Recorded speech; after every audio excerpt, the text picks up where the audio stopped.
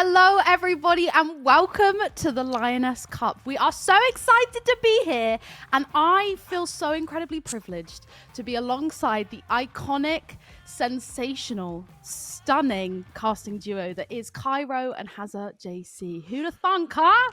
Look at us go. Honestly, listen, we tried to get out as soon as we knew it was Meg, but no, extremely excited to be here and privileged more so than anything, just to be here casting Lioness Cup and also to be here for your first desk, Meg. I know. It's kind of scary, but very exciting. And I honestly could not have asked for like two better people to be alongside for this. So thank you for being here. Although you have insulted me once already. We're keeping a tally. Okay, I'm going to keep a tally of how many insults are thrown my way. And I will be throwing an equal amount back. But a very, very exciting tournament that we've got ahead of us. First of all, Hazza, how are you feeling today? Are you excited to sort of get going? Yeah, I'm looking forward to it, right? I don't think either myself nor Cairo have had the privilege to be involved with too many Game Changers events for the last year or so. So it's nice to sort of sink our teeth back into those storylines that we've got opened up. Some of these teams, yeah, there'll be quite a few mixes, but heading into next year, especially the new contenders season and all of that as well, it's nice to have a benchmark to see where things are at. 100%. And I think tournaments like these are so amazing for showcasing talent, sort of finding our new proteges, I guess, in a way. And we will be starting off with an amazing couple of teams, which we'll get onto very, very shortly. But also, Cairo, how are you feeling? Are you excited to be here? Oh, extremely excited. I actually couldn't get out my bed this morning because I was so excited. No, I'm kidding on. But I was actually like, me and Hazza were up late last night, sitting talking about all the teams until the point we realised, like, oh, we've got 10 o'clock call time. We should really go to bed. So yeah, that kind of shows you how excited we were. They actually went to bed on time. They weren't up all night partying and. I know. That's obviously on brand for us. Hitting old age now, Meg. You know, we've not got many party hours left. Yeah, you've got to calm down. Like this is the time you settle. But shall we sort of get into? I'm not messing around here, guys. Let's get into the kind of first two teams that we're going to see playing today. As I think it would be nice to kind of just touch in on the players and who's coming up. So yeah, let's talk about Beyblade Ninjas first, which is an amazing team full of talent that we have seen before throughout the year. So let's talk a little bit about them. I'm going to hand it over to you, Cairo, to get us started. Yeah, obviously Beyblades, they have Sonia, Adora, Super Frog, Gloria and Liza. This is a team which everybody can listen to the names and be like, oh, I remember them from this Game Changers, or I remember them from this team, like XL, Alliance, Focus, Foot, like the full shebang. These players are extremely talented, and why they're probably one of the highest seeds in the tournament. I don't know if you agree. Oh, no, I 100% agree. I think they are top-seeded for this event, and you can see exactly why, right? They should be regarded as such. As you mentioned before, you list the names, and there's probably a set of 3 to 4 different organizations that they've been under somewhere along the road. And I fully expect each and every one of these players to land on their feet come, you know, the off-season and then into the next split of Game Changers, whether they're currently with a contract, whether they're looking at building into a new team. Yeah, these are all names that we know and love. 100%. And I think, you know, that's definitely going to be in their favor kind of going into this first game, that they have that experience, that they have, you know, kind of, they're not going to be as nervous, basically. I think they're going to be geared up and ready to kind of rock and roll. But that's not saying that Savage Genetics, who they are playing against, won't be. Because again, it's a team of amazing, amazing talent. So Hazza, do you want to sort of talk us through that team? Yeah, if you look at Team Savage Genetics, it's quite a few more unknown names, I think it would be fair to say. So, like, you just go through the team and they'll be less experienced, and I think that's the main comparison that we have to draw here between the two. You're always going to be looking at the case of one which has all of those reps in officials, perhaps, you know, has the VLR stats, has a lot that you can pick apart about them, but then there are these other teams which maybe, you know, haven't played as many officials. They might crack under the pressure. It's these kinds of events which really help build up teams, especially within this community. I think it's super important. Just speaking to some of the players on interviews before coming into this as well, it's about having those opportunities available. So this is going to be a great platform for them to demonstrate what they're capable of. Yeah, 100%. I think as well on top of that, like I mean, I was doing like a little stream the other night, and it was Bichu who was saying in chat like this was the Lioness Cup last year was one of their first officials, and you know now Bichu's like off doing whatever they're doing with content and like really making a name for themselves, especially within the UK scene specifically. So I think that like as I said, it's all about these opportunities, and it's great to see Lioness Cup actually providing them. 100%. And I mean, big shout out to B because they're cracked off the wazoo. Yeah. And also, I do have to shout out KV7M as well. I do know them, and I do think that they are gonna tap some heads. So I'm very, very excited to watch this first game. And I think, should we talk about, have we got the map picks and bans? No? Okay, we'll sort of throw over some more questions then. We don't have them just yet. So bear with everybody. Do feel free to pop in the chat who you are excited to see play today. We have so many teams. I guess, is it sort of the right time to talk about the format of today and how today's stream is going to go? I think that's probably a good shoot, yeah. Yeah, let's do it. I mean, either or, Hazard or Cairo, feel free to take that question on. I'll let Hazard go because I'll pick up the slack here, right? Cairo's the filling in the sandwich, and he's giving us plenty to think about, that's for sure. Food for thought. Yeah, no, we're kicking it off with Swiss today, right? It's a Swiss system, which means that you win a game, you're playing another team that's 1-0.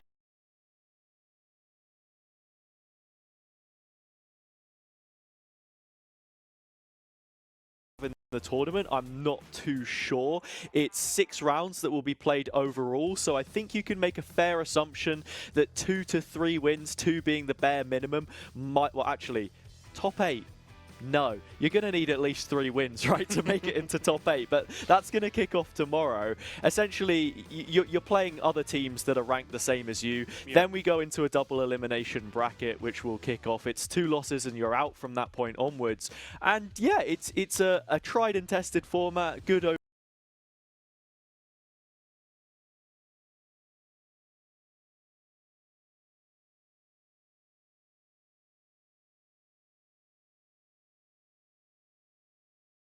nothing. You've got that one map to kind of make an impact and obviously win as many as you can. So there's a lot on the line and there's a lot of pressure because you kind of don't have that second or third map to fall back on. And also this is really fun as well because this is like when we get in the stats, we're going to see who's kind of the front runners and who's leading the pack as well. I guess you could say pun intended, right? Lions have a pack.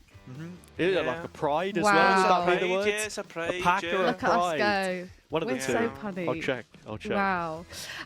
But yeah, we will sort of find out who will be playing the next sort of games on the broadcast as we go along. So it'll be spicy. It'll be a nice surprise.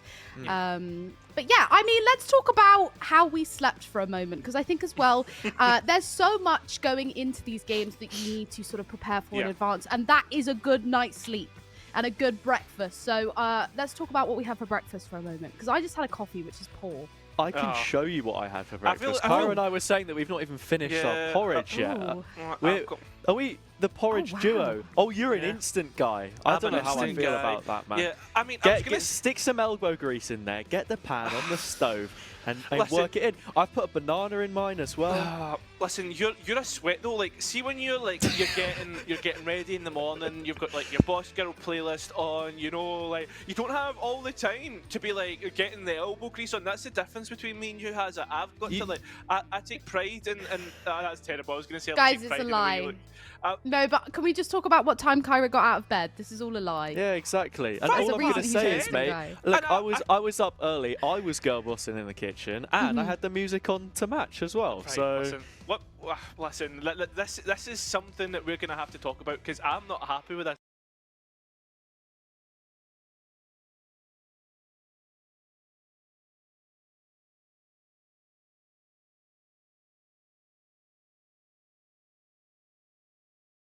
Do not judge me. Okay. I think what we need to do really is maybe in future we'll pop on Twitter like Cairo and Haz's morning routine, and we'll have to like have like a vote who has a more appealing morning routine. Yes. You know, who's doing it better? Like, not to put you guys against each other, but you know, I feel like we need the public to decide who's right here. Listen. Like the thing is though is, I've got the mullet to take care of, you know. Like, a lot of people don't know this, the back of the head, you know. I've got to, like, make sure it's all shampooed, conditioned. It might have the middle parts. Mate, I don't know why you're saying it like it's a pet or something that you've got to feed. And Yeah. like, you know, I made myself breakfast, but I also have to. Let's not talk about pets, because I've got PTSD from last night. Oh no, Yeah, I don't even Kyra's know on what they're clean-up talking about. duty, that's for Oh sure. no, what, Yeah. did Doris have a bad day? Yeah. Doris might have had a bad day. Let's just say it wasn't just breakfast being made in the kitchen. Oh, very. If you don't know, Cairo has the most gorgeous dog called Doris. But, you know, you can't be perfect. Doris, who we thought was perfect, she still has a bad day every now and then. Yeah. But yeah, honestly, I know this conversation sounds really goofy, but it does lead into sort of the preparation of these games and how important it is to, one, be well fed, two, have good sleep. And it all does make a huge difference. So, you know, again, it'll be interesting to see how people show up and perform for the first game. I think like a good segue to talk about this as well is kind of like leading into what we were previously talking about with the Swiss tournament. I think that like today is going to be a long day for a lot of teams, you know.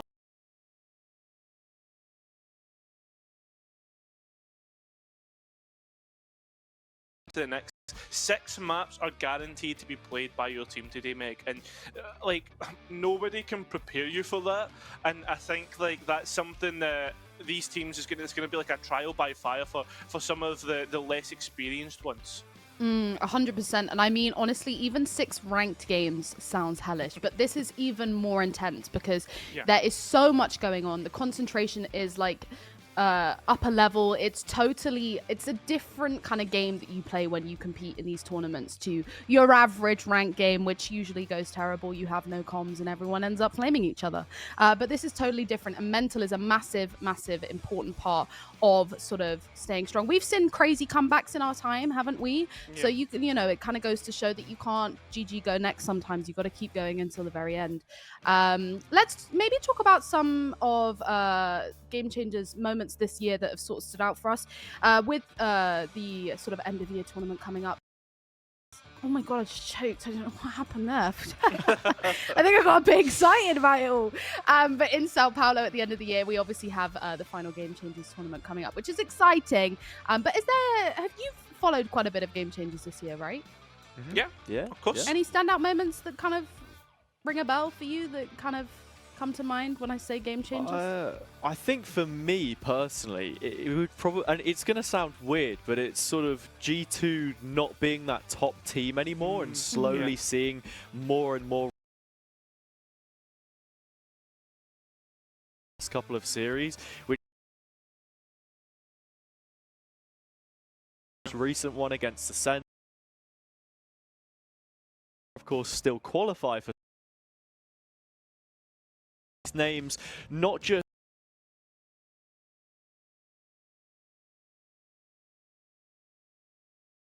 to beats, but you know, there's more open pool. Some of the names coming through, exciting to be a part of, right? You got players like, yeah, it's just lots to be excited about. BBL roster, for example. So getting more free MEA on the this year. 100%. What you have to say. So what we're going to move on, because we do actually show you what is coming up. Let's have a look. Oh, Ascent being played, which I have to say is kind of the most common map to be chosen. So how excited are you to sort of cast this map, Cairo and Hazza? I think honestly, if I'm being real, I'm actually really excited to just get back on Ascent. See, like, it's a good litmus test to see how good teams are with their basics, the fundamentals, clearing, trading. It's all the simple stuff that Ascent really, I guess, puts a magnifying glass over. So that's what is going to be great for our first matchup. You know, it kind of beds teams in for those later maps when we get to a Lotus or a Breeze or something that can require a lot more thinking and a lot more, I guess, technical ability. 100%. And we do have, just to let everybody know, Savage Genetics will be starting defense, and Beyblade Ninjas will be starting attack. How does that sort of tee things up, Hazard? Because obviously, in my mind, this is a very sort of defensive map, right? Yeah, it's a nice advantage to have early on, for sure. Seeing that coming into this, people wouldn't have Savage Genetics down as perhaps being the favourite. In fact, they are quite the opposite going into this one, at least on paper. But yeah, you can rack up a bit of a lead here. At the same time, it's a trial by fire, because if things don't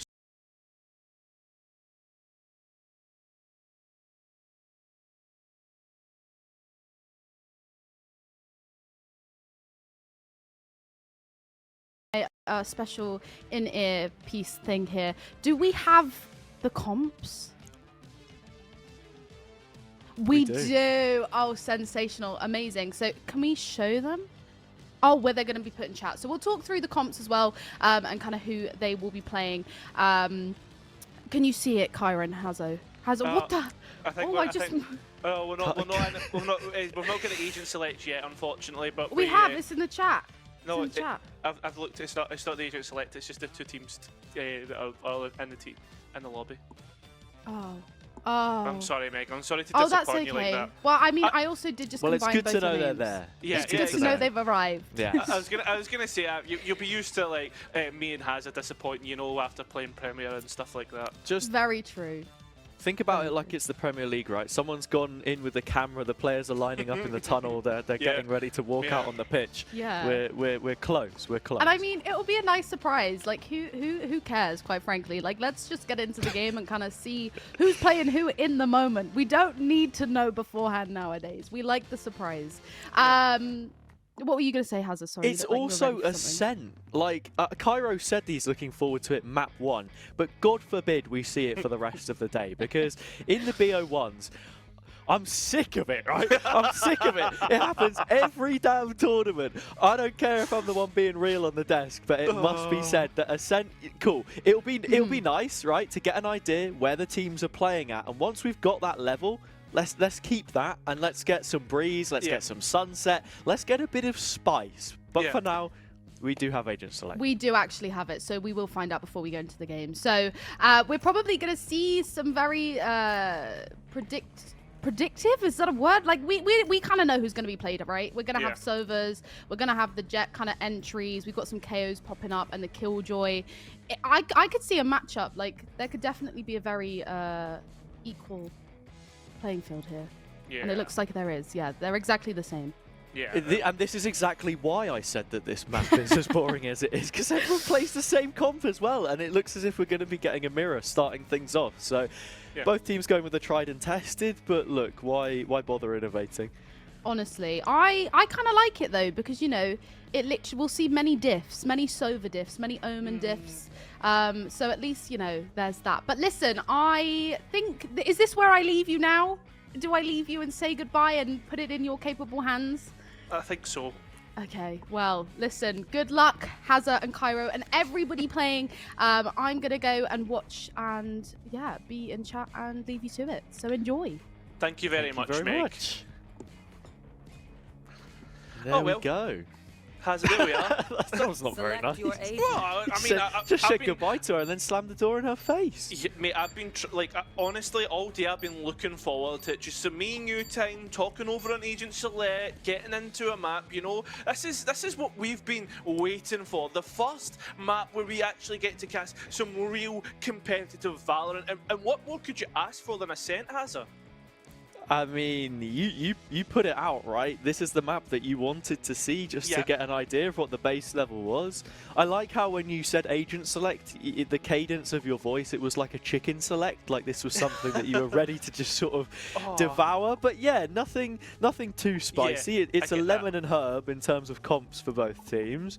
Yeah. But yeah, I don't know. Do you want to sort of make any wild predictions coming in here while we still have the time, so you can say, yeah, I called it, you know? I think that we're going to get this, we're going to get that. It's going to be X amount of rounds from you know, whichever team. I don't think I'm at that stage yet, you know. I don't feel as if I'm at the stage for any wild predictions. I'll maybe save that for a later day. One thing that I was thinking, I feel as if I sense like the chicken tempura of starters, if that makes sense. It's like a really nice starter that is always on every menu, but if you have it too much, it gets a little bit boring, you know?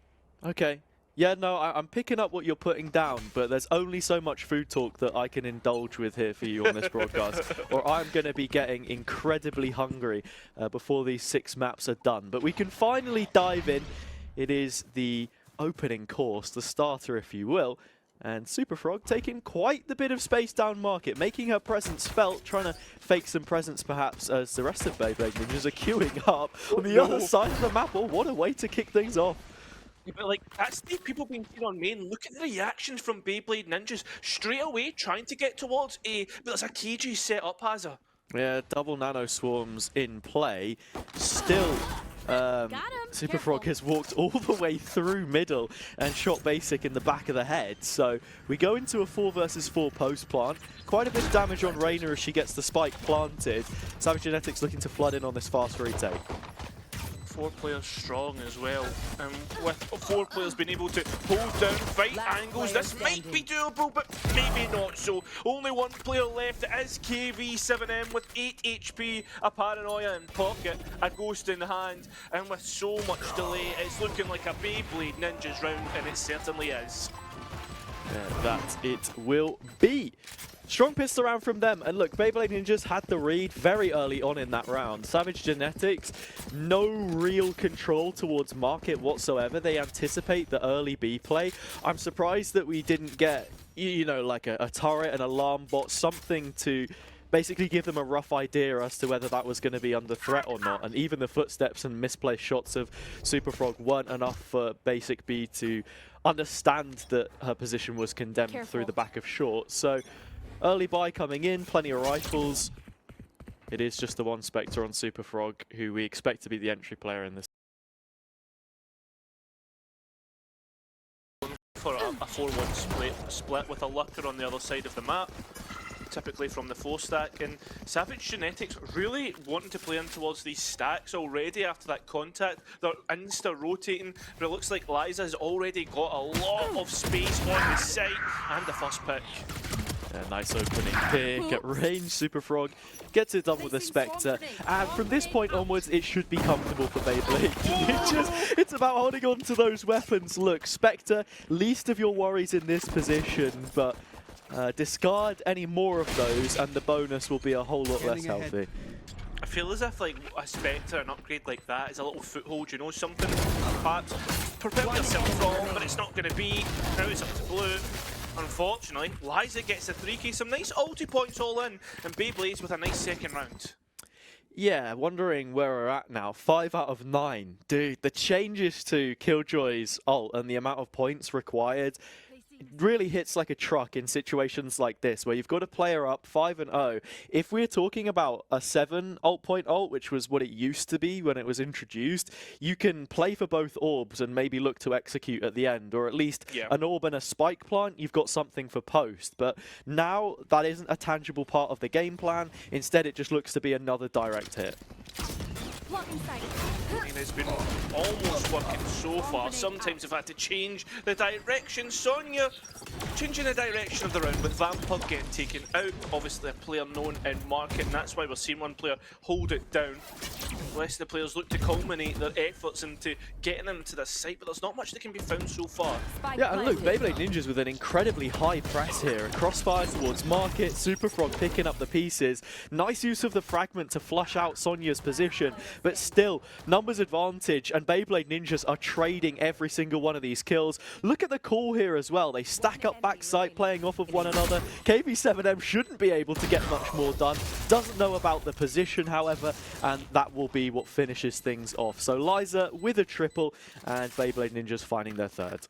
Yeah, I think one thing that has to be said is probably the trade game, that Beyblade Ninjas just have that better experience than Micro game as well has, you know, and that's what's really fought them towards victory. It's not like a super complicated post plan that they've went for. It's just something simple, and you know, trade your way to win. Yeah, exactly. I mean, it is one of those situations, again, where as soon as you get that entry, the B retake isn't the easiest in the game. And already Savage Genetics trying to go for something a little more proactive, but Beyblade Ninjas, they've got these cues. You can see on the map as well the information of the recon dart at the very least. And they already start looking to make some moves of their own. And I've been impressed with Superfrog so far and how much room she's been able to take, already clearing out all of Heaven and repositioning top gen. Yeah. Just waiting for the rest of the players to come in. I mean, you're probably playing for the flank as well. That's why the players on Heaven too quickly. Liza's seen everything that's going on. Is it going to be 3? Oh no, just unfortunately runs out of bullets at the wrong time. With 2 remaining players, Beyblade Ninjas know where the rest are, but they're making it a little bit expensive for, from Savage Genetics. The last 3 remaining players holding from underneath, and I think right now it looks like they're playing for exits, or so you would think. Basic B left with it to do.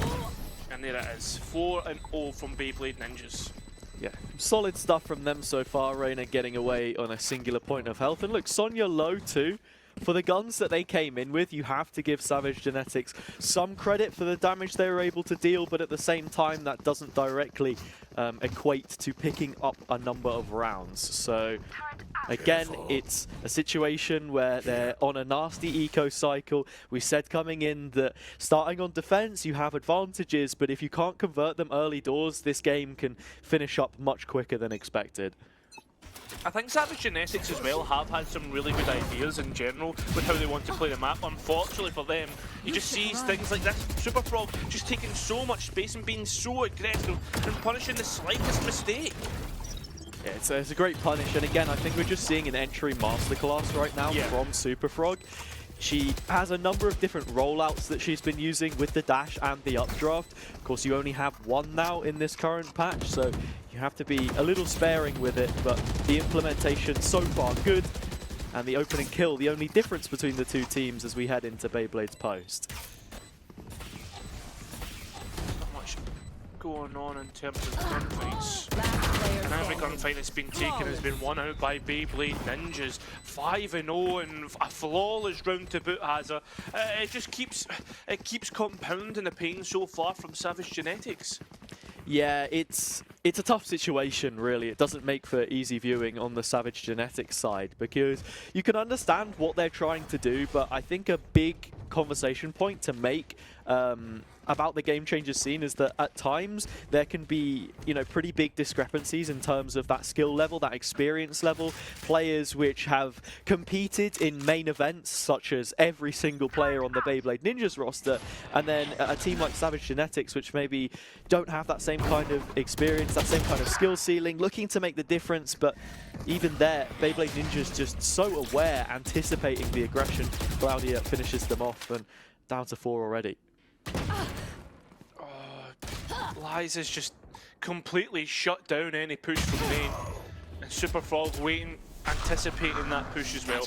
So, it seems as if Beyblade are almost reading out of the book, or the playbook from Savage Genetics, and it's making it a bit hard for them to get many plays really going. Nice from Vamp, a couple of headshots, but in all, it's only lost rifles.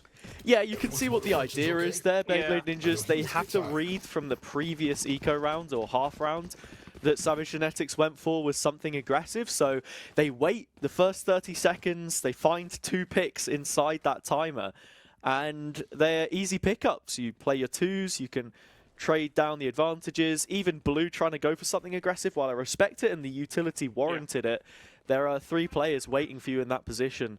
So comfortable so far, and I'm expecting another fast push, right? It's the fast push on the full buys and the slower ones on the ecos.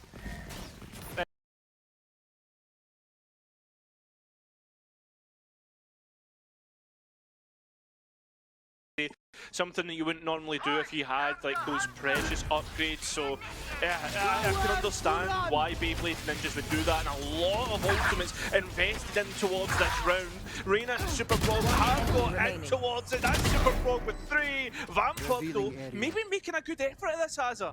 Yeah, Vampug's come up with a couple already and looks good for more throughout this game at least, but not for the round. Sonya shuts them down. The Sova on the opposite side of the server puts Beyblade up to a 7th. So already the advantage on the half is theirs if that wasn't already in question. But now it's another question. How many more will they get before we see a response, if we see a response? Yeah, that truly is. And you've got to be looking to get it as well, right? Yeah. You have a great opportunity now with the null command more than anything else to set up, but with the raids that Beyblade have had, they will be expecting this. It's another stack as well from Savage Genetics, and with Beyblade looking to take it this slow, they will be looking every nook and cranny, take their time, you know, given the respect. Liza's already seen 3, gotten 1 of them, which will probably, I imagine, get a response from Beyblade Ninjas to hit A. Yeah, it's a nice opening kill. 4 versus 4, but null command is now available for Beyblade Ninjas themselves. Timing is going to be everything on these 2 ults and how they end up working. Super Frog again, limit testing inside the smoke, looking for a timing. Knife coming through, and it's a dry peek straight into the dark cover. A 1-for-1 will suffice, but still, that spike timer is ticking down, and these post-plant positions are pretty strong. KV7 Embers know the danger that they're in, and there it is, comes back to bite them. No one close, that's found out by the 0 point, as the players look to try and get onto the spike as quickly as possible.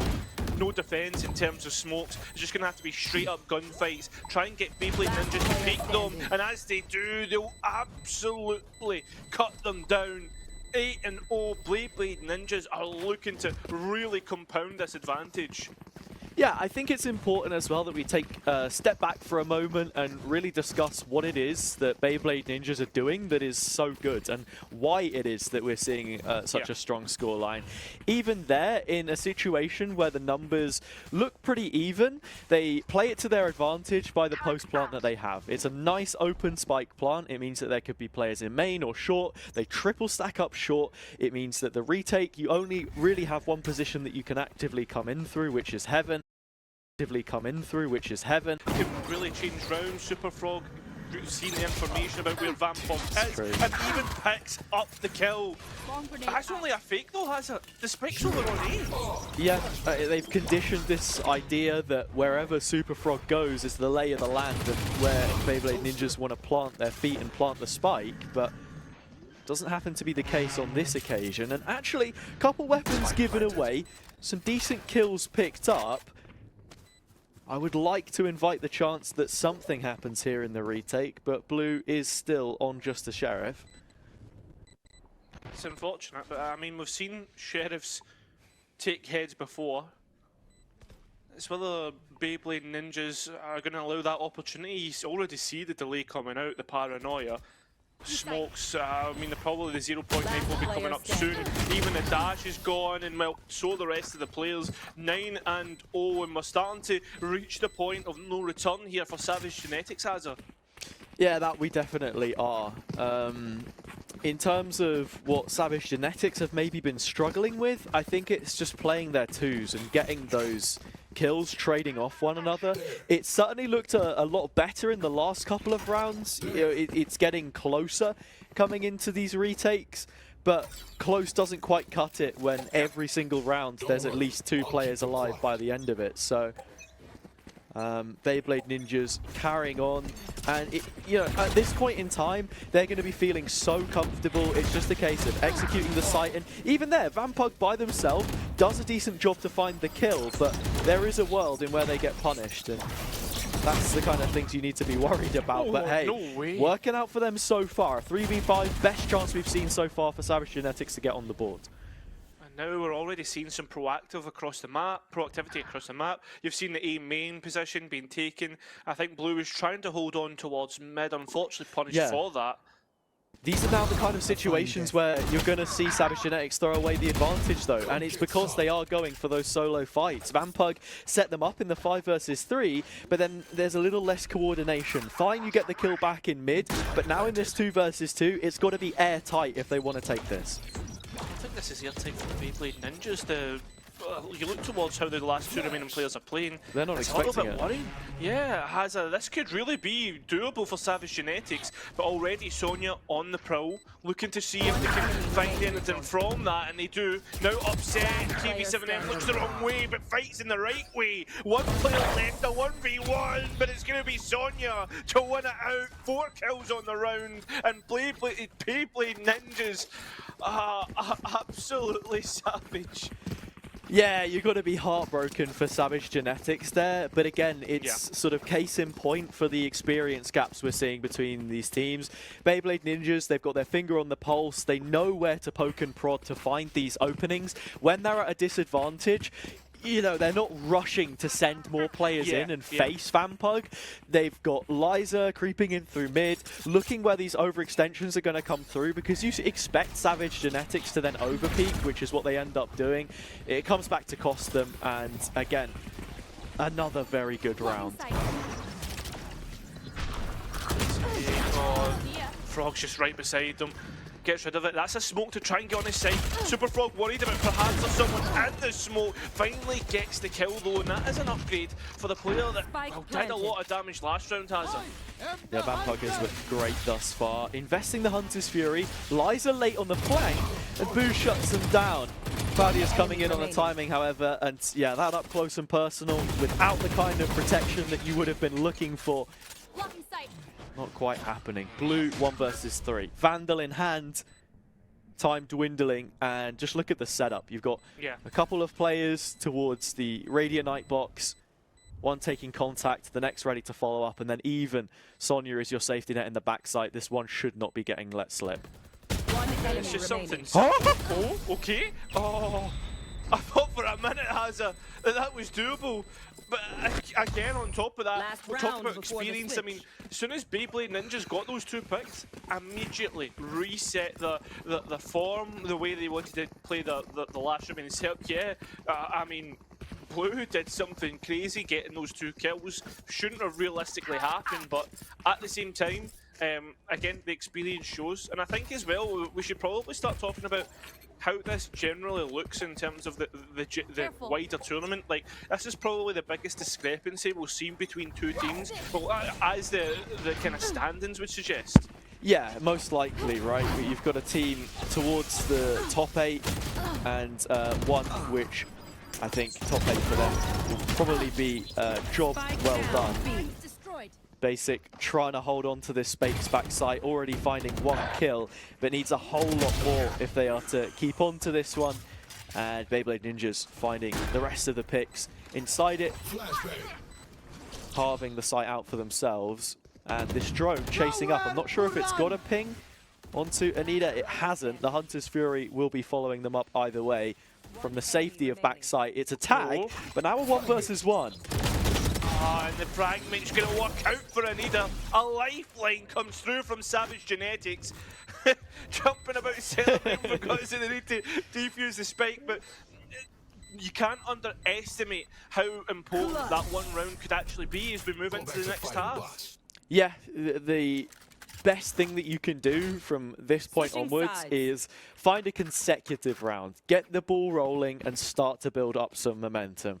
It sounds simple, but it's going to be quite difficult. The pistol round is a decent place to do it. I think you have to also consider the fact here that pistol rounds can be a little bit more dicey, but at the same time, Beyblade Ninjas should have accounted for this. Teams who have developed their playbook a little bit more will have set up in a way that, you know, there are additional measures in place. You're not going to run a default round. It's going to look a bit different. You'll want to try and create pressure. It looks as if that's what they're already trying to do towards mid, whether that's a strat that they've come up with themselves or one from a previous team with all the experience they have. We'll just have to see.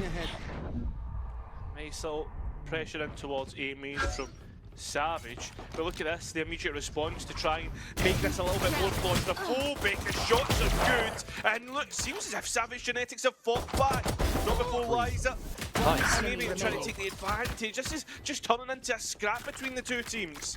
This is brilliant from Savage Genetics, though, and exactly what you need to do against an overcompetent outfit, right? Or an overconfident team, I should say. Because Beyblade Ninjas, they've got this idea that they want to push top mid through Super Frog, and yeah, she gets 1 kill, but you somewhat expect it, right? Because they're up 11-1, they're, you know, anticipated to be walking away with this game. So you stack up the numbers, you play your twos, maybe you pick someone off like Liza walking up Cat, for example, as Vampug was able to do. And yeah, it's just a smart round played by them in the end. Nothing too crazy, but yeah, Beyblade Ninjas in their overzealousness, not getting that one on the board, and we'll have to wait a bit longer. We will have to wait a bit longer, but I mean, now it's all about, like, on the attack, starting to roll that economy has. As you were saying, it was a vicious cycle, especially on the defense for Savage Genetics. You can't really get that economy going, but if you're on the attack, you certainly can. You start to roll with the momentum, things start to look a lot better. Yeah, spike plants, additional credits, ways that you can accumulate the bankroll. In comes KV7M. Nice shot to kick things off, and I think the understanding now is that they're walking into this stack. Blind fire from Super Frog gets another. Surely no more to be found, and that is exactly the case. A third for Vampug, a third for Savage Genetics, and it's nice to see them respond while it may be late on. We now start to move in towards troubled waters for Savage Genetics. I wouldn't even mind them forcing up into this hazard, just because this is a really important round for them to win out. You know, up against Beyblade Ninja's rifle round, if they win out this bonus, Savage Genetics are really on towards the golden road. Yeah, that they are. Again, it's just a case of the eco cycle, what that looks like. You have your hit and miss rounds, and I'm not sure. Have we just seen the Sova arrow bug? Yeah. When it takes a different direction when it's not supposed to. So I think the idea there for Savage Genetics was to be clearing out mid and arch, but you know, it just says no. Computer says no. It's not happening. Listen. Happened many a times. I mean, I don't know how many times my gun bugs out, doesn't shoot straight. Dude, you know. It happens for all projectiles, and it is currently, you know, a bit of an issue in the game. But the funniest one is with the showstopper. When the showstopper changes course in midair, dude, it is ridiculous. Beyblade Ninja's finding the couple opening kills here. The push right now has been thwarted. Vampire gets another. Liza not quite able to steady her aim. But a 3 versus 1 with a Vandal in hand. Still a realm of possibility about this, especially with the spike on their back. I think the best part about this as well, if you're a Savage Genetics fan, is the fact that there's a Vampug, a player who has consistently been featured in the kill feed. The unfortunate thing is Beyblade Ninjas now have an idea of what Vampug has cooked, but it's whether it's how they play this 1v3, especially with the Hunter's Fury up. Yeah, Beyblade, they know at the very least Vampug is towards the door. The plant is open, but the Heaven Wrap is going to be quite late, and there comes a point where you begin to anticipate this if you're Beyblade Ninjas. Has some utility, will want to isolate the fights, but the dark cover is up, so you've got to shoot through it. Position is known, no utility used, and it is simplistic enough for Reina to put Beyblade Ninjas up to game point. It's unfortunate the controller's still up on the board, just does the simple thing, smokes the bomb, and unfortunately for that, Vampug is put in a situation where they don't know where the diffuser is. 3-12, it's looking like a Beyblade Ninjas round, but I mean it is rifle versus rifle, so you never know. Yeah, and look, it was a nice idea from Vampug there, but as I was saying, if you shoot the recon into the smoke there, yeah, you give away your position, but shooting through it does the exact same, and you have a lower chance of actually finding the kill. So, a risk taken, and one that doesn't pay off. Here is Beyblade Ninjas trying to fight for a main. Further aggression coming through, and Super Frog is hot on their tail, whether they know it or not. Certainly do now. The rings have been brought out, and it's whether there can be anyone diced up. Nothing really. No more so to get diced. As the players start to reset, the smoke delays the push out on main. There's obviously a alarm bot that's going to be called out. Super Frog takes their timing out. It seems to be going Beyblade Ninja's way, or maybe not anymore. Anita with a nice flash. Now in a 1 versus 1, but it's Super Frog to finish it out, finish the map, and make it a Beyblade Ninja's win. Yeah, Super Frog does not lose those, and neither do Beyblade Ninjas. There were a couple of road bumps along the way, but they've already demonstrated why we regard them so highly in this competition. A nice little opening to the tournament from them there. Yeah, it really is. And yeah, I mean, all the micro stuff, all the simple stuff, done to an extraordinary quality has it. And I think that's why we're going to start to see them roll with the momentum, roll with these wins, and really cement themselves as a potential favourite for this tournament. Yeah, for sure. Looking at the scoreboard there as well, 6 first bloods from Super Frog, and actually joint second in that regard alongside a couple other players was Liza, 17 and 9, not even hitting double digits for deaths. And actually, to be honest, that was the case for every single player except for Super Frog. But when you are playing for those entries, it's kind of expected at the same time. Yeah, it truly is. And you know what? On the other side, we look towards Savage Genetics and what they have. Perhaps this was, again, as we said, the biggest disparity they'll face. So hopefully as they move into the next game against someone who has also lost the first game, they'll be in a good situation. Yeah, that they definitely will. So, again, game number 1 now wrapped up. Do you say that that has met your initial thoughts of what we were expecting from this roster or not? I would say so. From Savage Genetics or from from Beyblade Ninjas, right? You've got to be heralding them as one of the strongest teams in the competition so far. I think so. Yeah, 100%. And I mean, with the way that they played the general sites, the way they played the post plants, taking the site. I mean, Super Frog as well on the entry and the support and utility off the back of that. There's no way that you can doubt a team like Beyblade. Yeah, again, it was nice to see them play this map of Ascent, but at the same time, I'm more looking forward to when they play against some of the more organized teams, or some of the more well-prepped or more experienced teams, because I think this game sort of just looked a little bit too easy, if that makes any sense. They weren't sticking to what their usual protocols would perhaps be. They were going for a few more of the aggressive reads out of the playbook rather than anything else. Yeah, it worked out for them. It's a scoreline of 13-3 as it closes up, but at the same time, you want to see them be tested, you know? You don't want to see them just run through teams in this kind of fashion, and yeah, hopefully as the day goes on, we get a little bit more of that. Yeah, I think, Hazard, we are just about ready for a break as we get ready for game number 2. So, folks, do not go far. We'll be about 5 minutes, and then we'll be getting ready and prepped for game number 2 coming right up.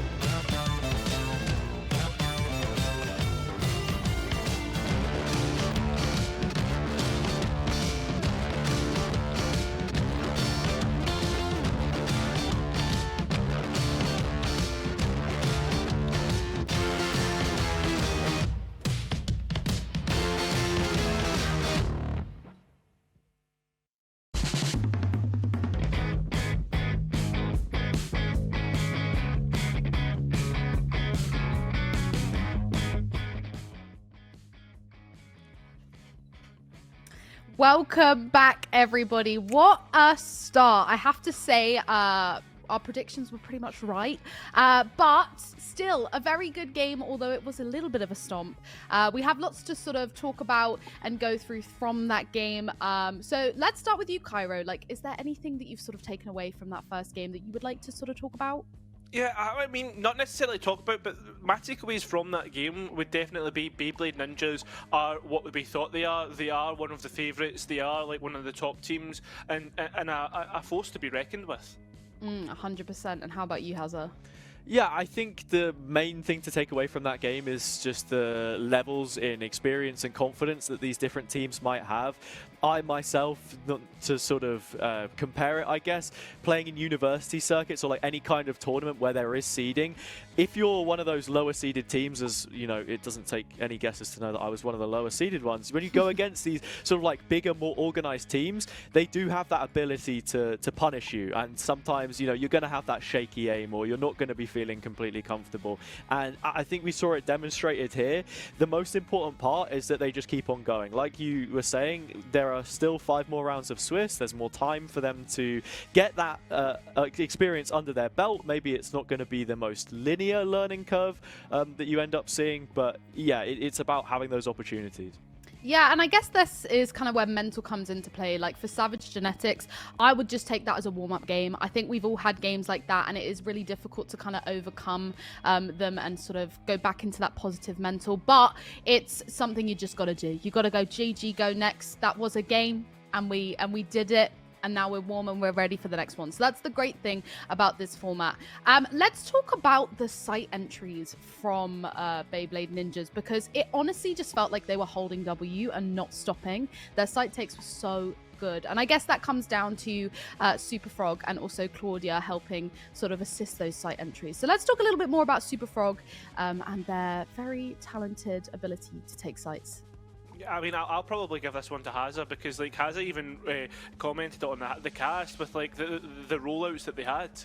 Yeah, exactly right. It's just having a specific skill set, and on the jet and like its ascent again, we have to remember all of this is incredibly pre-planned out, and these are things which you can do in your ranked games. These are things which you can do in an organized team environment, and they're always going to find you a certain level of success. Some of the stuff that we saw, of course, was a bit more coordinated, such as the A-take, for example. You've got the low paranoia with the updraft and the dash over the top, but even the B-play, when you do the same thing round the corner with the smoke to go into sight, these are the sorts of things which, as Savage Genetics play more games, will understand that teams will try and do to you. So you set up with positioning that you expect that kind of a play and you can deal with it. It's just, I don't think they made any of the necessary adaptations to hold back on that kind of aggression, which is why they got punished by it so often. I do think it's really difficult, though, when you have a jet player who is unafraid and who is confident and willing to sort of, in a way, sacrifice their life to get everyone onto site. But the difference with Super Frog is that they also have really crispy aim. So kind of once they're on site and ready to sacrifice themselves, gun is in hand and they're ready to shoot heads. So yeah, really, really sensational. But also I do want to talk about Liza as well, because I do think they were a standout for me. They're the Killjoy player I wish I could be. I felt like Liza always had the right reads, was taking site when needed, but also was lurking on crucial rounds. I think there was a round where it was a 5v3 and Liza managed to pick one off in mid, and it kind of completely changed the whole round. So let's talk a little bit about Liza and what stood out for you, Cairo. Yeah, I mean, with Liza though, like the key point about the way that she played it was her positioning. Like, if you go back and you watch it, Liza wasn't putting themselves in B main, wasn't putting themselves in a spot where they could have been picked up and given away their rifle. It was always really reserved towards that spawn position, or if it's on A, like really far back towards Gelato, and that's why they were so confident. And also the fact that they could hit those shots as well from such a far away place, and still dip out, knowing like, hey, I've got one, I've given the information to my team that I've seen 3 on B, let's go to A. And that's the key point about the lock and roll. The information that they were able to communicate to the team was absolutely like priceless. I've got to say as well, like a big shout out to Liza's post plants too. You often found them kind of in those situations where post plant was needed, and it was very, very strong. But let's talk a little bit more about Savage Genetics as well, because there are a few things we want to shout out. First of all, for me, I think I want to just talk about Anita's celebration on the round that they took, because that is literally me. Like, when I've been stomped in a game, like, I'm ready to celebrate at any moment. Type easy in the chat when I've got one round. But yeah, shout out to Anita for that. And I also think we need to talk a bit about Vampug and KV7M as well, because I think that they did get a little bit unlucky, maybe didn't have the read in certain situations, and just, yeah, kind of lost out on those 1v1s and clutches by a fine little margin. So yeah, also shout out to them. But we do have the post-match and MVP ready, so let's tee that up. Who've we got? Let's talk through this. Cairo, Hazza, I'm gonna hand this bit over to you. Yeah, I think on you go, Hazza. Yeah, no, I just sort of pick up from the conversation that we had earlier, and it ties into both Liza and Superfrog. Again, it all comes down to the positioning, but then also the reads that they have on Savage Genetics, because when you do a few of these aggressive plays, you know they're going to give up more space. And when you also look at the eco cycle that they were in, by the time you're up 7-8-0, you know when exactly the buys are going to be coming in, when they're going to look for aggression, when they're not. It became a little bit too telegraphed, I think. So Beyblade Ninjas knew when they had to play default and when it was time to go for something more direct. So again, like I said, very good at punishing that, knowing when they need to take space and when they should give it up. And before we do reveal MVP, I actually would be really interested to hear who you guys think should receive it. I think, for me, I think this one's pretty simple, just because Superfrog on the entry, personally for me, just every single time, as you said, like selflessly sending herself in towards site, but can back up that with like the crispy aim and being able to take picks and take their timings really well, and I think like on top of that though, that's obviously can only be done by like a full roster of players that are happily able to support, knowing when to trade off, knowing how to get close and the pattern that they need. So yeah, that would definitely be for me. Yeah, 100%. I do think Superfrog is the jet I wish I had in my ranked games, you know, ready to take that site at all costs, but also crispy aim too. So let's take a look at who actually did get MVP, see if we were right. I mean, it's not a shock really. Let's sort of break down the stats here. Okay, if we take a look, 396 ACS is already ridiculous. 23 kills, 12 deaths. Yeah, I mean, these statistics speak for themselves as well. You can see the assists a little bit more towards the low end, but like this is what we expect from your duelist player, to be taking that space. At times, people will get things a little bit confused and say, oh, the whole point of the duelist is that they just get all of the kills. And look, if you play the role correctly, then yeah, you can be in for quite a few frags on your plate, but that doesn't necessarily mean that it's the be-all and end-all of what you should be doing. There are a couple rounds where, you know, she went 1 for 1. It's the reason why she has 3 more deaths than anyone else on the team, but it gave them the room necessary to set up into those effective post plants, where you have players like Claudia, where you have players like Liza that are setting up and being your win condition. So yeah, it was just exactly what you demand of a player in that kind of position. 100%. I'm so sorry for not talking through that, because I did get a C in my maths GCSEs, and I have also hidden my Valorant tracker. So I don't do numbers, guys. I don't do numbers, all right? That's not a bit of me. I'll just talk and I'll do words. But I do also want to talk about something a little bit funny that I discovered sort of mid-game when I was scrolling through Twitter. Guys, I had somehow accidentally muted Hazza's Twitter. You mean my Twitter? Yeah. I don't know where.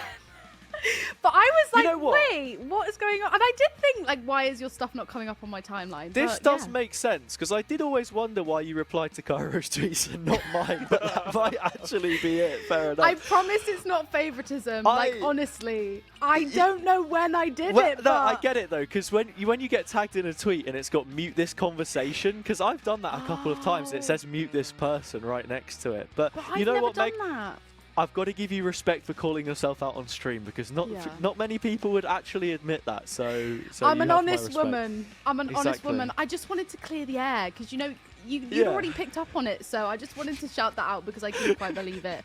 But yeah, I also have to say as well, I was listening to the casting, and this might sound really condescending, but you guys are very good. Thank you. you. You've got fancy words you. and stuff all in there, so shout out to you guys. You said you didn't get a great maths grade, and look, neither did we. This is why we sit and talk, right? This is what it's about. Oh, I don't know, Cairo. What was the highest form of education that you took your maths to?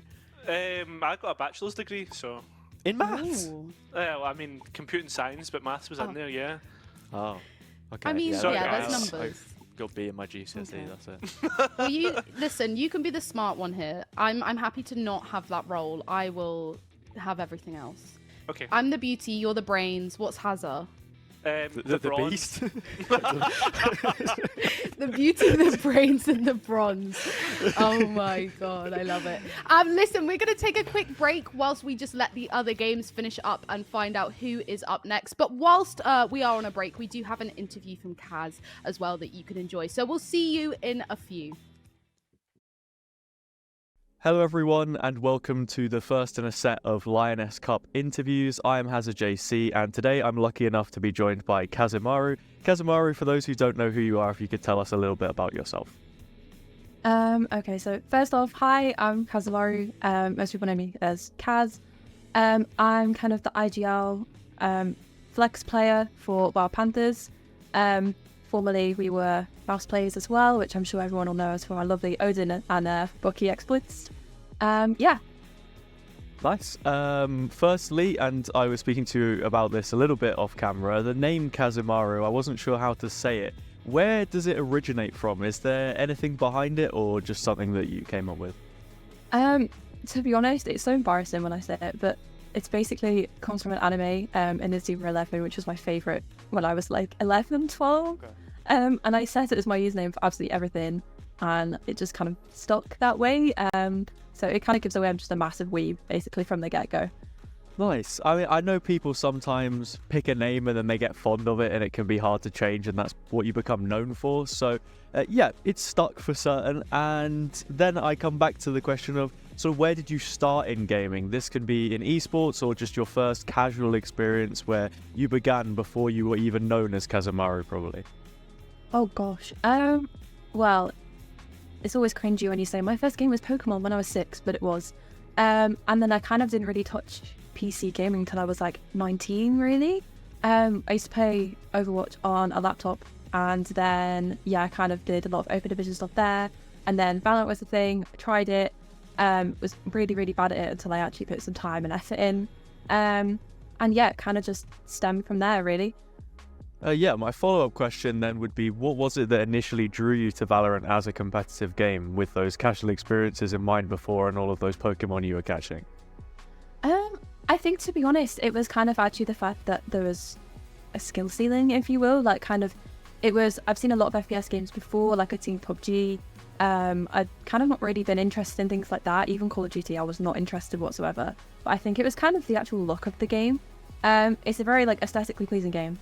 And I think that kind of really just drew me in, and then I kind of realised, okay, there's actually some skill to this. And then I just kind of got addicted to getting better and kind of, those ranked degen hours are, they're still ingrained in me. Moving onwards, what exactly does Game Changers mean to you as a person? I think, to be honest, Game Changers to me really means, it just means a lot in terms of my team and like, the friendships that we've actually built. I've kind of had the same 2-3 teammates since, January this year. We've been through an absolute awful lot as well, like as individuals and as a team, and we've stuck together, and it's kind of really that it's just bringing girls together, it's bringing people together who want to build each other up, and kind of just prove that we are as good as the men. We don't really need to prove it, but apparently we do. So it's kind of just letting us build those friendships and letting us kind of show what we can actually do as women. You have certainly flourished in that respect, but how is it that you think that the esports industry can then better support and encourage the participation of both women and marginalized genders in esport? It's really tough, to be honest. I think a lot of it isn't so much what kind of like orgs or kind of individuals in esports can do. I think it's more of kind of, it starts at the bottom, and it kind of starts off at that kind of, you need to, unfortunately, you'll never get rid of the sexism and things like that, and kind of the abuse that people face. But that is what really, really puts people off, I think.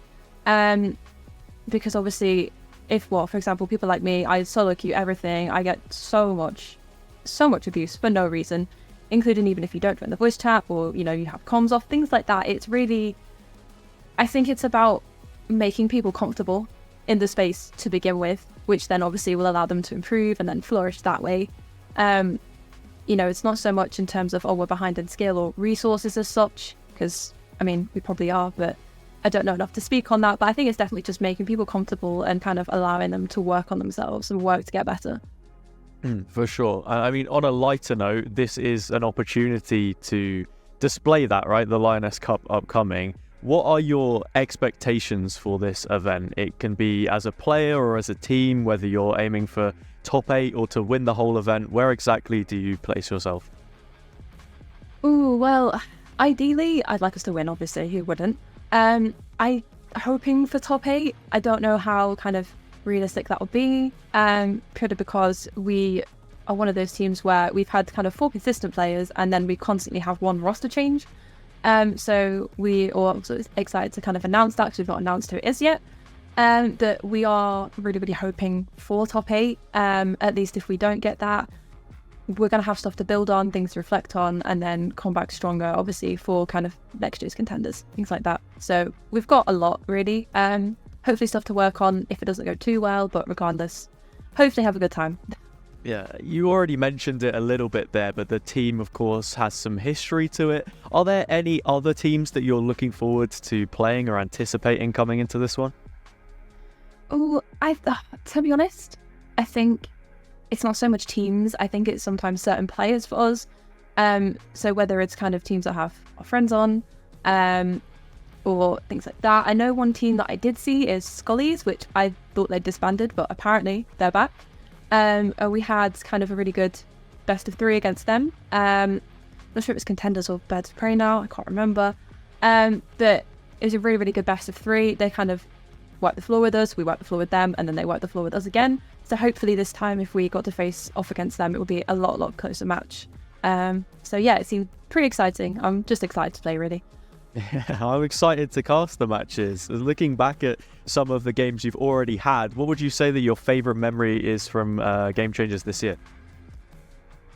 I think, for me personally, we managed to get top 32 twice, which that's kind of my favourite overall memory. But I think my most memorable game was, we lost against Excel on Fracture, but we lost 13-9, which in my mind, for a bunch of people who were kind of thrown together, didn't really have any strats kind of going on. And as someone who only really has confidence in themselves kind of in the past couple of months, really, in the IGL and in the playstyle, to get kind of 9 rounds in that scenario was kind of such a big thing in my mind, just for the team and kind of as myself as an individual. That's probably my most memorable moment from this year.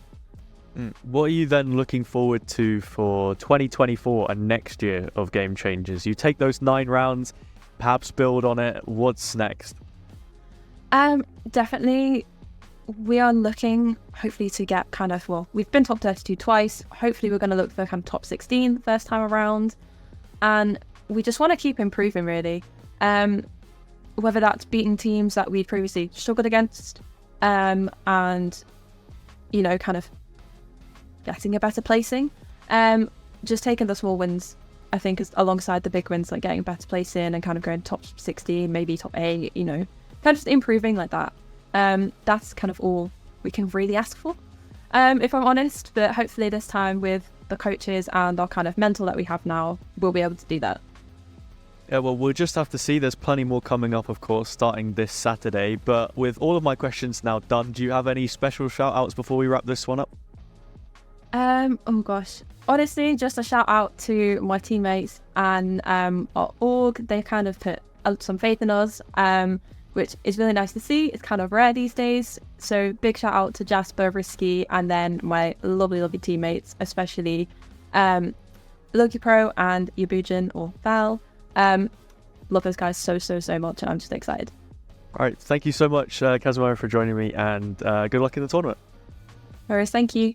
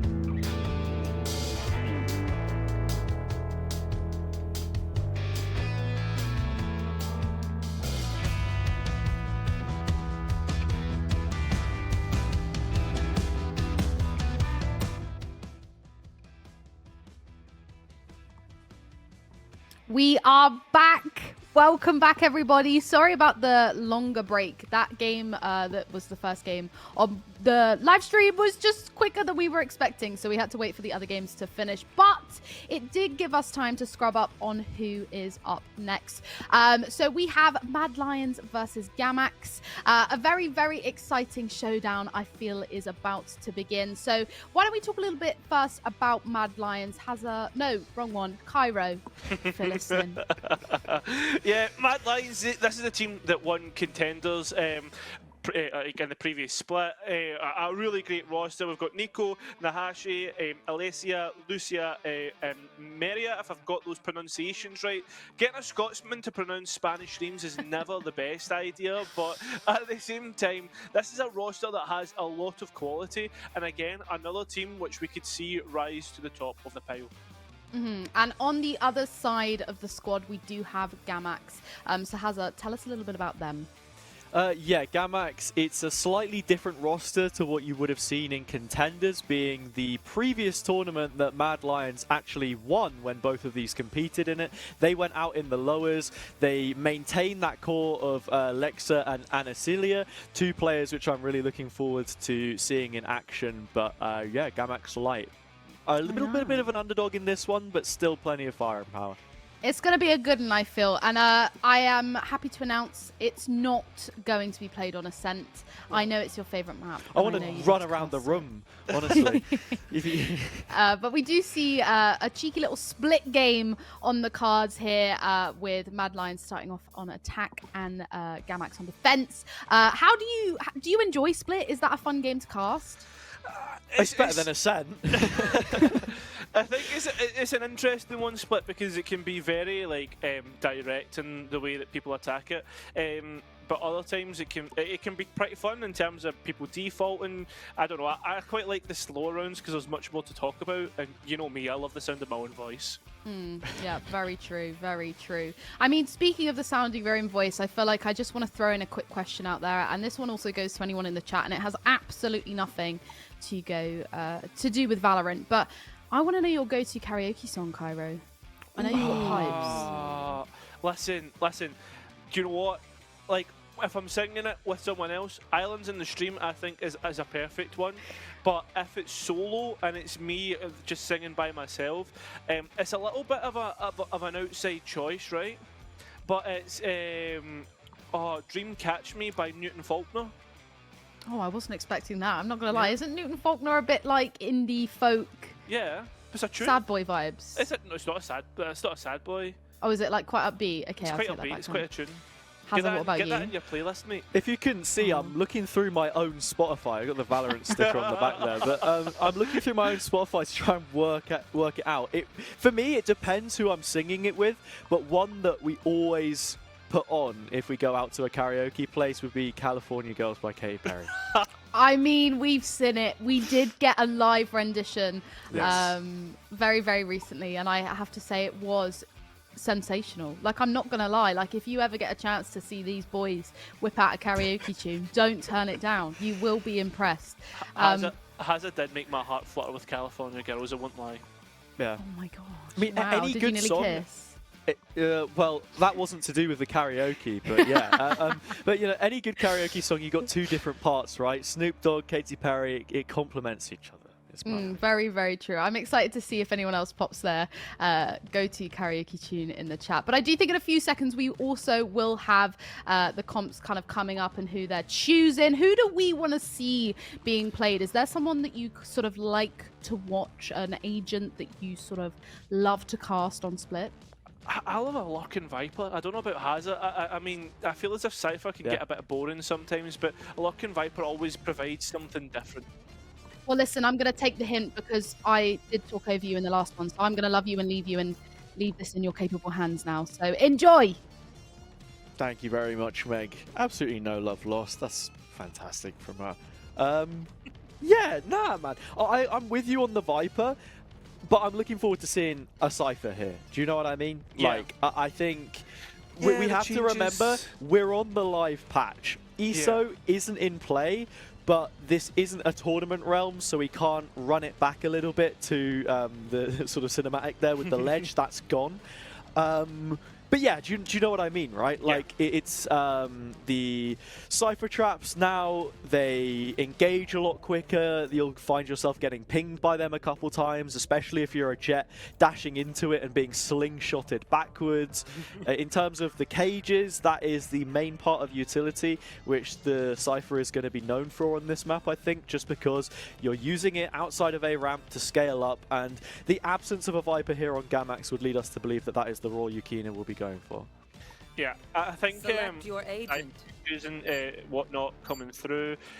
I think that's going to be the most worrying part, is if these cages go up as you get triggered by the kind of the trips. I don't know how many times I've seen like clips so far has on Twitter of people being able to get picks from not even being in direct gunfights, you know, which is going to be crazy. I think there was a lot to talk about though on the Mad Lions side. There was even a chamber floated in, which is kind of crazy to think about as well, like the position that they have in the meta. Yeah, and going back to the conversation of, like, you know, Cypher and Viper as well, you don't see teams often play them both together on this map because they do serve that same purpose of conditioning your A ramp control, giving you a little bit more space and breathing room on the attack side, which is notoriously difficult to do so. And this was a big talking point on Twitter recently with Coach Mini, ex-Fnatic head coach, speaking about it, talking and sort of saying no one's really figured out what the most convincing Cypher and Viper duo tech is on attack split, because you're either using the toxic screen or you're using the cages. It's hard to try and find a way where they really complement one another, and that is a reason why both of these teams have opted for either an Astra pairing or, you know, that chamber coming in for Mad Lions here as well, to be a bit more aggressive through Alicia. Yeah, I think the worry that I have here generally is the information that Mad Lions will have across the board. It'd be quite easy to get rid of passive information. And speaking of passive, it's been really passive so far with this mid setup until Alicia gets in, and so does Lexa. It's trading out even so far, but the advantage taken by Inari. Now, Gamax take that slight advantage in towards what will be the site take, and Mad Lions fight back furiously. Yeah, slight overpeak there from Inari, goes punished on Heaven, trying to stop the cross of the spike, but Maria can get it planted. It's 2 versus 2. The Trailblazer will confirm a lack of presence towards spawn, but it has allowed the possibility of Gamax to get back into this site. It's a nice flash out one way, but the peak takes the other side, and Gamax will find both kills. That is the pistol round for them on the board. Yeah, I thought for a second Mad Lions were going to be able to take the site quite convincingly there, but Gamax retake coming in. It was just unfortunate the way the Sky utility worked out. The dog doesn't catch anyone in CT. The flash only catches one player and full blinds them. So it's almost a 1v1. And if you don't win that fight, then it's hard to kind of win out the rest of the round, Hazza. Yeah, and I think we might see quite a lot of that in the best of ones in the Swiss stage with some of these teams. The difference in quality between them, again, like I say, pretty close so far in this one. Of course, one round isn't the most sample size to go off, but yeah, for sure. Nicely worked by Gamax to take their timings, take their fights and win them. Get a little bit of that already from Mad Lions, but Lexa is holding on pretty firm with this Bulldog, not until Nid has something to say about it. But there's another player queuing up to get fighting. So actually a crossfire as well. It makes it a little bit interesting, but as interesting as all it's going to be. 2-0, a few Bulldogs on the floor. It's a little bit expensive, making that bonus not as convincing as what it could have been. Certainly not.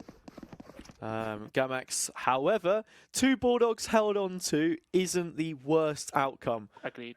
For your second round. It's just about finding ways to give them value. If we look at the player positions, they are towards opposite sides of the map. You've got Lexa currently on A, and then Inari playing through B tower and looking to perhaps set up an early stun for some kind of peak. We actually have a nice play with the cam set up in Garage here. So it will collect the early information, and because Mad Lions haven't challenged this and Yukina is already sat inside the cam, someone is going to have to peek into this and clear it, and already spotting 2 before it gets broken.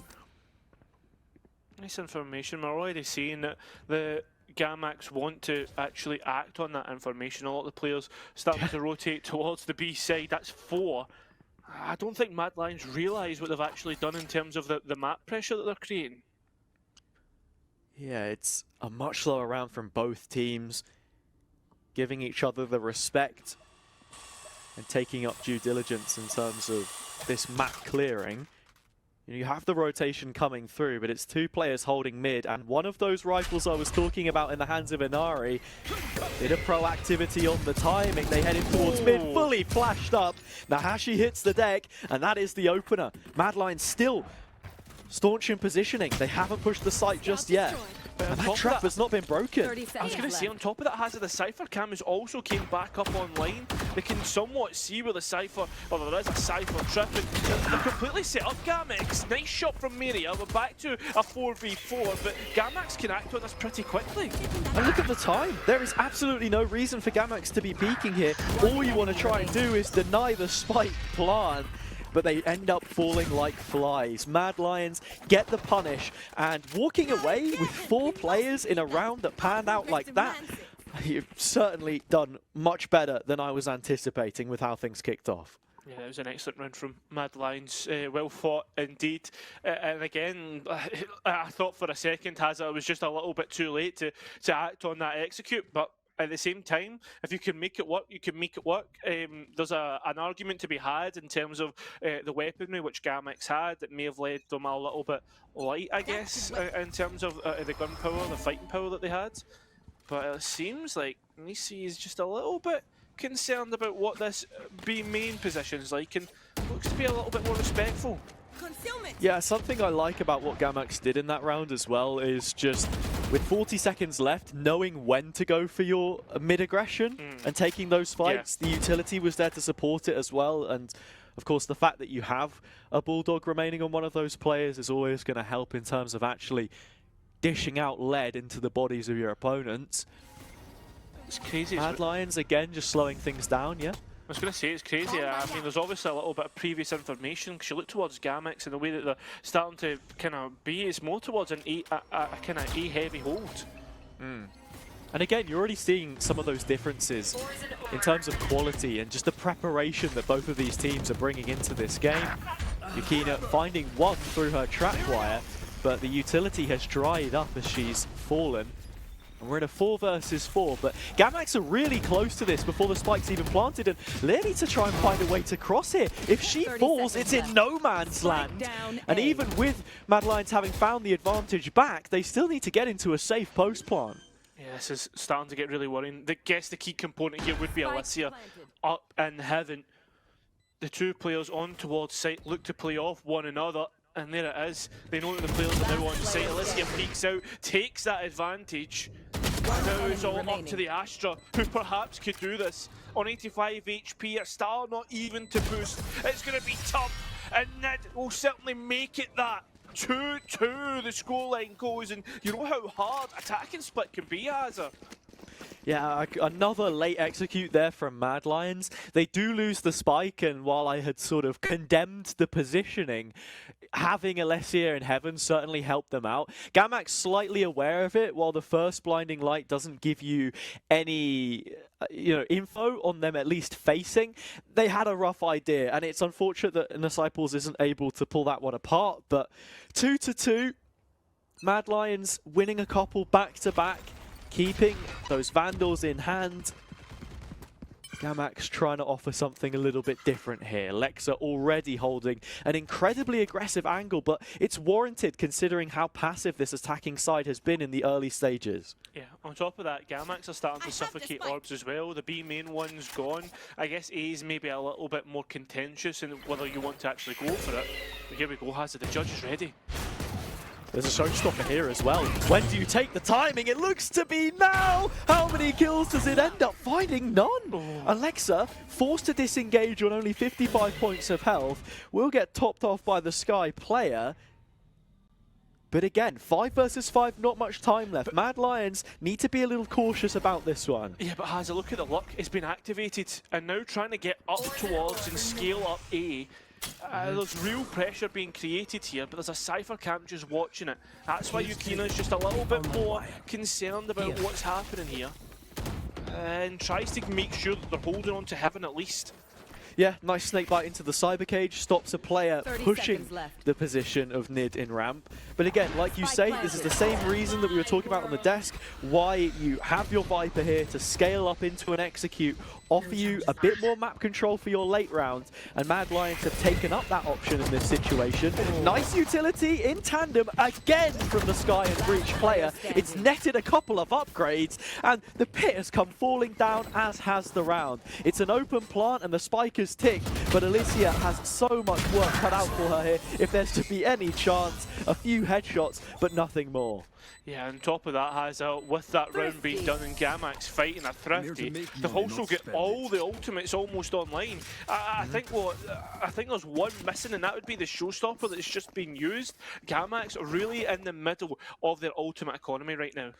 Yeah, Split can be a notorious close quarters map, similarly to Bind, and I think right now Mad Lions are just getting caught off by these quick pops back into the site. And, you know, while Alicia may not be too high up on the scoreboard right now, you cannot doubt her impact. And if you actually look, 5 assists inside 5 rounds is just showing the consistency of impact that she's having, paired up with Inari, who has been, you know, finding the kills off the back of this utility and coordination.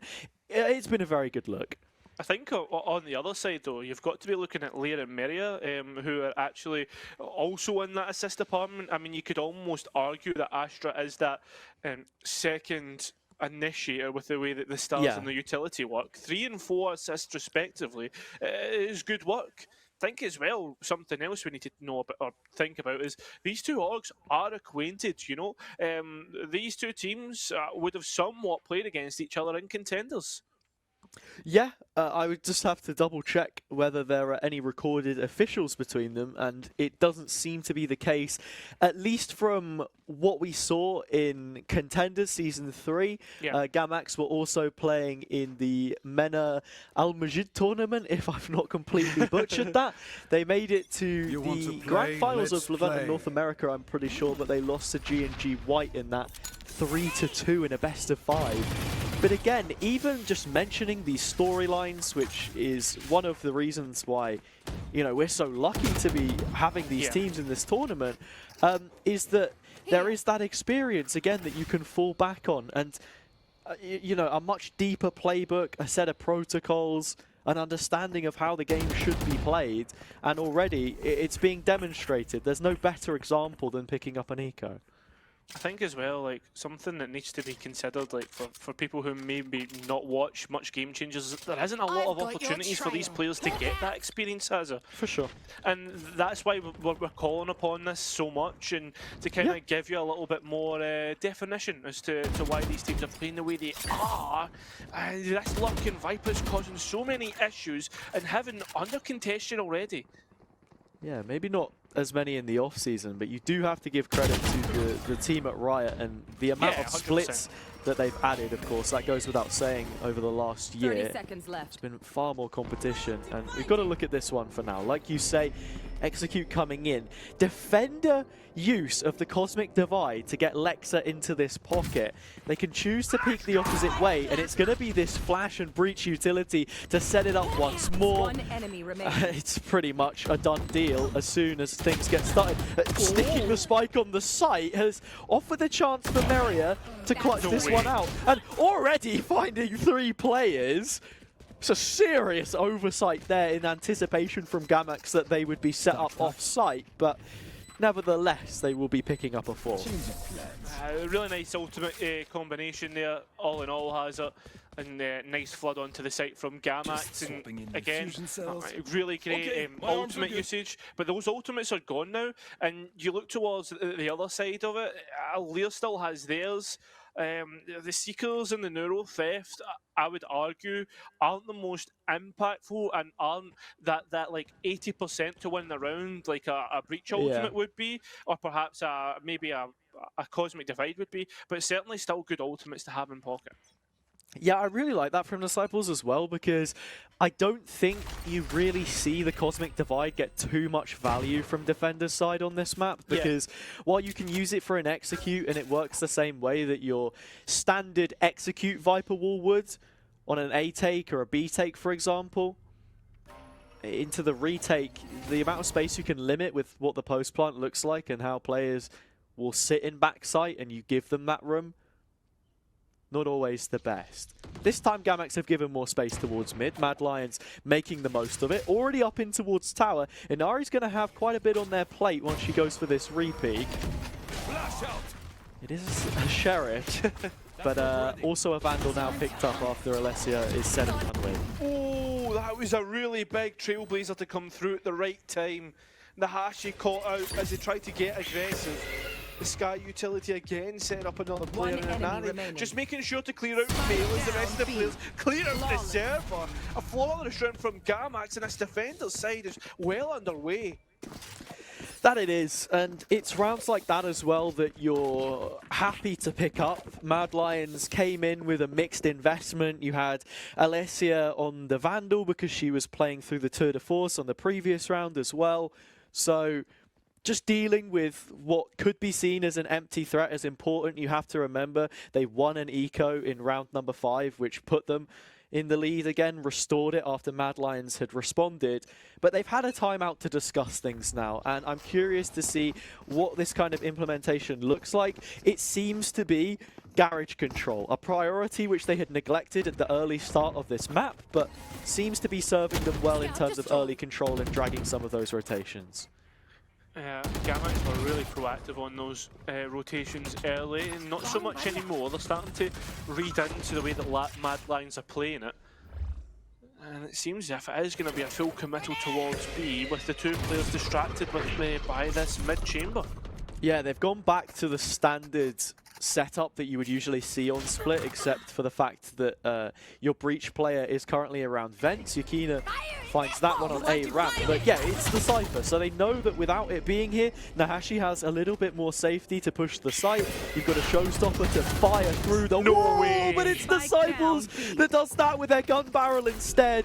2 kills picked up, a 4v2. You can bring it to post, but how much more do Mad Lions have to offer?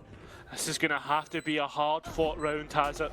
Nahashi already down to 8 HP, and Alessia looking to dip out towards main. The utility's already locked out, and Yukina with a massive round, picking up the lurker in the early doors to easily read the rest of the round. And then comes up with 2 big kills at the end.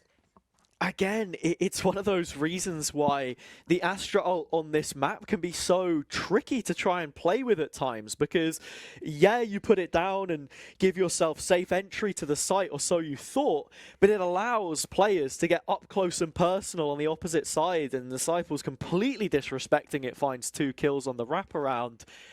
Even then, you have the guiding light through the Sky Flash to initiate that kind of aggression, which you don't see coming, blindsided by it. And that's 12 assists now in 8 rounds. Honestly, it is racking them up. Players look as if they're going to go for more of a direct push, has it?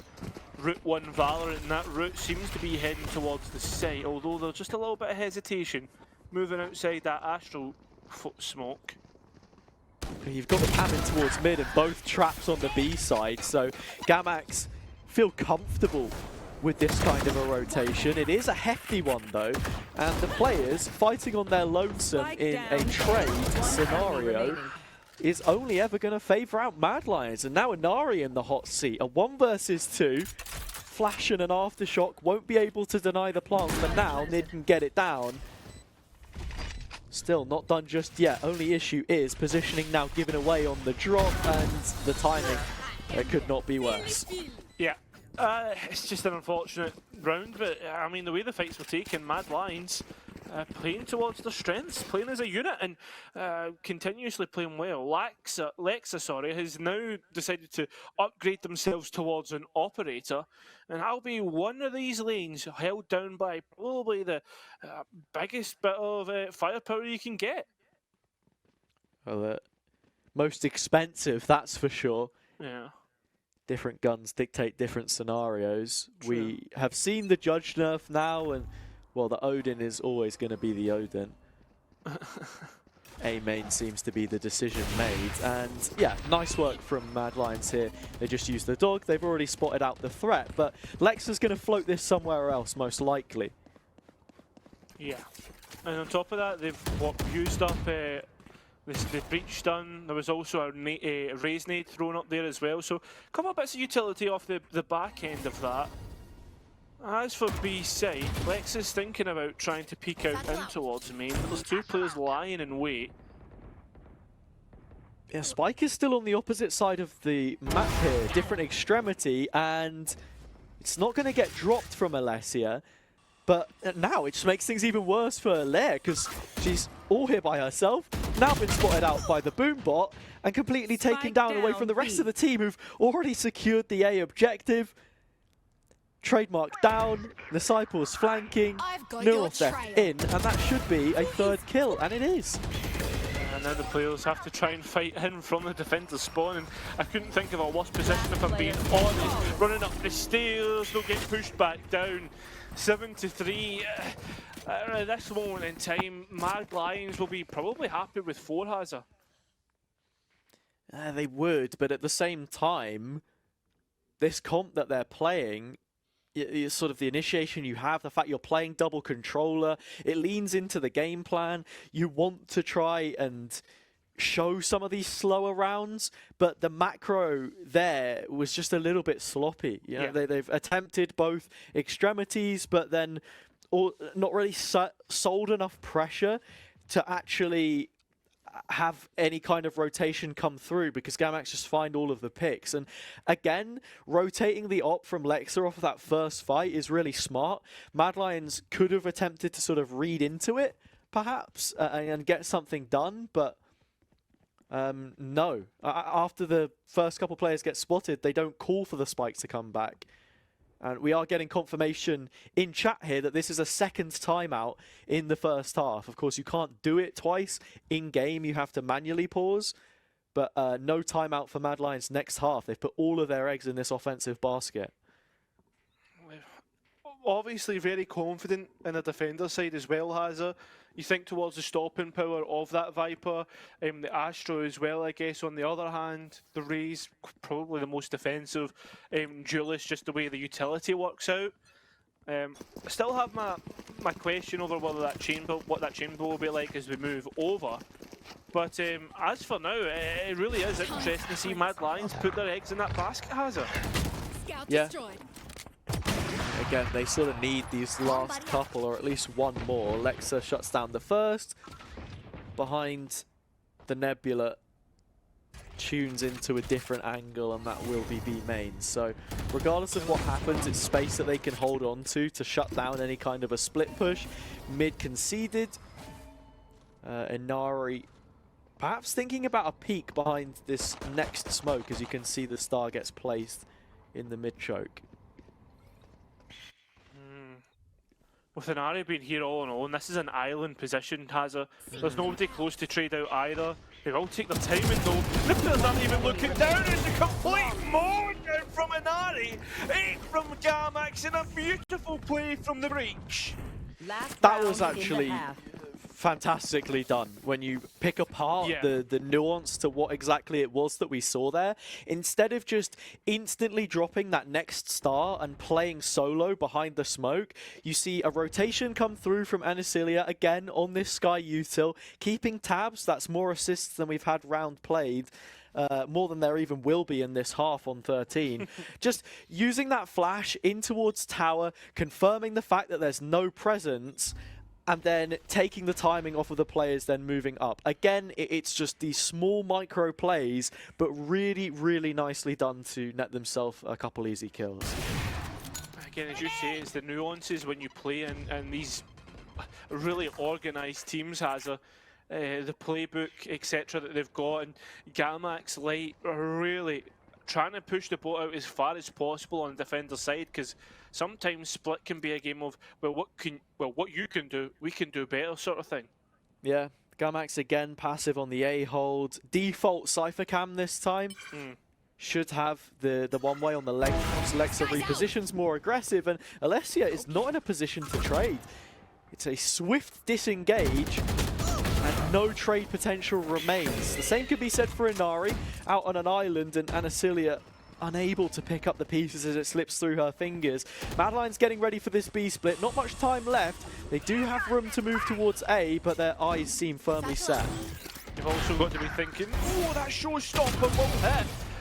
Nahashi got in a little bit of space out towards CT. This is just carnage on the B site. The Cypher now being pulled across towards A, and here comes a showstopper of their own. Mad Lions look to try and take the advantage, can't find it, but they will do it through the rifle rather than the ultimate. It's up to Yukina now, coming in late on the site.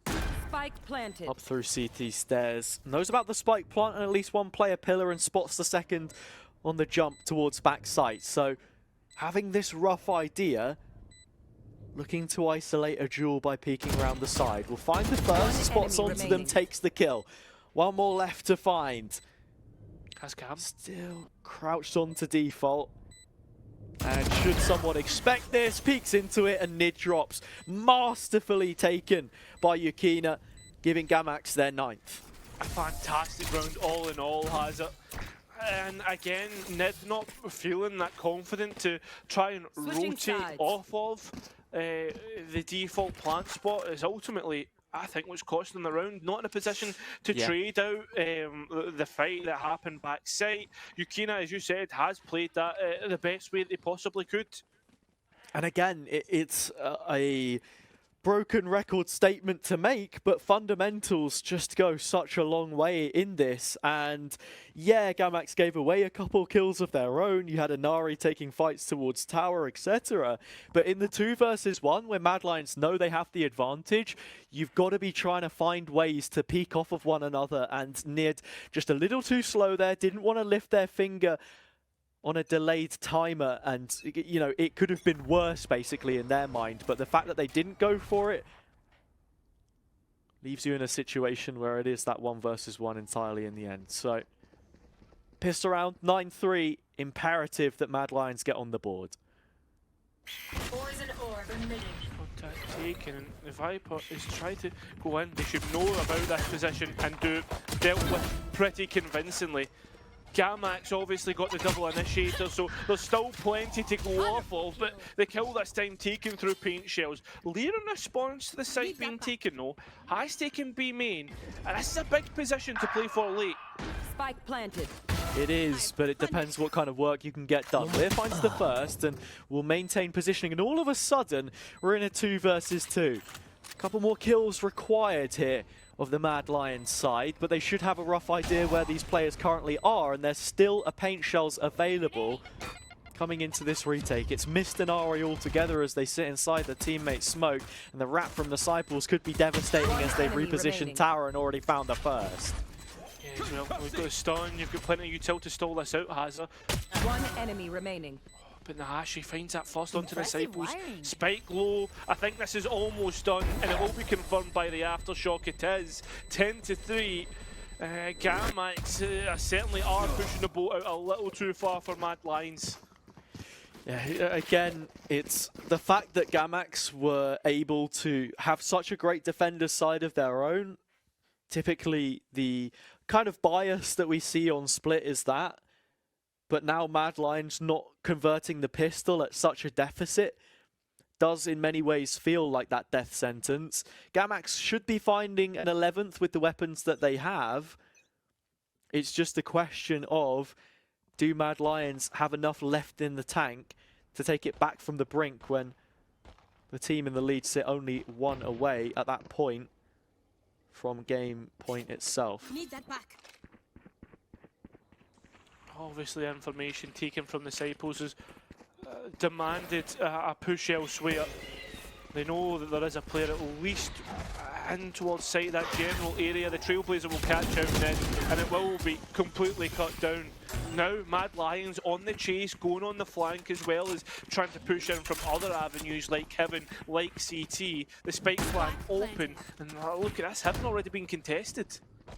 This would be the perfect round for Alicia to come alive on that headhunter, and there are sheriffs in the mix as well, but the bullets running out. Alicia only had 2 left in the clip, and she's converted it into 2 kills. As well, player Liza. standing. This is doable. Yukina though will shut it down, unfortunately. Leaving this a 1 versus 3, and with time ticking away, you can feel this is almost too far. Gamax now with 2 players left, playing together. 65 HP left on this Astra. Sure, 1 star to play off of, but I think the time is too low. And I think as well, they might not escape this. Nah, they will be getting away with this, Gamax. Just about. But at this point in time, doesn't make a shed load of difference because you've got a couple of Vandals already. It's a difference of 8 rounds between the teams at this point. Gamax only need 2 more to go up 2-0 in the Swiss stage. So Currently has a... My head is actually back towards that first pistol round that happened between Gamax, that 2v2. I mean, and think how different the lay of the land would have been if that had been converted as well. yeah, I mean, I guess you can place some significance on it, but this kind of a lead already, difficult to try and overturn. It does drop as the first kill. Vulnerability on the snakebite not making too much change. There seemed to be a dead woman walking on the blast pack in. But yeah, Gamax not really with too many weapons here, just trying to play a slow one, see if they can punish. There's not really much to punish in general, to be honest, Hazza. Gamax have pivoted towards that mid play, try and put a bit of pressure there, but could pivot any way they want. With the advantage in weaponry and the advantage in, I guess, manpower, Mad Lions have put themselves in that spot where they only just need to wait for the players to peek them. Lear just puts themselves in the middle of main and somehow fights their way out of it. It seems like it is going to be a done round. Gamax maybe thinking about trying to just get that spike down, get the extra credits, but there's not much being shown in general. Yeah, nice from Lear there.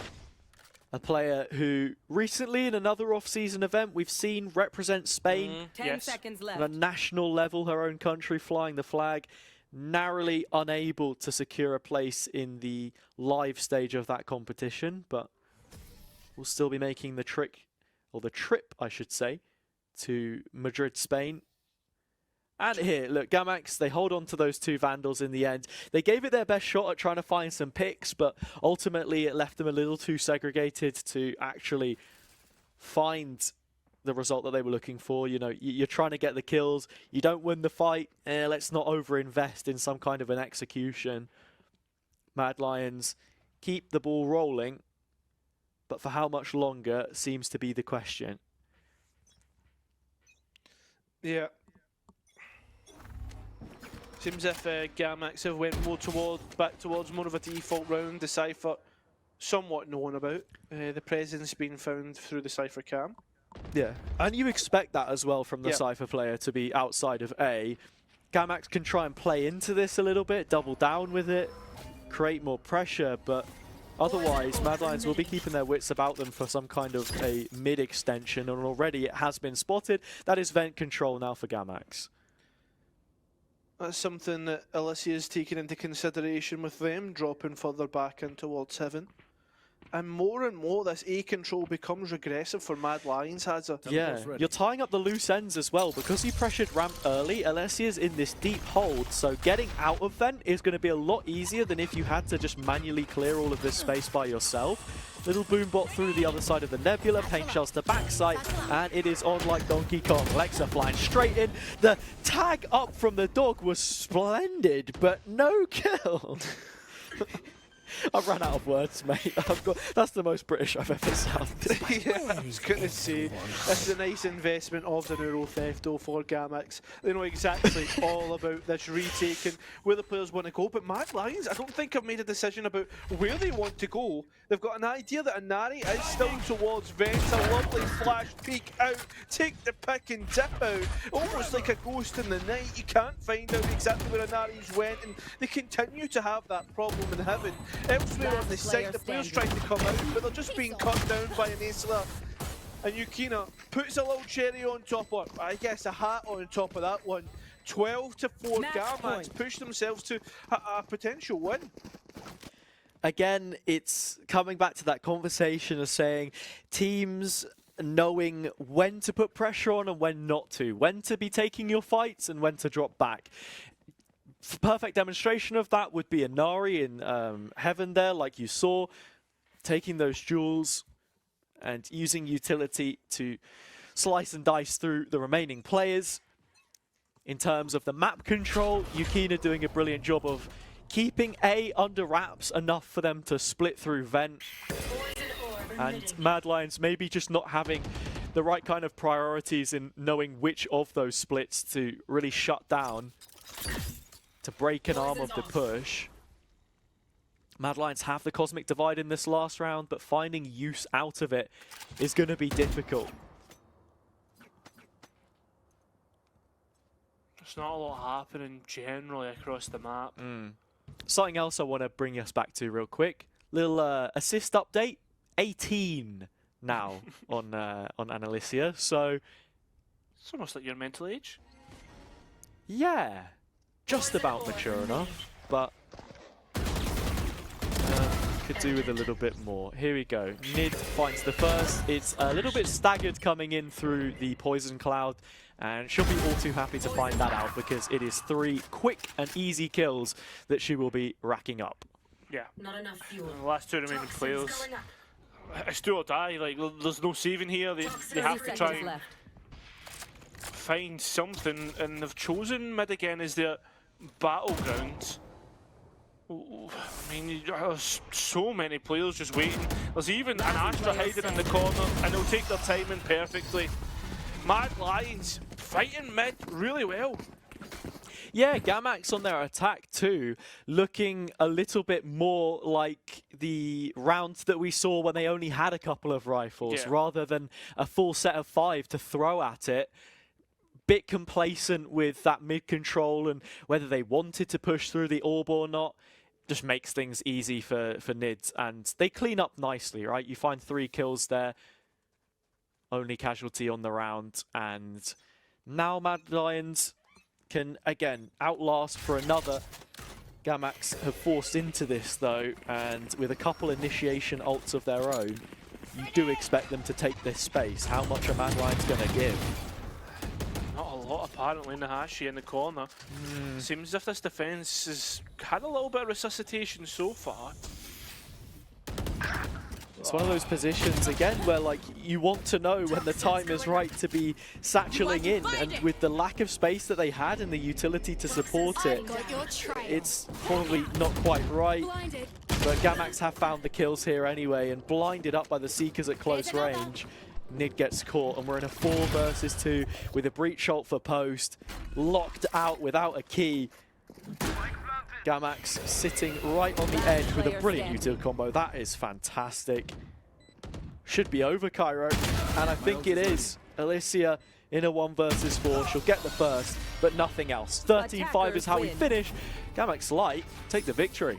They certainly do. 13-5, the scoreline, and extremely well played all in all by the players. Again, I think the damage is already done on that defensive side. As we moved over onto the attack, I mean, Mad Lions, they'd already used up 2 of those timeouts, one of which they didn't even get much value from either, and that's probably a great conversational point here. Yeah, they certainly felt the heat from early on, right? They weren't necessarily in a position where they felt comfortable, or one where maybe the comms were hitting or the reads were correct, because you don't usually call a timeout if you feel like you've got a rough idea of what's going on, but things aren't maybe going right, like you made the correct read or play, but their execution was a little sloppy. It's when things aren't going right at all, and I think that was probably the best way to describe what their attacking side looked like. Onto the defense, yeah, a little bit more lively, but as you say, once it's that kind of a deficit you're fighting back from and you don't even pick up the pistol, no real way for them to get going. So an unfortunate loss. It puts them 1-1. They're not out of the tournament yet, but Gamax already making a statement for themselves. Yeah, certainly. And remember, as we'd already said, Mad Lions were the team to win out contenders as well. So the momentum obviously not carrying forth from that tournament into the off-season which is another great storyline to talk about. Yeah, I mean, Gamax in that same tournament went out in the 6th round of lowers. Like, the comparisons that you're making are so far and apart from one another. So it's nice to see the progression. Yeah. Again, just committing to a core, building on it, and stepping forward. I mean, the Gamax roster has changed ever so slightly since they were competing there, and perhaps it is some of those additions that were made that have helped this roster be more competitive. But I think that is all that we have to say about this game for now. We're going to throw it to a quick break, but when we return, we will bring Meg back and break everything down for you.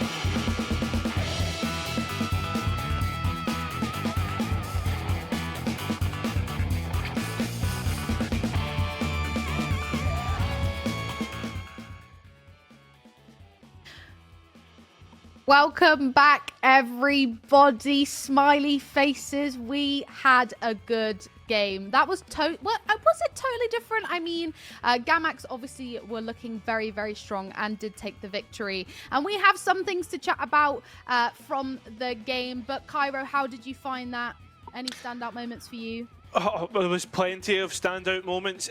Personally, for me, I know we want to talk about like individual stuff. I think Yukina had plenty of those, but the general team play that we saw from Gamax, like the Astral Wall combined with the breach and just how quickly they flooded out to site, the trades, it generally was a beautifully played overall game, and I think that was the most impressive thing for me. Well, I mean, you talk about the utility used. I just want to point out that Nasilia had 21 assists by the end of the game on Sky, which is kind of crackers. So, Hazard, take us into kind of like the utility that Gamax used and how well that they used it. Yeah, the utility was crazy, and just to bounce off one other point that was made before we dive into this, the scoreline was like pretty much the same to the first game, but they felt completely different, and I think a lot of that just comes down to how much more organizational both of these teams were, that there's sort of a set game plan on both ends rather than it being feeling like a little bit more of a mix, I think it's fair to say. And yeah, to come to your point or what you were asking there about utility, yeah, I think they just did a brilliant job at coordinating it. Cairo already touched on it a little bit about the Sky and the Breach, how they found a lot of value from just combining it. Like, not just that, but knowing when they needed to use it, I think is the biggest aspect to that, because a lot of people will sit here and say like, oh, okay, let's just use all the utility together, and people can play around that. But the biggest thing that they did was, especially around mid, knowing when you needed the flash to collect information, if you were then stunning off the back of it, what those protocols actually looked like, which is a hallmark of a very well set up team. Yeah, and I mean, I quickly want to throw something into the mix as well, and I'm going to leave this to either or Cairo and Hazard to answer, because I think we need to talk about the Chamber versus Cypher pick. With how strong Cypher is at the moment, I mean, you saw Yukina absolutely use Cypher to their best ability. Yukina was so strong and really put those Cypher buffs into action, and I do think that maybe could have been Mad's downfall, like kind of not utilizing Cypher in his current state. So listen, Cairo or Hazard, anything to say on that point?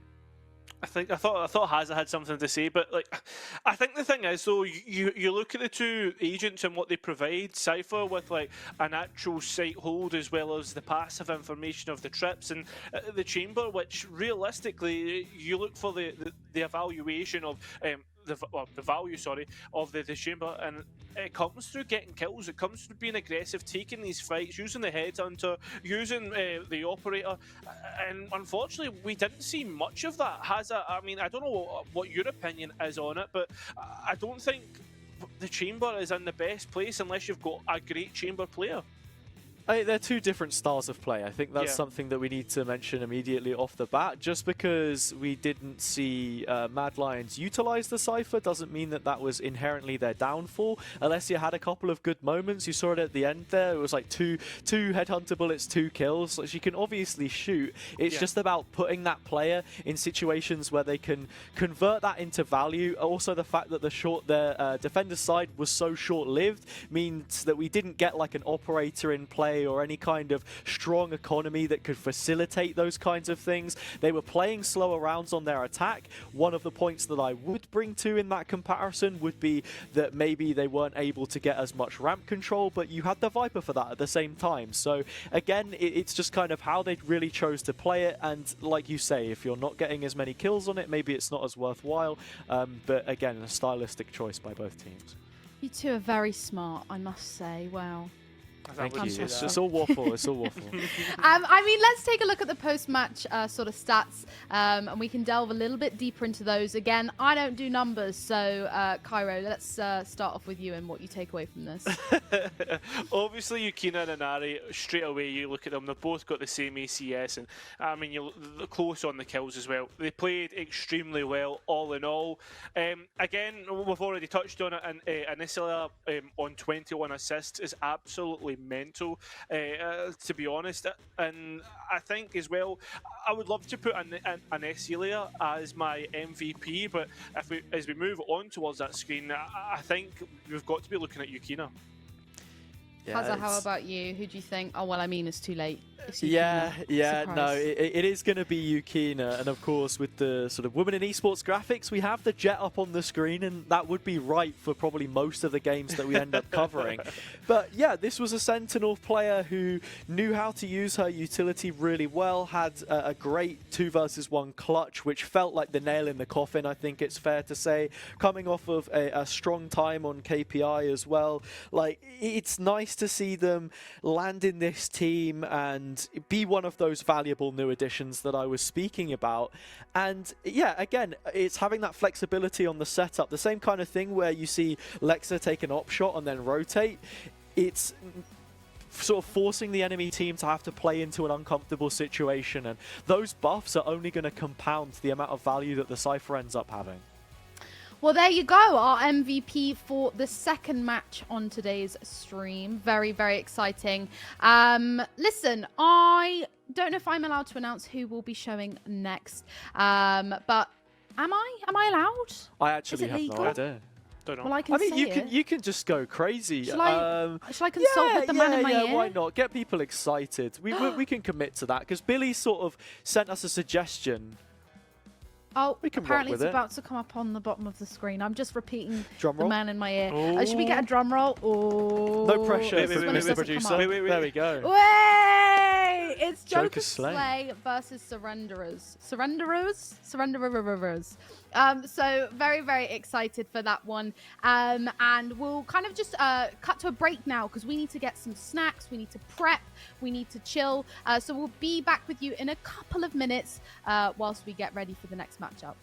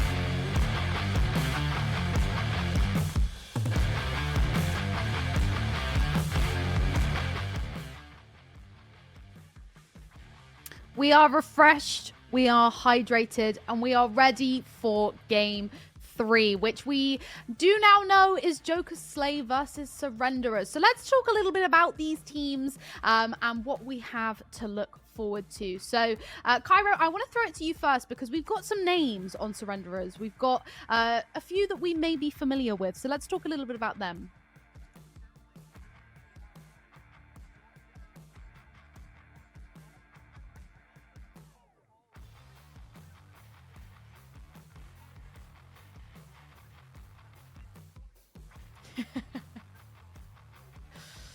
Very true. I mean, the period, the silence, the full stop after that statement. I mean, that's enough. That's enough. That's all you need to say. That's all Cairo needs to say. But on the other side, we do have Joker Slay as well. And again, these are names that we will have seen before. So Hazza, talk a little bit about Joker Slay for us. Yeah, of course. Absolutely no bias from me here. There are no Scottish players, or at least I'm pretty sure there are no Scottish players on Joker's Slay. We've got Leanie, Hera, Kaneko, Ikyu, and your mum. So I've actually seen Meg. Your mum has played Valorant a couple of times. She has. We've played with her on stream. I don't think it's the same person. No, but yeah, it's there are a couple definitely of familiar names in there. I think we had the I-Series Valorant Challenge. Kaneko and Ikyu were on a team for that. I think Hera was also in AEX with both of them. So a bit of a core for this team, so that they're drawing on experience. Now, was Cairo muted He was. for that moment? He was. We had a chat beforehand and Wait. we were like, who's gonna do it? I can't believe it. I can't That's believe so it. funny. Man, I love that so much. It's just habit. He's gone. It didn't happen. It didn't happen. He's a distant memory. No, that's so funny as well because I wish you could hear the passion in Cairo's voice. So I think we should just give Cairo another opportunity to make the same statement because it was missed. Okay, wait a second. I was going to say, I think I've already suggested it a little bit, saying about the whole Scottish bias. So. Listen. What I said was they have Sonya, they have Mercedes, they have Elsie, they have Moshi, and of course, the best of all, they have Jade Moi, the Scottish goat, the Scottish goat. There we go. And the crowd goes wild. That was the statement made when Cairo was muted, word for word. So I'm glad we could relive that moment. But yeah, I mean, two really fun teams. I'm actually really excited to watch this matchup. I'm trying to think about the last time that I watched a few of these guys play. And I think it was quite a few months ago. So, you know, it's been a bit of time. So things could have changed since then. We might see some new matchups. But Kaneko, they're usually on the Dula Peep, right? Am I tripping? Yeah. I mean, Kaneko has always been like a bit of a Reyna main. We see Kaneko play quite a lot of Reyna, but I think she excels a little bit more when she's playing, like, you know, the more standard duelist picks. So, like the Jet, for example, is a better fit in my opinion. That's when they have the ability to play double duelist. I mean, we've seen Ikyu also play the Reyna, also play the Chamber. Kaneko can also play the Chamber. Like, there's a bit of overlap there and ways that they can put out some pretty aggressive comps. But no, I'm thoroughly looking forward to it. Well, I mean, let's head to the veto because I think when we kind of see what map is in play, we may get an idea for what might be picked agent-wise. So we do have, I bloomin' love a Haven game. What do we think of this? Do you know what? Something different. We have put, right, okay. Touch Harry Wood. Everyone touch Harry Wood. Harry Wood, sorry. Yeah, touch Is Harry this Wood. another Scottish thing? I think it must be another Honestly, Scottish. I wish your mic was muted Never this again. time. Yeah, please. Never again. No, it's like you touch hair or wood. Touch Harry Wood. Oh, hair or wood? Yeah. Oh, I thought it was Harry Oh, it sounded like you said Wood. Harry Woods. No, touch hair or wood. okay. Well, listen. Point that I'm trying to make. Touch wood then for you troglodytes from other countries. That's terrible. We have not had a map kind of be played twice in a row. So hopefully this continues a little bit. You know, variety is the spice of life, and this has been spicy so far. That, I tell you what, how philosophical there from you, Cairo, a truly beautiful sentence and merge of words there from you. But yeah, this is going to be a great game. I feel good about this one. I'm hoping it's a bit more of an even matchup and we kind of get the back and forth rounds and the overtimes in there, and we really get a long game for this one. But yeah, we're going to be heading into Agent Select very, very shortly. But a word from me before I go is I need to see some spams in the chat. I'm sure for these teams we have some team spams. And I think I would like to see a few in the chat, please, and thank you. But for now, I'm going to leave it with you guys as we head over to Agent Select. Au revoir. Enjoy. Thank you. Au revoir. Oh. Adios, I think you could say, if we're going from Mad Lions last game. Spanish team. Can you say, what other languages can you say goodbye in? I mean, au revoir, adios. Auf Wiedersehen. Auf Wiedersehen, good Those one. are both yeah. German. I know, I know a good one. Scottish, catch you. Catch you later. What? Catch you later. Catch you. Oh. Ciao, ciao.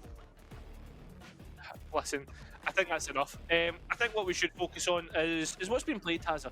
And on the side of Surrenderers, they have went for pretty much the standard comp. I guess the Omen switched out for the Astra, but that's personal preference. And on the side of Joker's Slay, there's a little bit of a mix. Yeah, there is. We're gonna get IQ on the Chamber, but in terms of the duelist role, it's actually Lini that picks it up instead, which moves Kaneko onto the Sky. I'm down with this. We're also seeing Mizzy on the Killjoy, so it's not your mum, it is Mizzy, who was also part of that team which won the iSeries Valorant Challenge. So nice to see a bit more consistency with this core. And look, it's a strong lineup of players as well. Perhaps she's just making the most of that name change before the Riot rules came into effect. She'll also be happy to know that they have gone back on their word and it is what it was before. I was going to ask, is Joker's Slate a continuation of the brand Jokers from Leica?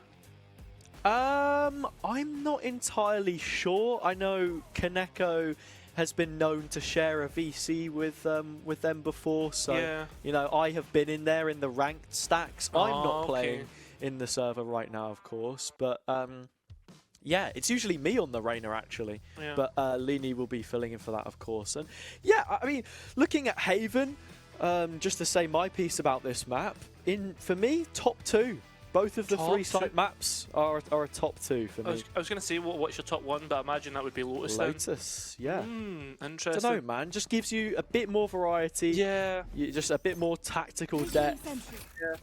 It suits the game more, you know. Those are Valorant maps. There's no question as to whether it's like CS or anything. You know, it offers its own play on the game. Whoa, come on now. I think we've got a quick P10 coming out, but that's fine.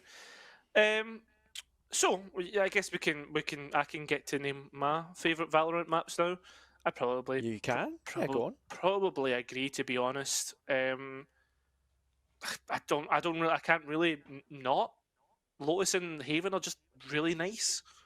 Even and do you know something? It's very rare. Like, I think it's very rare as a player and as a caster, like those two separate things, that you love to play a map but also love to cast that same map, if that makes sense. Like I said, I love to play, don't necessarily love to cast it. Okay, I'll flip that one around for you then. Okay. A map that I love to cast but I don't like to play would be Fracture. Yes. Because Fracture gives you a bit more variety in terms of watching it, but in ranked is quite frankly disgusting. I guess at the same time you've got like the spawn barriers and it can just be, you know, 10 seconds round is done, but look, that is all from me. I think that the timeout is now running. Yeah, I was going to say another map that I would love to cast. I've not really casted much of. Or no, I have casted much of it, actually. A map that I love to cast but don't really necessarily like to play is Sunset. So that's my piece now. Okay. And let's get into it. Yeah, fair. I'll add one more because it doesn't look like we're going to get an early fight here. Icebox. Love playing Icebox. Don't like casting it. I'd agree with that. Bring it back. All of my highlight clips in my clip folder were on Icebox. And let's see if we've got any in this pistol round. It is an absolute brawl in a lobby. A couple for both teams. Mizzy finding one and trying to reload the Sheriff. Tease off Hera. But now a 1 versus 2 for EQ as Surrenderers should be taking the A site and getting the spike planted. Well, it's Sheriff versus Headhunter in the first duel. As EQ fires off a warning shot, and that's all it's going to be. Makes their way on towards site. Moshi holding it down and holds it down well. And yeah, a great pistol round, but I guess decided by a skirmish on A lobby. Yeah, nice shutdown in the end there. 2 versus 1 played well, both players peaking together. No real worry about the conclusion. And again, it's a demonstration from the defenders at least of an idea of what you can do on a pistol round. They put 4 players down A long. You had the guiding light there as well, and then Killjoy util in towards mid, or the chamber util, really, I should say, to stop anyone from going anywhere else on the map. But we don't get any of that. It is Surrenderers which trade down nicely. EQ looking for an early fight and will win it out. Petit off the board. Very nicely done. Trademark also not placed, and the players now maybe thinking of heading more towards that C stack with the chamber hitting shots like that has. You can see Surrenderers tentatively moving across the map. Yeah, you don't know how many more Headhunter bullets are left waiting. EQ using 2, also caught a tag onto the Jet player as well. But a late reclear and recommit here from Surrenderers could be pretty decent. EQ trying to line up another one. Stars walks in, and that is now 2 kills found. She's moving in towards the belly of the beast. Now certainly a beast that's been shooting very well. Not going to be the case now, as the rest of the players on Jokers will make their way towards A. Having to wade through EQ's mess and what they've left. That's a brilliant shot from Elsie though, which steadies the ship back to a 3 versus 3. Moshi anticipating a flank and some of these weapons to be recollected, but Jokers are coming in through the main neck of the site on this retake. You have the paint shells ready and some combination utility to get going, but whatever you try and offer, Surrenders can match that and then some. Swift response, leaving Mizzy in a 1 versus 2. Jade is low, but not low enough. The shot connects, and that will be a second round. I've just had a beam down from the command center. The boss has told us that Leica is actually the analyst for Joker's Slay, so that makes a lot of sense. Oh, okay. Okay. I'm liking that this is the Slay division of Jokers. Yeah. I'm not sure if you're aware, but there's also Jokers Portugal competing within the Portugal circuit. I think Zello's part of that. Really? The brand is growing. Yeah. The Jokers brand is like is actually playing like this really. Oh, okay. We'll talk about that in a second. Sort of overarching figure, right? Yeah. That's sort of like pulling the strings in the background. You thought I was gone? No. It's the master of puppets. Yes. Dum dum dum. Your intellect or lack thereof is lost on me, I'll be honest. It's Metallica. Oh, okay. Oh, it's a song name. Yeah. You see, the thing is, when I hear Puppet, I'm just thinking of Five Nights at Freddy's. That's the problem with me. Yeah, you see, now you're speaking my language. What's Kaneko got? Trying to sing the song of death, but it falls upon deaf ears. Surrenders having none of that.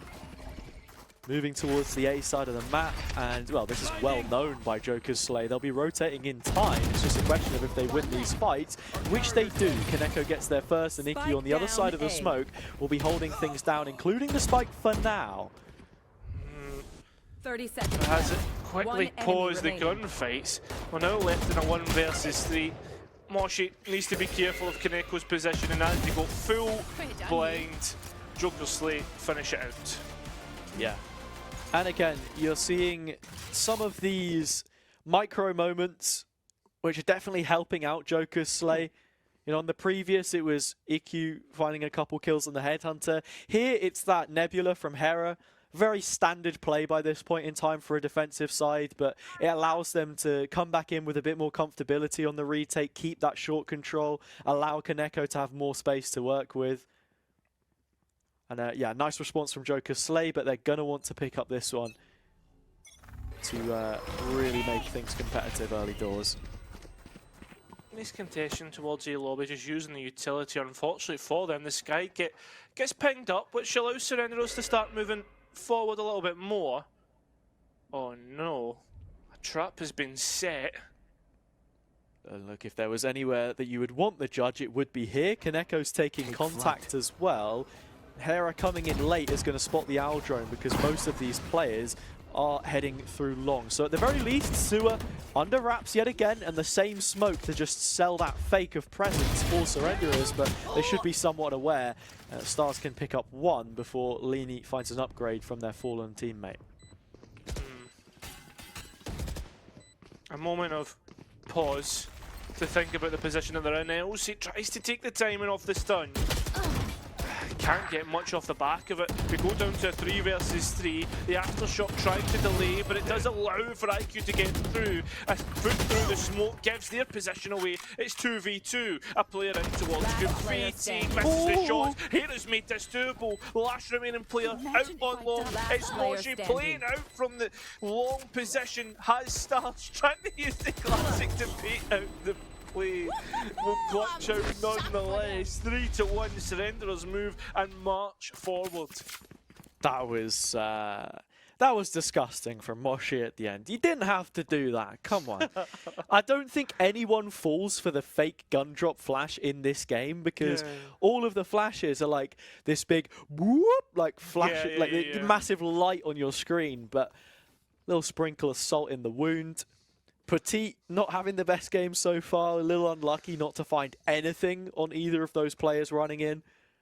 But it'll matter not because Surrenderers have built upon their lead. Attack side Haven, so look, not the biggest of worries for Joker's Slay right now, but with the Vandal in the hands of IQ, now would be the time to get something done. With the chamber fallen, that's the passive control of Garage also failed, has it? It does create that worry if players have moved into the spot. That's why we're seeing the Astra just jiggle peek it. Yeah. Meanwhile, bit of A pressure created by Surrenderers.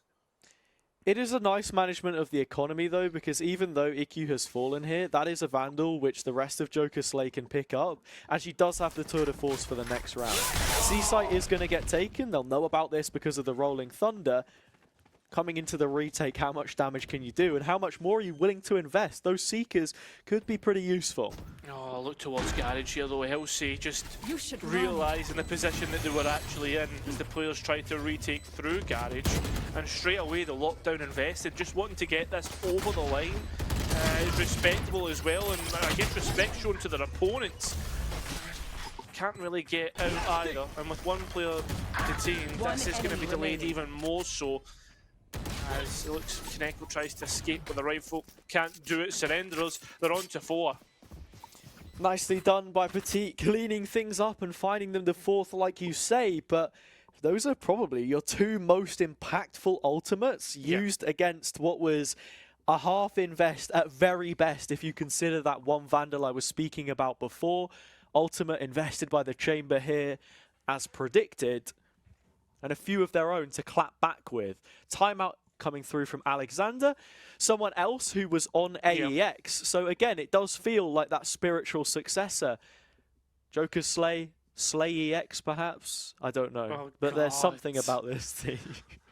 I think as well though, this is a timeout not because I think Joker Slay are playing us bad or anything, has I think there must be something that Alexander might have noticed in the way that Surrenderers are defaulting their rounds, the way that they're taking their space. There has been, or what I've noticed, a little bit of predictability with the sky flashes and whatnot.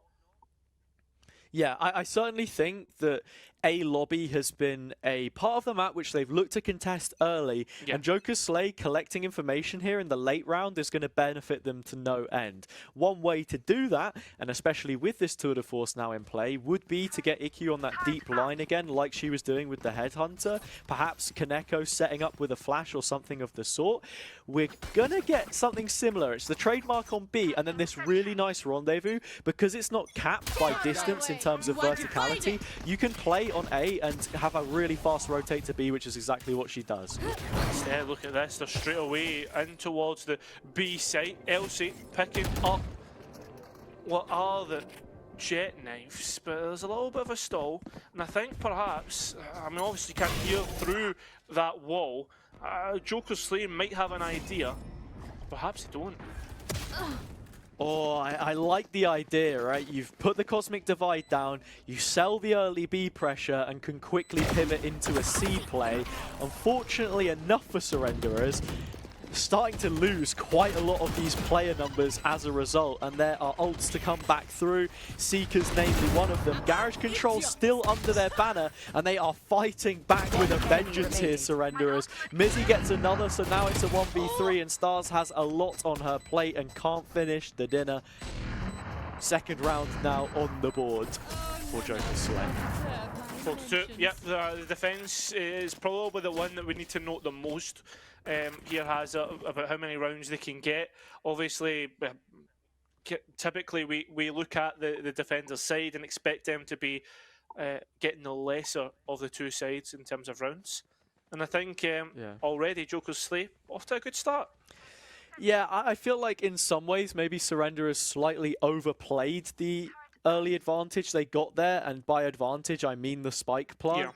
You see Elsie taking a pretty aggressive fight on B once they could have just maybe set up for a late lurk or something of the sort. This time EQ does finally have the operator, but as soon as we're introduced to her perspective, there's only 8 points of health that she's got left to try and fight from this position. Quick trade on long, and operator now noted, but not before she gets away with a kill.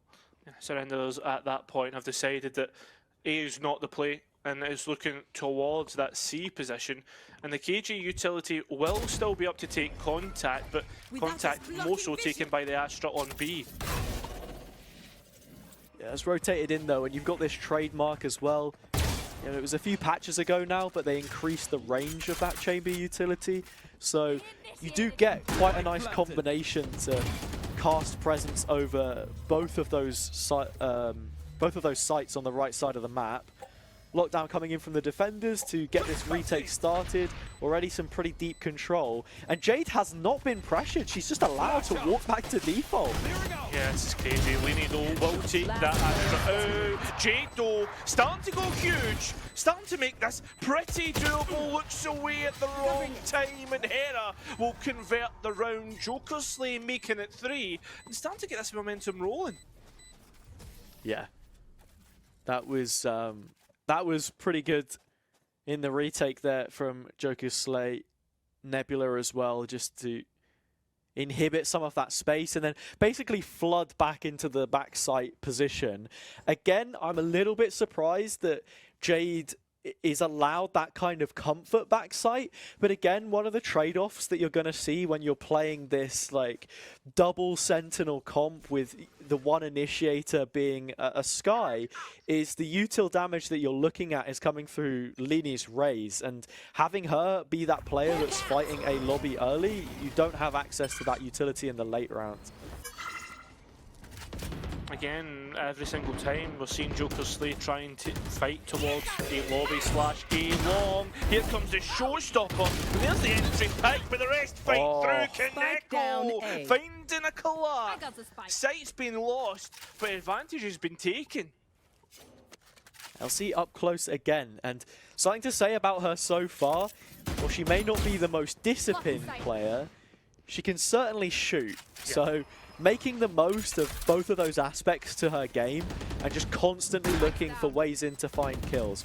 Nice little use of the Astra smoke here to split up the two players, but at the same time, it kind of sets them up because at a disadvantage, you want these isolated fights, and Elsie's going to win another one of them, make it 2 but not the 3rd. Mizzy shuts it down and brings them up to a 4th. The scoreline now tied with 8 rounds played.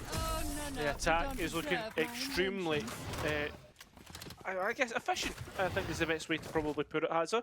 That fight on long, whether you want to call it luck or whatnot, Kaneko finding that collat really set up for the retake, and Joker's Slay now starting to put themselves in a spot where I think that if they start to get the momentum rolling, moving on to the attack side, that's where I'm thinking to myself, are they going to have the right utility to be able to get onto site, etc.?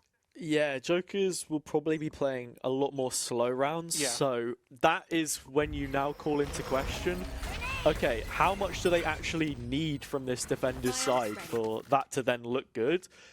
At the same time, with the skill set these players have, and, you know, a player like IQ who's going to be, you know, playing through herself quite a lot of the time and just sort of on an island as that chamber looking for the one dipping out, it's what Surrenderers can do to slow down that game plan, right, on the slow rounds. Get a bit more aggressive, cause some issues, and that's what they're going to do here.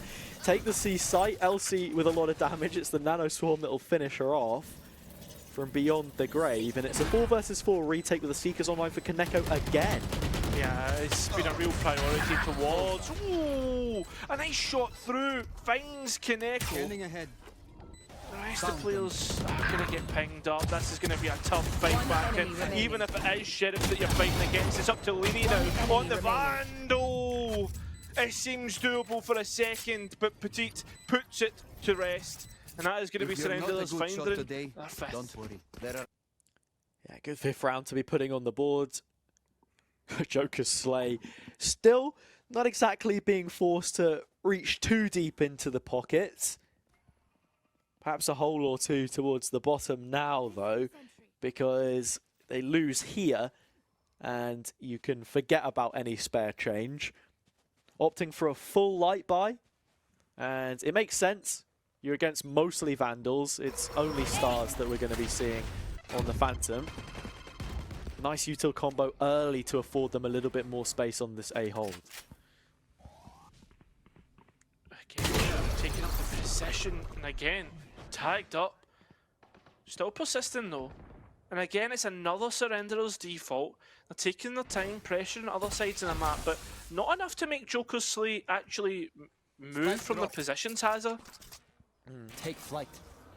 We're going to see Surrenderers re-clear this. For a moment, it felt like they had been somewhat shoehorned into making that execute happen, but now they know there's players up close. They are biting down and hitting the jugular, finding the kills.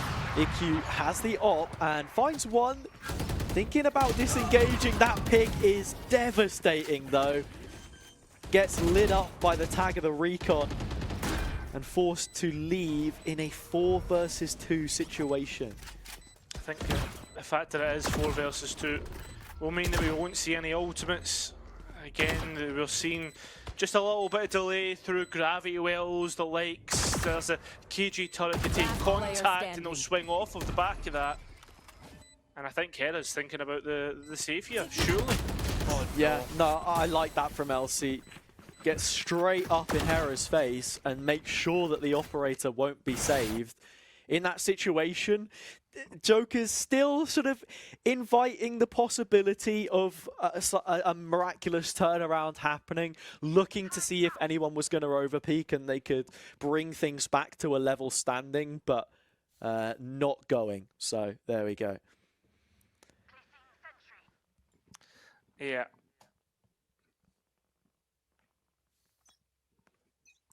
I think the way that Surrenderers. Oh, sorry, for whatever reason, I thought that was just. You good, mate? Yeah, I don't know. I thought I was seeing something happening in mid, but I'm completely wrong. I mean, there are 3 players there. They've walked up, but Mizzy, that is a shot from the top draw. Yeah. Alarm bot placed in long, falls back to a deeper position. I like that by Surrenderers as well. The unfortunate thing, like they went to destroy the alarm bot. The unfortunate thing is, my God, one of the players is already holding that ankle. It's another headshot, and well, Hera's connected one there. Not through the side of the wall, out in the open air, does enough damage to take them off the board. It's a 3 versus 3. I think only one of those weapons, namely the one in Garage, is going to be recovered. But still, a chance that something happens here. Lini with a full utility belt can really be the difference maker in giving them site control. Yeah, the fact that there's no smoke, Surrenderers immediately hold their post plant from long as well, has her. Quick tap on the spike, baits out the fault line. Wants to go in for a double dip and perhaps get this halved. Kaneko is sticking it out. You've got to be kidding me! She's trying to take the round! I have no idea how that's happened. Right under the nose of Surrenderers. Last round before the switch. Nobody even looked to sort of shoulder peek it, and Kaneko says, yeah, I'm just going to defuse the spike, and that will be a 5th round. Pros don't fake, Hazza. It's a simple question of pros don't fake, and there you have it. I don't know what else to say. I thought it was a good idea. Surrenders realise, Jokers, you have no smokes, you can't block our sight lines, so we'll just play from long. But rather than playing the sight lines, Surrenders just allow the defuse. I feel like we needed Can You Feel My Heart playing in the background there, a sort of grayscale, peak jawline performance, Gigachag just sting. But Petit instead finds 2 opening picks with the Hunter's Fury in this final round of the half. Joker's Slate will give it their everything. You should run. It's a question of whether that ends up being enough or not. There's a lockdown and Cosmic Divide to just eat into that time bank before they have a chance to get things working. Lini flying through, doesn't break the ult, and now this is going to make life a lot more difficult for the rest of the team until they shoot it out themselves. Yeah, well, look at this IQ on towards the Tour de Force, and how much force do they have? The first peak misses out. Kaneko though will connect. The stun not making things doable, and well, the late launch activated from Petit will mean 7 for Surrender, so at least an advantage in the next half. Yeah, and again, it was a brilliant use of the Hunter's Fury to get them control of the site. I feel like at times people will consider that ultimate to just be so like one-dimensional, so binary, like, oh, I'm using it for a post plant because there's someone defusing, or oh, I've tagged someone with my recon or with my drone, so that's why I'm using it. But instead, what you can do is you just fire it off on all of those common angles. It forces players out in the open. It gives them the 3rd entry as well, not even the players that did end up getting tagged by it. So brilliant work from Petit, and yeah, I mean, what a turnaround for her in this latter stage of the first half. Second half now on the way, of course, and they will be on the defense with 7 rounds to play with. Yeah, remember we've got to be thinking, about the slower style of play that we would expect from Joker's Slay with the comp of agents. A gift. But this Jokers have already got the entry pick. B site has been completely left open while they've lost A lobby. Passive information being gained in that front. You look towards what this is. Petit! Oh my god! That is ridiculous from Petit, and she's not done yet. More bullets left to spare for enemy heads. And look at this from Hera even as well towards Spawn. Pushing through to try and take a fight and wins it out against Stars. Petit with a 3rd in a 2 versus 2. They've been afforded enough space to bring this into post plant, and you also do have to consider Mizzy's position late in Garage to be the spoiler. Surrenderers should be aware of that though, and yeah, they're taking their time to clear it, but she does eventually give it up. Yeah, but you've also got to look at the stars, the countdowns, what can actually happen here.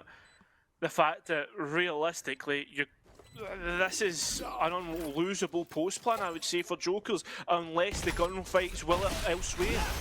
They're trying to be more offensive here though, and that aftershock does finish off Hera as Jade gets another one. Okay. Mizzy down and out. That is an 8th round for Surrenderers. Caster's curse, I guess. Commentator's curse. I don't know. Jade is just a GOAT. Big thing there is the health advantage, and look, while we're on the topic of Jade being the GOAT, shout out to Jade's mum in chat. Yes, we love to see a supportive parent, and yeah, shout out to them.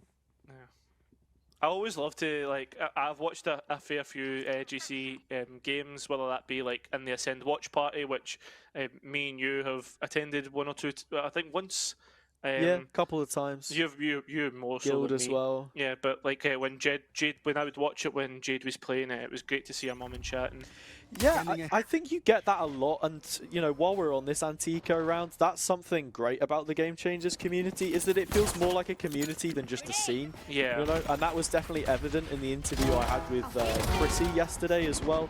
Just some of the things that she was saying about it, and you'll see that when the interview is played in one of the intermissions that we have, a longer break coming up. But for now, back to the game itself, simplistic enough for Surrenderers. They hold on to the C site, and Mizzy clambering back through, seeing if this Sheriff has anything for us. Shots not quite connecting. It's unfortunate the way that it's went, but yeah, I mean, I have to echo your sentiments, Hazza, about the community aspect. I think one thing for sure about the Lioness Cup is, well, there might not be as many organisations or star-studded. There's one thing that it is there's plenty of teams and plenty of mixes wanting to just compete and play against one another. Yeah. Now onto this attacking gun round for Joker's Slay. Wondering what the game plan looks like from them, because you saw the pistol, right? It was getting that kill through your chamber player, and again, I said we're expecting to see EQ sort of playing by herself in these situations, but it's a much heftier group now, and she looks to have sort of taken up the mantle of duelist alongside Lini, or at least second in. You have Mizzy dictating the other extremity and finding kills through the wall, noting that presence, which means that the A execute is ready to go. This is going to be a bit tough because now you're looking towards Short, and Petit somehow has fought their way out of it. I thought they were on an island, but now it's up to Hera. Tried to come through with some heroics of their own, but I mean, with this 1 versus 1 against Jade, it needs to be one before the rest of the supporting cast can get there, but it's not going to be the case. Jade shuts it down, Surrender as well, looking to force the other opponents into surrender. Yeah, all Jade had to do there as well was buy time, because you have this flank coming in, but she goes one better and finds the kill. You can sort of see how Joker Slayer trying to play this attacking side, but as I put it, that the game plan being reliant on picks when you're running a chamber and sort of not going for those more fast-paced executes. They have the information. Mizzy has collected so much of it outside of C with that 3-player long push. But now you come into this round where Elsie's on and off and holding on to an aggressive angle early doors, so you've got to peek in and try to find something, which will not be an easy task. Forget about it, okay. Forget about it. Oh, I mean, that's ridiculous. That is ridiculous. And on top of that, IQ has been attracted by the op, thinks about it, but as a defender, and that is Petit, who's been on form the past couple of rounds, by the way. Doesn't seem to stop. Yeah. Was expecting maybe we'd see a bit more of a regroup there from Jokers to find the space in short, re-challenge, maybe pick up the op or a different gun. But yeah, there we go. Spike planted. 3 versus 3 situation.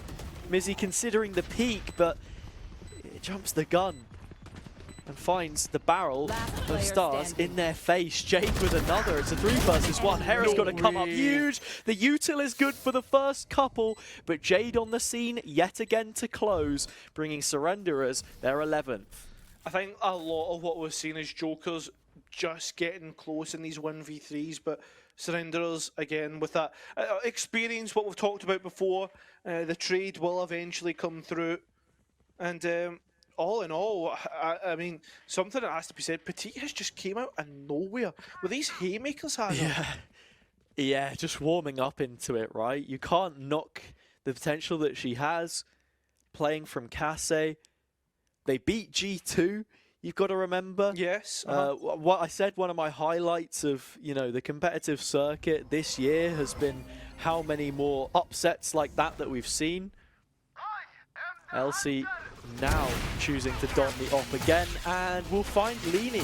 That's the duelist gone, and I wonder what Joker's Slay will do with this if they fall back into, you know, that slower play style, if they look to up the ante. Oh, it seems as if they're certainly moving in towards an unwinnable position, although they actually made LC drop off the angle. IQ getting their op working themselves, and it's going to continue to rain fire. 2 players left, and you look at Petit. Very aggressive, very forward position. The players in window know well, they'll know now. The op changes position, finds the last player. Oh, second to last player, I should say, sorry.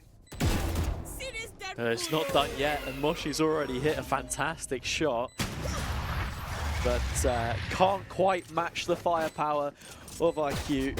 And yeah, I mean, like I was saying before, you're kind of expecting her to be picking up these kills, getting these punishes. It's not very often that you're going to see an attack side operator ran, but when you have a chamber in the comp, there are ways to just hold the angle, take the pick when the overextension comes through, and that's your way into the round. And on this occasion, they were able to channel that quite nicely. They found the B space and, you know, they closed things out. It's a few of the previous, maybe, though, where they've struggled to find the same kind of value from those openers. Yeah. I mean, the timeout was 100% needed for a review of what's happening. I don't know, Hazza. Like, I mean, you know the game better than me, so I guess I'll have to trust what you've said. I mean, like, don't do yourself a disservice, but yeah, I think that's the whole point, right? Because the chamber in this comp isn't necessarily fitting in as like your sentinel because you have the killjoy there, and we've seen the way that Mizzy's been playing. She's been holding down the flank. She has been taking up that role. But also not quite your second in to be trading Lini with a rendezvous or anything, and not a duelist outright then either. So it's rounds like those where you're going to see the maximum impact. Surrenderers then have to play against it, not show too many fights when they're not supporting with utility, and allow these kinds of things to be happening. IQ respect in the push, and there is a massive push off the back of that Hazard. And that's the util I'm talking about, right? Nice simple recon, she has to break it, give up the space, and they're already in position to flank, like you put it. Well, the players taking C site. Imagine this is what Surrenderers were planning for, but they weren't planning for the KJ just hiding in spawn. 2 big picks taking advantage as well. Post-plant looking fairly good. Teleport's ready. Yeah, it's another opening kill towards the site as well from the op. Doing God's work on those deeper angles, longer sight lines. 3 versus 2. Just waiting for Petit to get in position on this flank. Trademark is still up, gets broken. EQ again responding, facing, but also pinged up. Flash in the face of Stars, just about turns away from it, but will end up falling, as does EQ. Petit's done a brilliant job to make this a 2 versus 1. Angles to be cleared, and she's gonna find them both. I don't think there's enough time, which is the most painful part about it, because she's done a brilliant job, but it's not gonna be quite enough.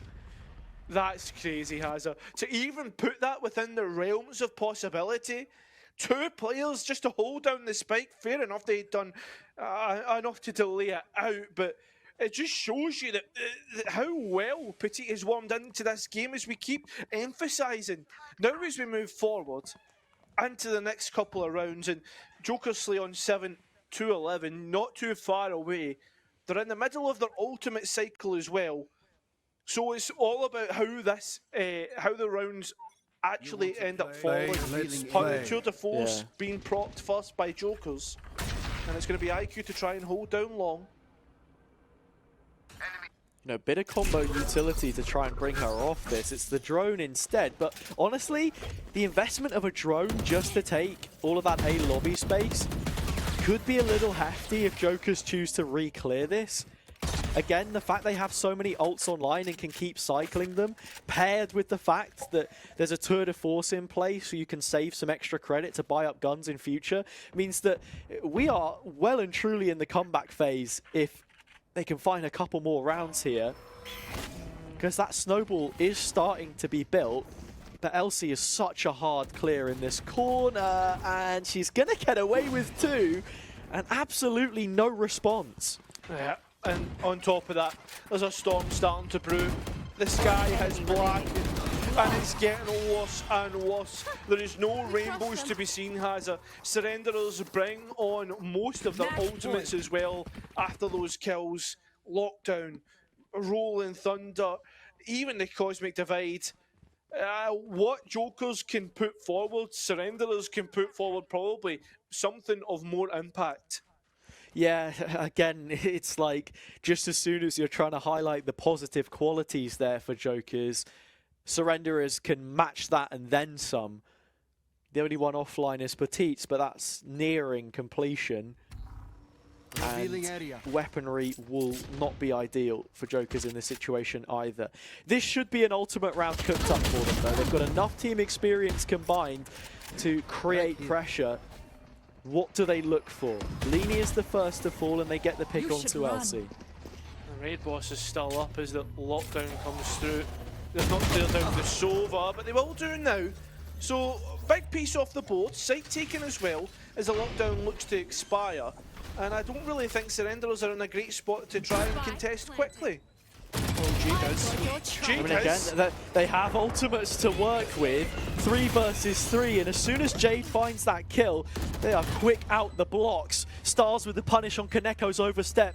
Can't deny the utility for now. There's a nano swarm flying in, and I'm not sure where it's landing. Stun to the corner. Both players in place. It was a lineup! That is unreal.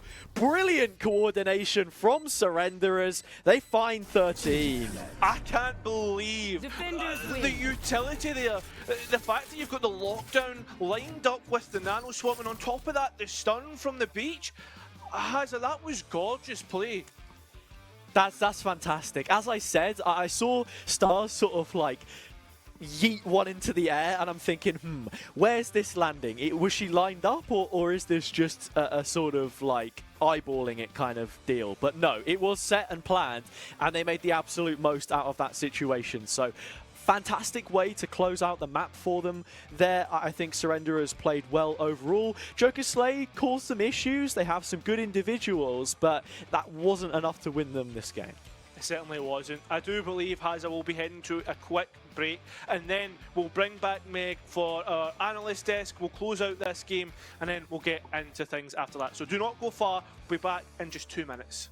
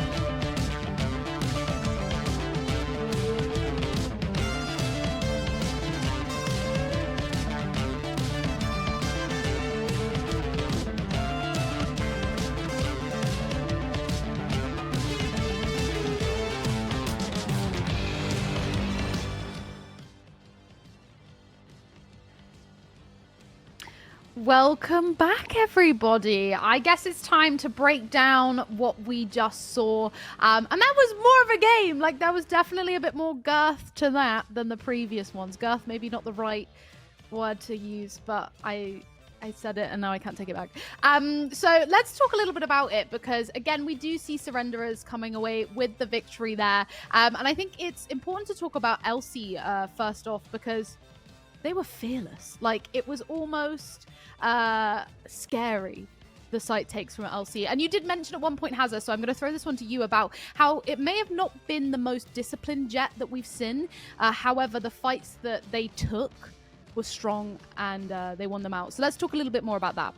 Yeah, and I think, to be honest, the comments were warranted. This is a team which, as a whole, I feel like has some strong individual players that can like have their moments, but it was that coordination that I was really hoping to see from them, because speaking with a lot of people about this roster at large, the potential is definitely there. It's if you harness it and if you get those moments. And Elsie today, it was a good day in the office for her, right? She was taking the space, but then there were moments when she knew that it was time to pull back a little bit and not keep hunting for fights, playing around her opponent's smokes as well, just again limit testing as much as possible. Sometimes it didn't work out for her, but again, the word you mentioned was fearless, not the other words, but yeah, you know, it was aggressive, it was good, and it was to the point. And Cairo, let's talk a little bit more about the second half, because I think that's really when we started to see Surrenderers take the lead. As it was fairly even before that, was an even playing field, but after sort of Surrenderers won their bonus, we kind of were like, okay, this could be a little bit one-sided. So let's talk about the second half. Yeah, I mean, generally, I think Surrenderers had a good idea of how their opponents, Jokers, wanted to play the map as a whole. You look towards the comp, and Haz and I commented on it about the slower style of play, the way they want to take gunfights and whatnot. And generally, I think the macro on the defense was just spot on for Surrenderers. And like, you look towards how, I mean, for instance, the Sova was playing. I think Petit, probably the highlight for me on the defender side specifically, and really shown through in the highlight moments and the deciding moments. 100%. I think the initiator utility used by Surrenderers was very strong. Yeah. We saw Jade with quite a few assists at the very, very end. And I think we have to talk about that lineup to sort of finish the game with the Breach and the Killjoy Molly. I was going, I do that. I know that lineup. I do that. But I have to say the Breach stun just sort of put the nail in the coffin there, really, for the game. So yeah, let's take a look at the post-match stats. Not yet. No jokes. We're joking. They're not quite right. Oh, no, they are.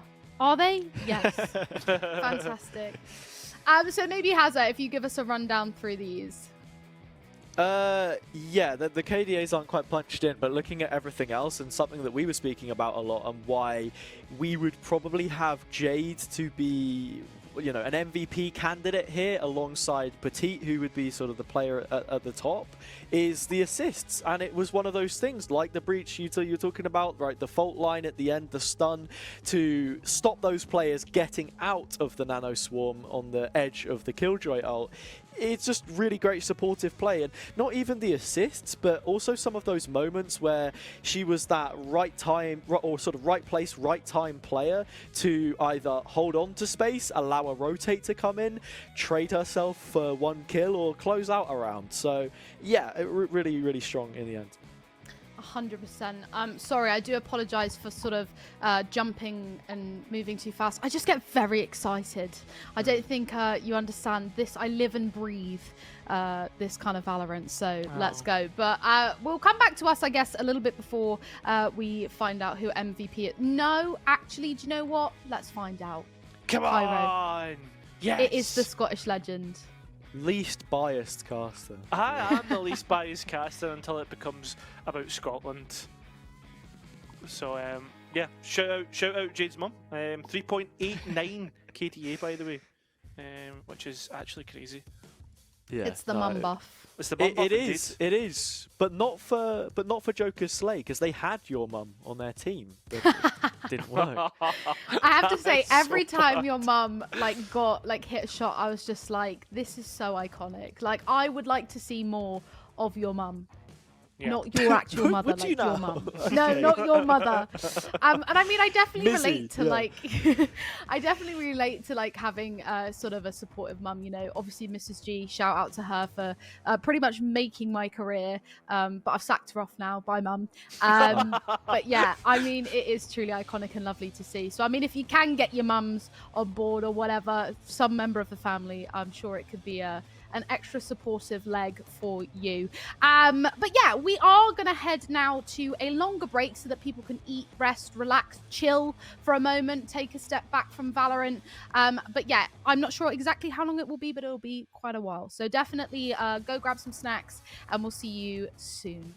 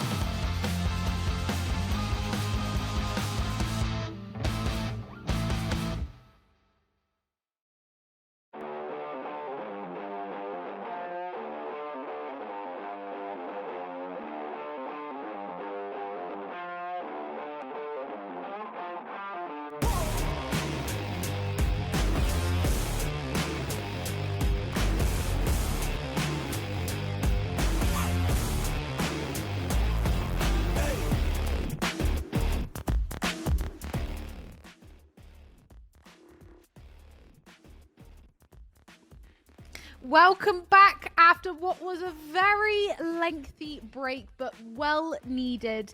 And I feel like there's only one appropriate way of starting this after such a long break, and that's finding out what did Cairo eat for lunch. Cairo, fill us in. What did you have? Listen, this is where we get like the Mozart in the background and I start to like introduce everything that I've ate. So I'll tell you exactly what I made. I made 2 chicken fillets.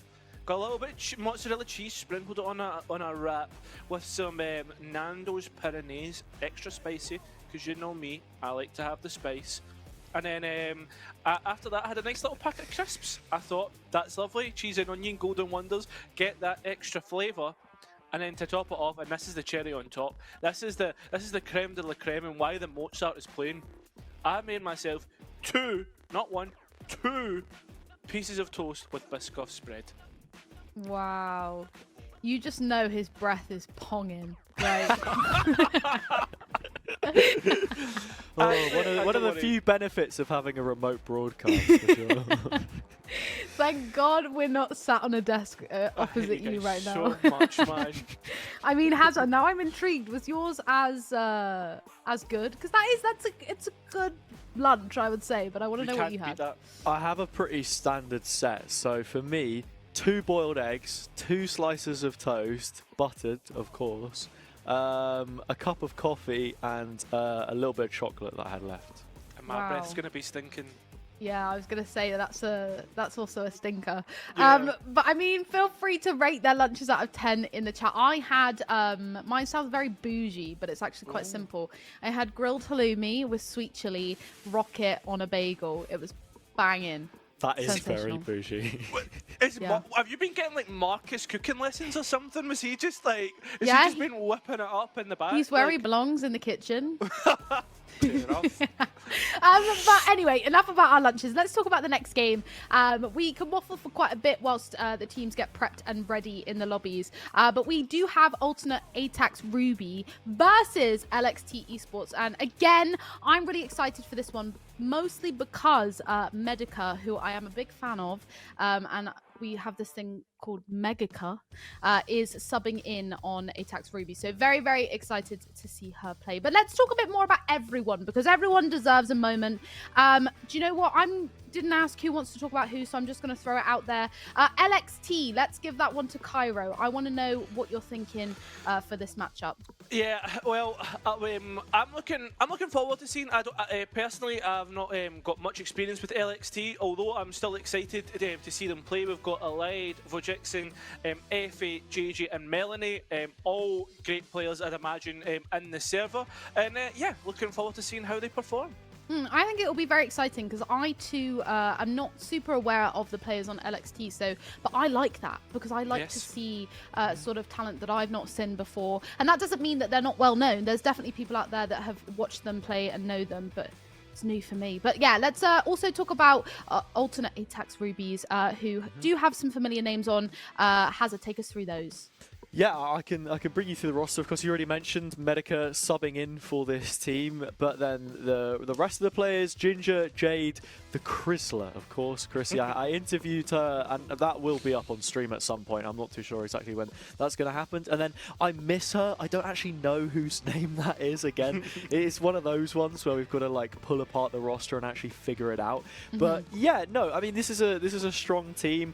Medica coming in as a sub and being available after going at LFT and sort of odd one out, not having any officials recently, I think is good because it keeps it as an all German speaking lineup as well. They've brought in a German sub for a German team, so I guess comms wise it should be a fairly easy fit to work with. Medica also has played on a bunch of different rosters, so she has a wealth of experience coming into this one. She was on Ascend before amongst a couple of others, so yeah, I mean it's not like a bad sub to bring in whatsoever, and I do fancy them to get top 8, so this is one of those games where you're going to be tested, but you know you should be winning.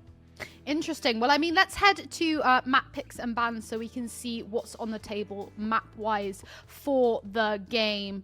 And it's another Haven. So, I mean, we warmed up last game, so at least we're ready to rumble with this one, right?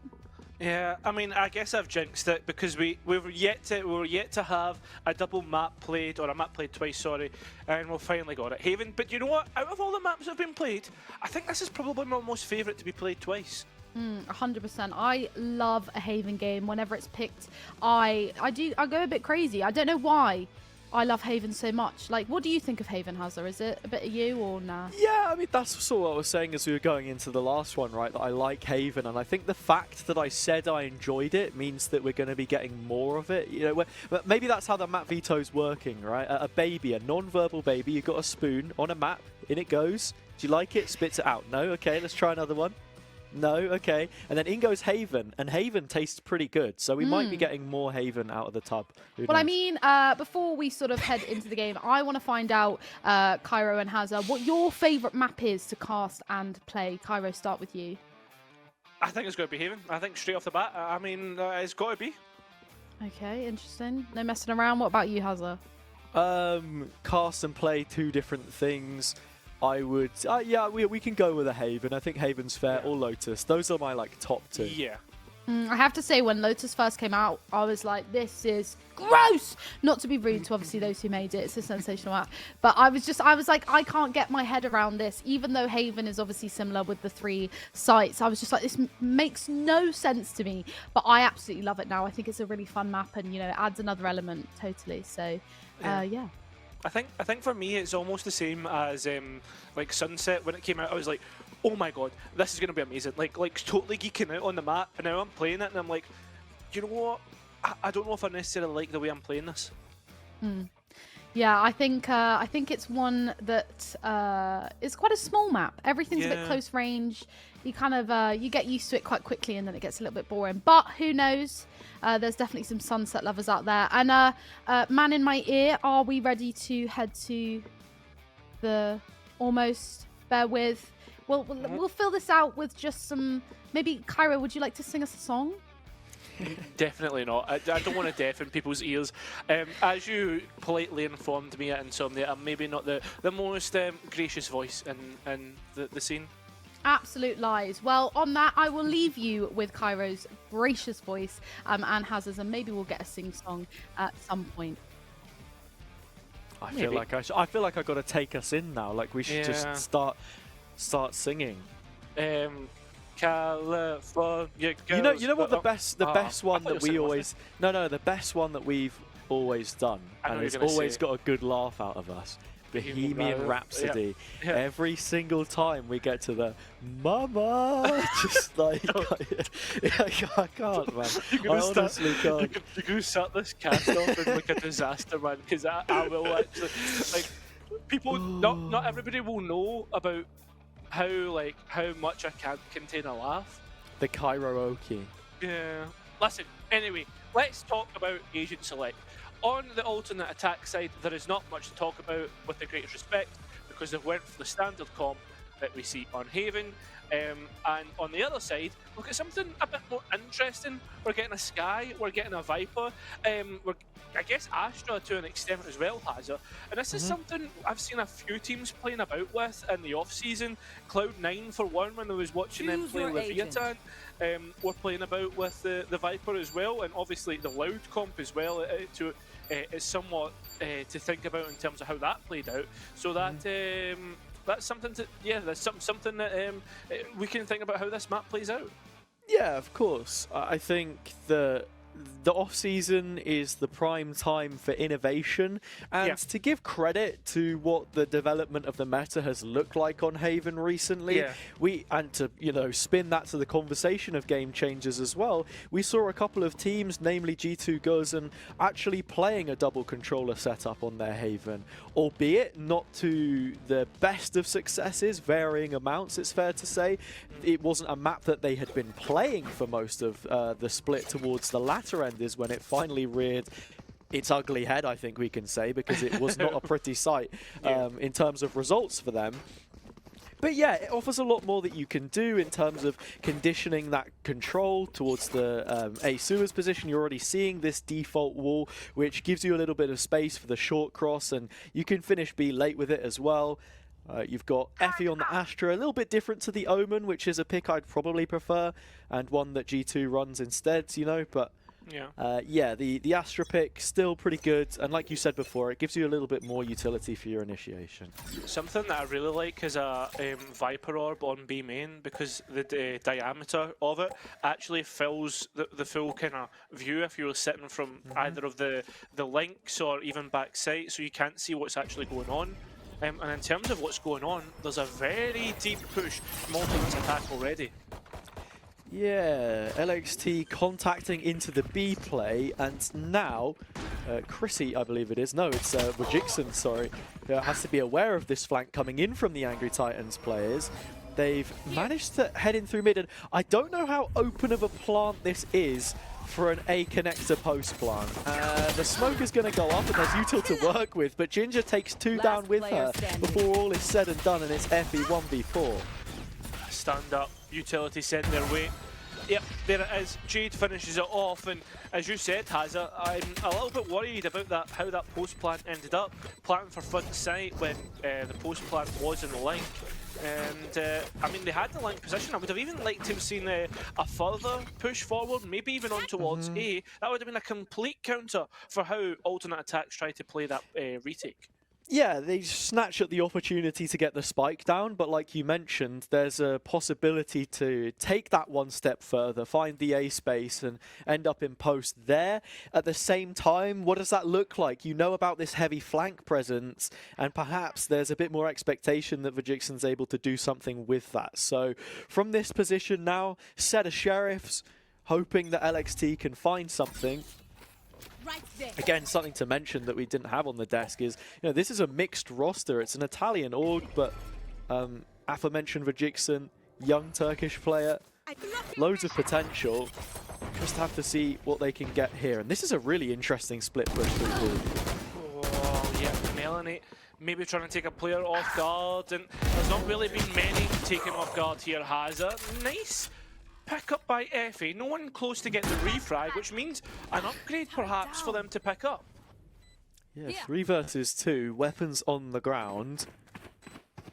On attacks heading in through C long. Trying to converge on both ends of the push. This fight for Medica is going to be instrumental, and she will deliver when it is expected of her.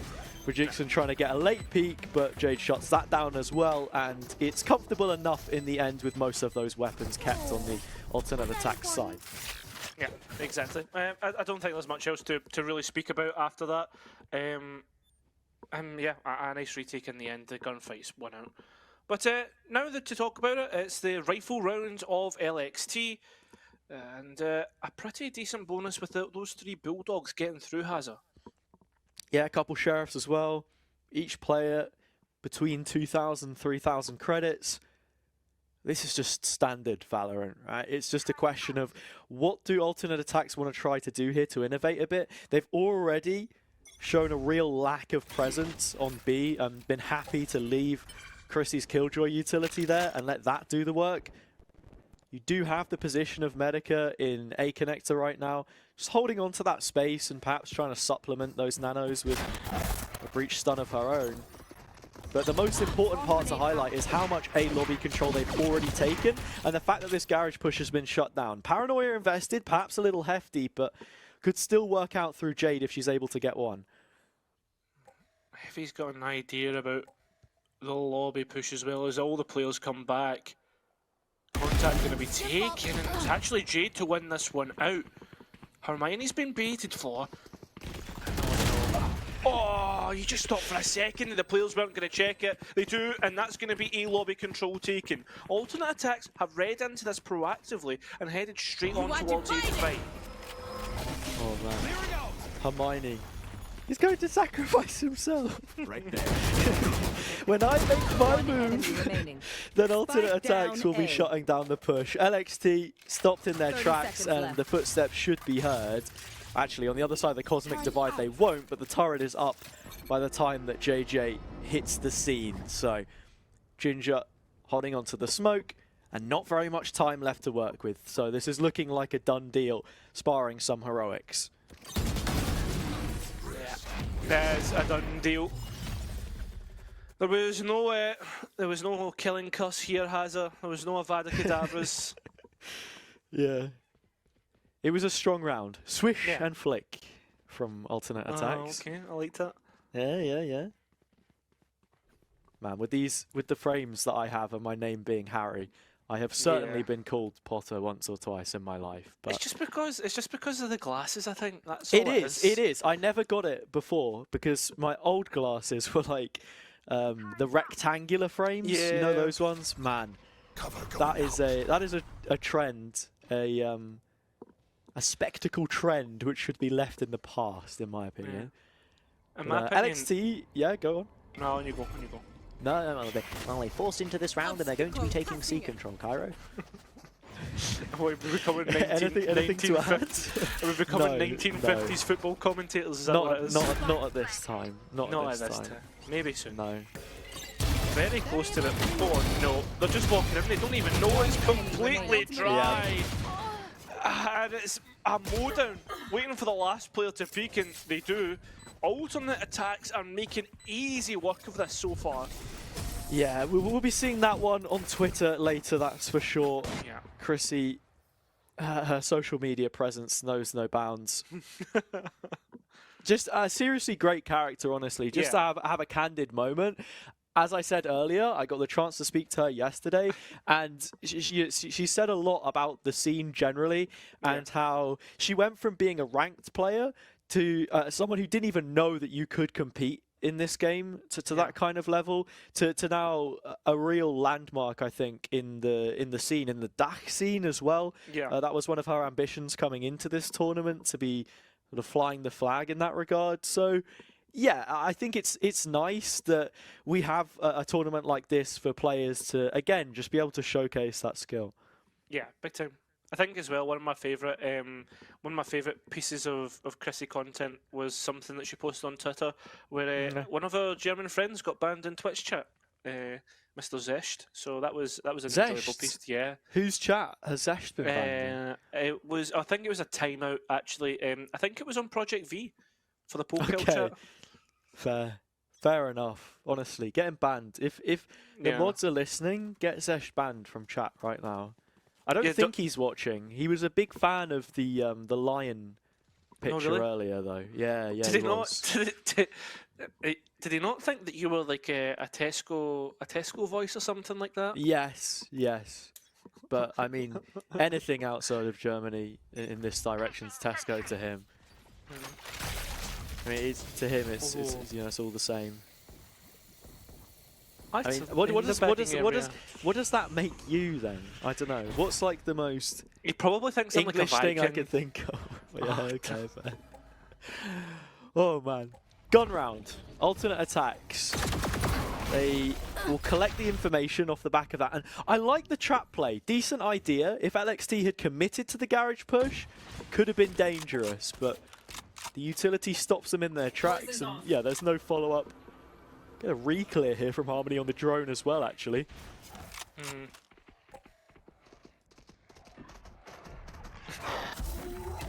Dogs found the Opper as well. And the Op's having to dip off as well. So, immediately the extremities of A have been taken by the attack, but the issue is Jade is not being dissuaded from taking the angle, and big from Melanie. Now the rest of the players can start to head towards site, but not before the Lurker's taken out. The Sova all alone is found. I think, I don't know about this plan here, Hazza, because the players are going to be stuck out and going to have to fight their way back in because of the lockdown. I mean, no Nano Swarm lineup. It's a free-hand involvement here from Chrissy instead, and one which lands wide of the mark, in fact, but Ginger can still follow this up, has good information on remaining players. Second guesses as to whether there is a double up in the corner, but the footsteps of Effie will give that away. Now in the 2 versus 2, the first tap comes in, just trying to trade positioning here. Both turrets felled, and Chrissy finds her third to put alternate attacks Ruby up to their 5th. And they're on the defender's side as well. just to give a bit of context to it, he even, I mean, typically, his attacker sided. I mean, I guess we've not really seen that in the last map that we watched, as it was both defender sides that were taking the advantages into the next half. But at this time, when LXT have not scored a round, you begin to worry alternate attacks on potentially for the 6th. Yeah, and especially with the advantages that LXT had in that previous round, I feel like they didn't play the hand as best as they could. JJ gets spotted on B, and again, Chrissy's involvement, currently 11-2, really impactful by dealing with that lurk. Then even from sort of like the 4 versus 3 situation, in post, you expect them to be able to crunch the numbers in the A retake. And with the amount of utility that got baited out in the early rounds as well. I've also got to think LXT have used up one of their timeouts. You know, obviously the management, the coaching, not happy with the scenario that they're currently in. So there is a worry, even from the outside, the players might not have a full grip on the game plan. Yeah. Warning shot fired off. Harmony in a more aggressive angle finds the pick, rotates out, and the operator will then fall in line from Jade. So a little bit of a bait and switch, but alternate attacks are just so well set up in this position. Shouldn't be able to dislodge anything, but doesn't happen to be the case. Harmony falling back, gets at least one tag, and will confirm it through the second with a kill. Trade back to the advantages through the ultimate, and as the players go to take C, the rest of alternate attacks have grouped up. This is also a great read from LXT. Again, JJ overplaying the B control just a little bit, but seeing that alarm bot go down, you know the Killjoy player has rotated away. With Chrissy usually being towards Garage, they can take this site for free. Only issue is, now it's a 2v4. Yeah, they're going to have to fight back. They're going to have to find something here to make it work. Waiting for the utility to pop, an opportunity to perhaps take things, but it falls alternate attacks its way, and at least, at the very minimum, alternate attacks will be even moving in towards the next half. Yeah, like, to give credit to LXT, they have a bunch of the right ideas, you know? They are creating pressure in the right areas of the map, they're baiting out the utility, but when push comes to shove, the execution isn't perfect. You're either missing a player, or when you do have the advantages, you're not making the most of it, and you're, like JJ the last couple of rounds, has just really not been finding the luck that they would hope for, trying to create presence on this B side of things. But, I mean, to counterpoint you, would you see that that could be at the cost of the comp, of not following what we assume is the standard procedure with the Sova and the breach, etc.? Yeah, I guess, I don't know, really. Like, as I said, they've been doing a decent job at, like, having the right positions, maybe getting some picks, but for the most part, it's not been perfectly executed. Looking at this, seemingly B, look how much space towards A the defenders have already taken, though. Really, it's just imagine to escape on towards A side as the rest of the players try to scrap their way onto B, but unfortunately the kills do not fall their way. Instead, they begin to scarper. And again, this is like the perfect demonstration of what I was just talking about. They've found some space through B towards A, and then it's perhaps over-facing just a little bit too much into duels that you don't really need to be taking. Melanie on her one does that. There's no double up. And what kind of a position does that leave Effie in? A very difficult one, and that's sugarcoating it.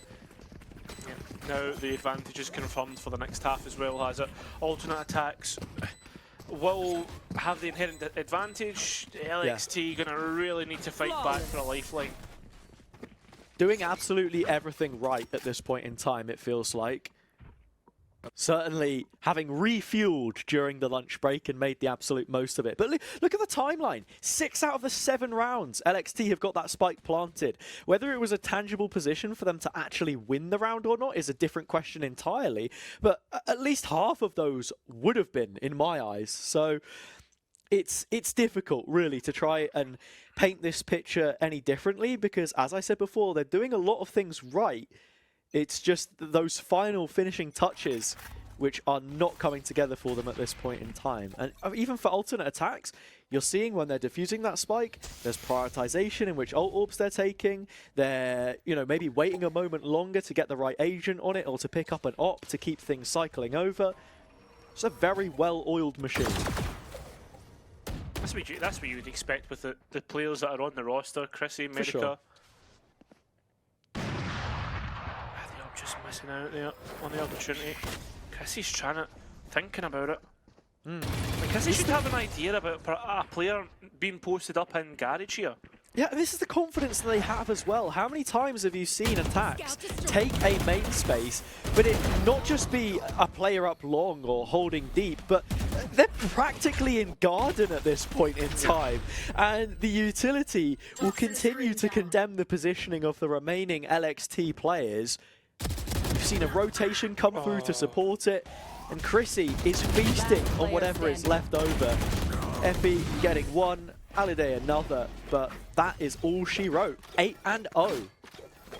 Yeah, it's so unfortunate, and on top of that, Hazza, we've also got to be thinking, like, just off the back of a long break, you know, some of the players might not be as warm as what they once were in the first 3 games. And yeah, I mean, some of those gunfights were 60%. You think about Chrissy jumping up there, you'd expect JJ to win that fight. It comes back to some of the things I was saying about the first game. You know, being match ready is one thing, but being well drilled and well prepared is another. And you even see, like, again, you expect attacks to have been keeping warm throughout the break as well.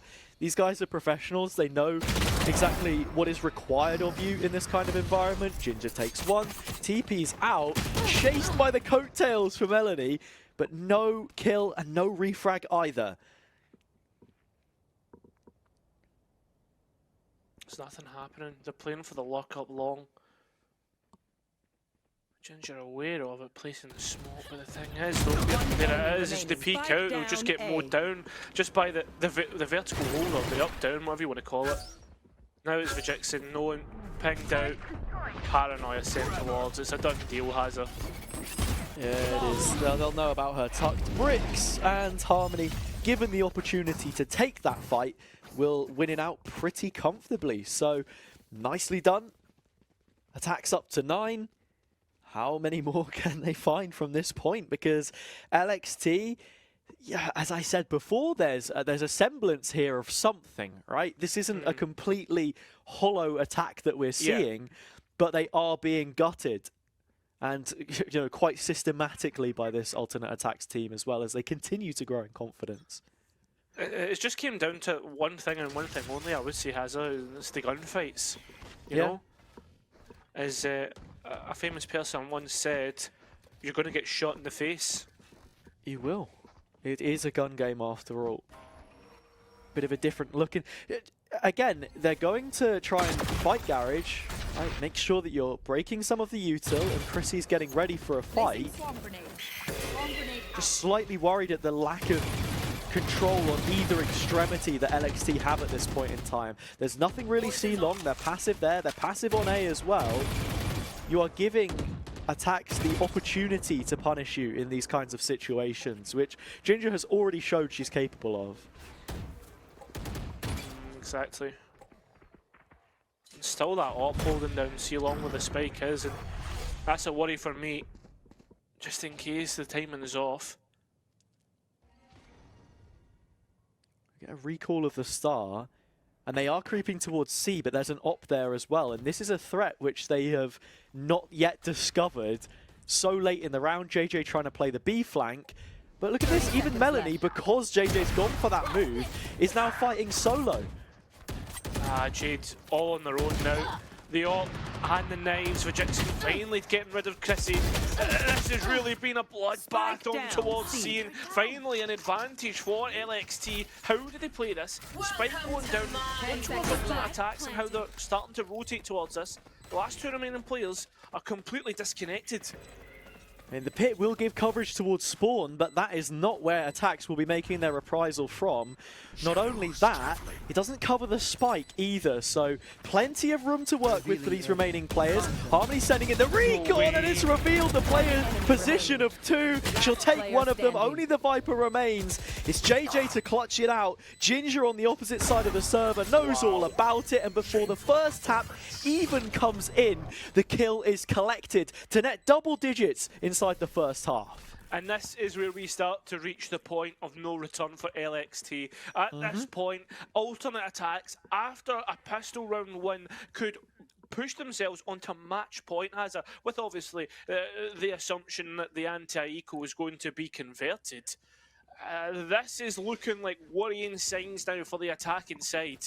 Yeah, and there's such an easy endgame pathed out for attacks here as well, because you win pistol, okay, you're set up for rounds and you carry on from that point. You get a spike plant though, and a round loss, you can force into it. You choose not to force, and you'll have the better guns when it comes to the bonus and you're against the defender's side. So really, they are just in such a strong position here. You know, LXT, even on that round, they were taking those individual gunfights. They win them out, being the difference. But when it comes to the post, again, a little too passive perhaps and disjointed in approach. And I hate to say it, but if your LXT that was a 90%er, you know? Yeah. That's when do you stop to feel disheartened? How do you convert that? The players waiting for alternate attacks to peak them, but yeah. I mean, it's fair to say alternate attacks have been fairly respectful in how they've played this. Like, JJ has been playing by themselves and done a decent job at getting some of those kills, namely the previous round.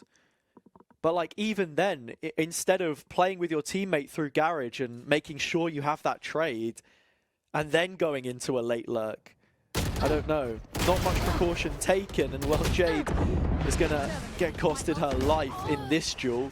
Chrissy with another, but as it stands, attacks look hot to trot in terms of taking these fights on the chin and winning quite a few of them out. Harmony drops, good timing from JJ on that lurk, but Medica has the spike and all of the utility to go with it. This is the experience coming through. Nearly a full belt of utility as well, and as they peek out. Oh no, not looking the right way. Finishes it out nonetheless. Running with your knife out. JJ gets caught. Vajixen already low, and I think that round sums up LXT's whole map so far. Yeah, I mean, the spike down in that kind of position, you expect Medica to be, at their very least, orbiting its general area. Yeah. So to be running knife out to try and get it back, yeah, there was not very much time left on the clock, but if you do the math, there was more than enough to at least shift into position, then take the peaks and maybe start running with your gun out. You've got enough to get that done at the very least. But hey, 11-0 reads the score. And to be honest, I'd say it's a pretty fair representation of how this game has been so far. I've got your We're just got the entry, and we're trying to set up more players to get and take fights. It's going to be happening, and it still seems to be falling LXT's way, so a real lifeline in this round. Last couple rounds have looked a lot more like this. Again, the game has devolved into a bit of a skirmish, and Medica getting her ones, as are the rest of the team. Chrissy with yet another kill. And that preemptive lockdown forces them into the crosshairs of Jade on the operator. Whichever way you go, you're walking into trouble. They will wait out the threat of Chrissy's reposition here for a moment.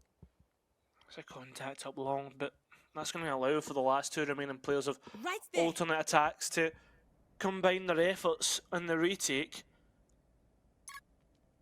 This is smart from Chrissy as well, because she's not going like too crazy on the reclear. It's slow, holding on to short space when they come back into this. What does the post plant look like for LXT? It's a default plant. I don't think they have any idea that attacks are as hot on the money as they have been. Oh, never Cosmic Dividing in towards CT. Surely you have an idea. Think about it. They'll know now. And now it's all up to the Jet. Holding it down and doesn't quite hit the mark. It is a flawless half from alternate attacks, and has that one pistol round will decide this full map. Attacks could be walking away in 13. which will continue to move them forward in the Swiss system. Every single player on their side has given a good representation of their character, of their quality. The Chrysler at the top. Beware, the big bad Chrysler. 17 and 4. I mean, you can just read it from top to bottom there. Even Jade, that last round, still 7 and 5. Absolutely no complaints on my end. Yeah, I guess they are maybe not reaching as much value, but I mean, first game back, you know. Yeah, feast or famine on the op anyway, right? You Yeah, get what exactly. fights are given to you. LXT, again, like the macro from them wasn't terrible. It was just the way the pieces fell together. Sometimes that's the way the cookie crumbles. And as for now, it's about how this site crumbles, or if it does in general. All 5 players looking to home in and should have an idea that the players are in the smoke as they try to peek out. They'll get cut down. Spike is ready to go down, and I think Chrissy has an idea about this flank coming through. Already bought into a Sheriff, feeling it now. Wow. Chrissy looking to add another reel to the highlight, but not going to happen. 1 versus 3, Melanie with it all to do to keep them alive, LXT, and last one more to save face, and they could be hanging their heads from the embarrassment that's already unfolded. Crossfire set up backside. Doesn't look like anyone's going to budge, but given the opportunity to face, they'll take it up with open arms. 13-0, alternate attacks Ruby, destroy LXT. Yeah, they do, certainly do. I don't think there's any other way to actually put that one, Hazza, as much as I would love to put a nice gloss of paint over it. But if I'm being honest, LXT do need to gloss over it. They need to just be like, do you know what? That was our map. It happened. We move forward. Because there's still 2 maps to play, 2 best of 1s to play in this Swiss system left. Yeah, you move on to the next. There aren't too many other ways to shape that up other than attacks just being a lot better and a lot more decisive when they needed it. Again, still, you know, I think this is one of the benefits that we get here on the desk to sort of speak of some of the qualities that LXT had, because I don't think it's very often that you can say in a 13-0 whitewash that there are positives to take away, but they showed at least a basic understanding of how to play that map. Basic understanding doesn't quite cut it against the team as developed, especially in the region and sort of EMEA as a whole, as alternate attacks though. Yeah, exactly. But talking about well-developed, this desk has been well-developed, Hazza, as we now look to bring in another host. We're going to take a quick 1-minute break, though, and then we'll get Megan. So we'll be back in a minute. Or 2, or 3. Or 3.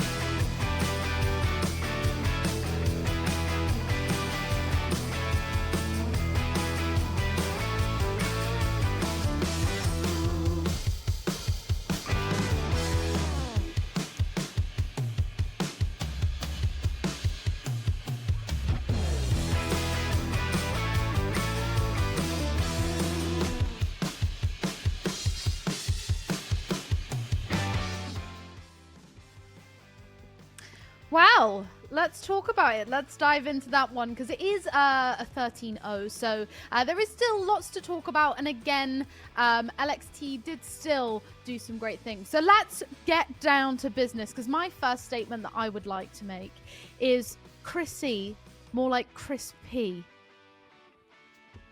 Am I right? That. Yeah. I like that. Thank you. I was waiting to say that one. But yeah, Chrissy really showed up and absolutely dominated. I guess you could say she was sensational. So I don't know if you, Cairo or Hazza, have anything specific you want to say about Chrissy and the way that they played? No, I would agree with you. She was making a tier list of people on That Valorant Twitter yesterday. So I think, look, if you're going to be making bold statements about other people, you got to back it up, and she certainly did in this game. 100%. And I think something I definitely want to highlight that ATN did really, really well is you sort of notice them taking control of A most rounds. They were getting that early information, and they could just play off that really easily. So yeah, I do want to talk about that because I think that's a really important part of Haven that I see a lot of teams do, is taking that A or that C control. So let's talk about that a little bit. Yeah. Cairo. No, yeah, no, 100%. And I mean, I think as well, something that you have to note is it was done like in pairs, it was done together, so that at the very minimum there would be a tradability there. The fact that they were able to, like there was always a plan, there was always a thought process behind it, and it got to the point where they were starting to outclass people, and I genuinely think that like on reflection of that map, it was an alternate attacks outclass rather than an LXT underperformance, if that makes sense. And Hazard, I do want to ask you, because I feel like it almost felt like ATN had never-ending utility. I think it got to the point where LXT were just trying to break as much util as they could before they executed onto site, and then still, for example, in that Viper ult, the recon had regenerated, and that was the MVP of the round. So let's talk a little bit about the utility usage from ATN. Yeah, and it's that regenerative utility that you highlighted in a couple of different ways there. Like Garage Control, for example, there was always a response. You had the stun coming in, and there wasn't really too much that could be done once Medica had done that. Or like Harmony, it had the recon, which kept coming back up. And while LXT were trying to deal with these threats, and that's why I said that they had a decent go at it, the protocols were just far too rigid on the ATN side to actually allow them to have a bit more success. I would have liked to have seen more combination play and more team play from LXT themselves to sort of match what it was that attacks were offering, because there were points where they'd sort of drawn the util out, but then didn't make the most of those advantages once they set them up. It comes back online and you're facing the same problems again. Yeah, and I do think we did start to see that sort of more towards the end of the first half, and I think it was just a little too late, unfortunately. And the combination of sort of the shutting down that garage push with all that utility and Crispy holding it. Get it, Crispy? I've already made that joke, but I'm going to make it again. And then that taking control of A was just a deadly combo that I think LXT couldn't overcome. But let's head to sort of the post-match analytics and go into those. Again, Cairo, Hazard, take it away. Read whatever you want to read off this. Yeah, I mean, I guess I think that the one thing to take away the most is the Chrysler is up at 394 ACS, as you say. Crispy indeed, Ginger as well. I think like the most important thing about this, it wasn't like the duelists that stole the headlines here. It was the supportive players or the site anchors that probably played their best. And I mean, you would imagine that being the case, that it was a 12-0 for the defense. Yeah, I just want to like jump in and echo the thoughts of what Billy was saying in the prod chat. You know, we asked the question, what did I have for lunch? What did Cairo have for lunch? What did these girls have for lunch before the game? Because if they're dropping those kinds of numbers, I gotta know, man. I gotta know. I want what they're eating 100%. Unless it's got mayonnaise in it. I'm not a mayonnaise fan, so avoiding that. But I mean, do we want to take any wild guesses who takes MVP here, or is it pretty obvious? I feel like it's pretty obvious. Yeah, it's got to be. Crispy is pretty obvious. It's Chrysler. Please stop. But yeah, I mean, she really does deserve this MVP. I'm sure, as Hazza said, sort of as casting, we'll see that 4K on Twitter later, so make sure that you're all there to react to it. But yeah, well deserved in my opinion. Yeah, 100%. I don't think there's much more to say, to be honest, Meg. No. And look, you say 4K, there was 3Ks, there was 2Ks. She can make her own frag movie out of that one game, probably. Yeah, 100%, 100%. And I mean, staying on trend of talking about Chrissy, I think it's the perfect time to head to an interview with Chrissy herself. Hello everyone, welcome back to our series of Lioness Cup interviews. I am very happy to be joined by Chrissy, aka the Chrysler, aka the back-to-back champ and potential future Lioness Cup winner. How are you doing today, Chrissy? Okay, wait, okay, that's it. Then we'll just follow the entrance. Hi. I'm fine. Thank you so much for asking. How are you, my friend? Yeah, I'm doing really good. Of course, we're here to ask you some questions about your experience in Valorant and gaming in general, and that's where I'll kick things off. Where did you get started? That can be casually, competitively, it's entirely up to you. First I played Valorant just casually. It was, before you can download Valorant, it was like through the Twitch thing, like you needed to watch it. And, I got the key, played the beta, I was really bad. And then my ex-girlfriend convinced me to play it, and I was like, oh, okay, I guess. And, now I'm addicted to the game. Yeah, I guess you could say so from one love to another, perhaps. Yeah. Or was it that initially drew you to Valorant as a competitive game then? Well, to be honest, I was just playing ranked, and then one, maybe streamer, tiny lady, she added me. She was like, "Oh, well, you play kind of good. We should play Game Changers." And I didn't know what it is, and I was like, "Well, okay, I guess." And that's how it all kind of started.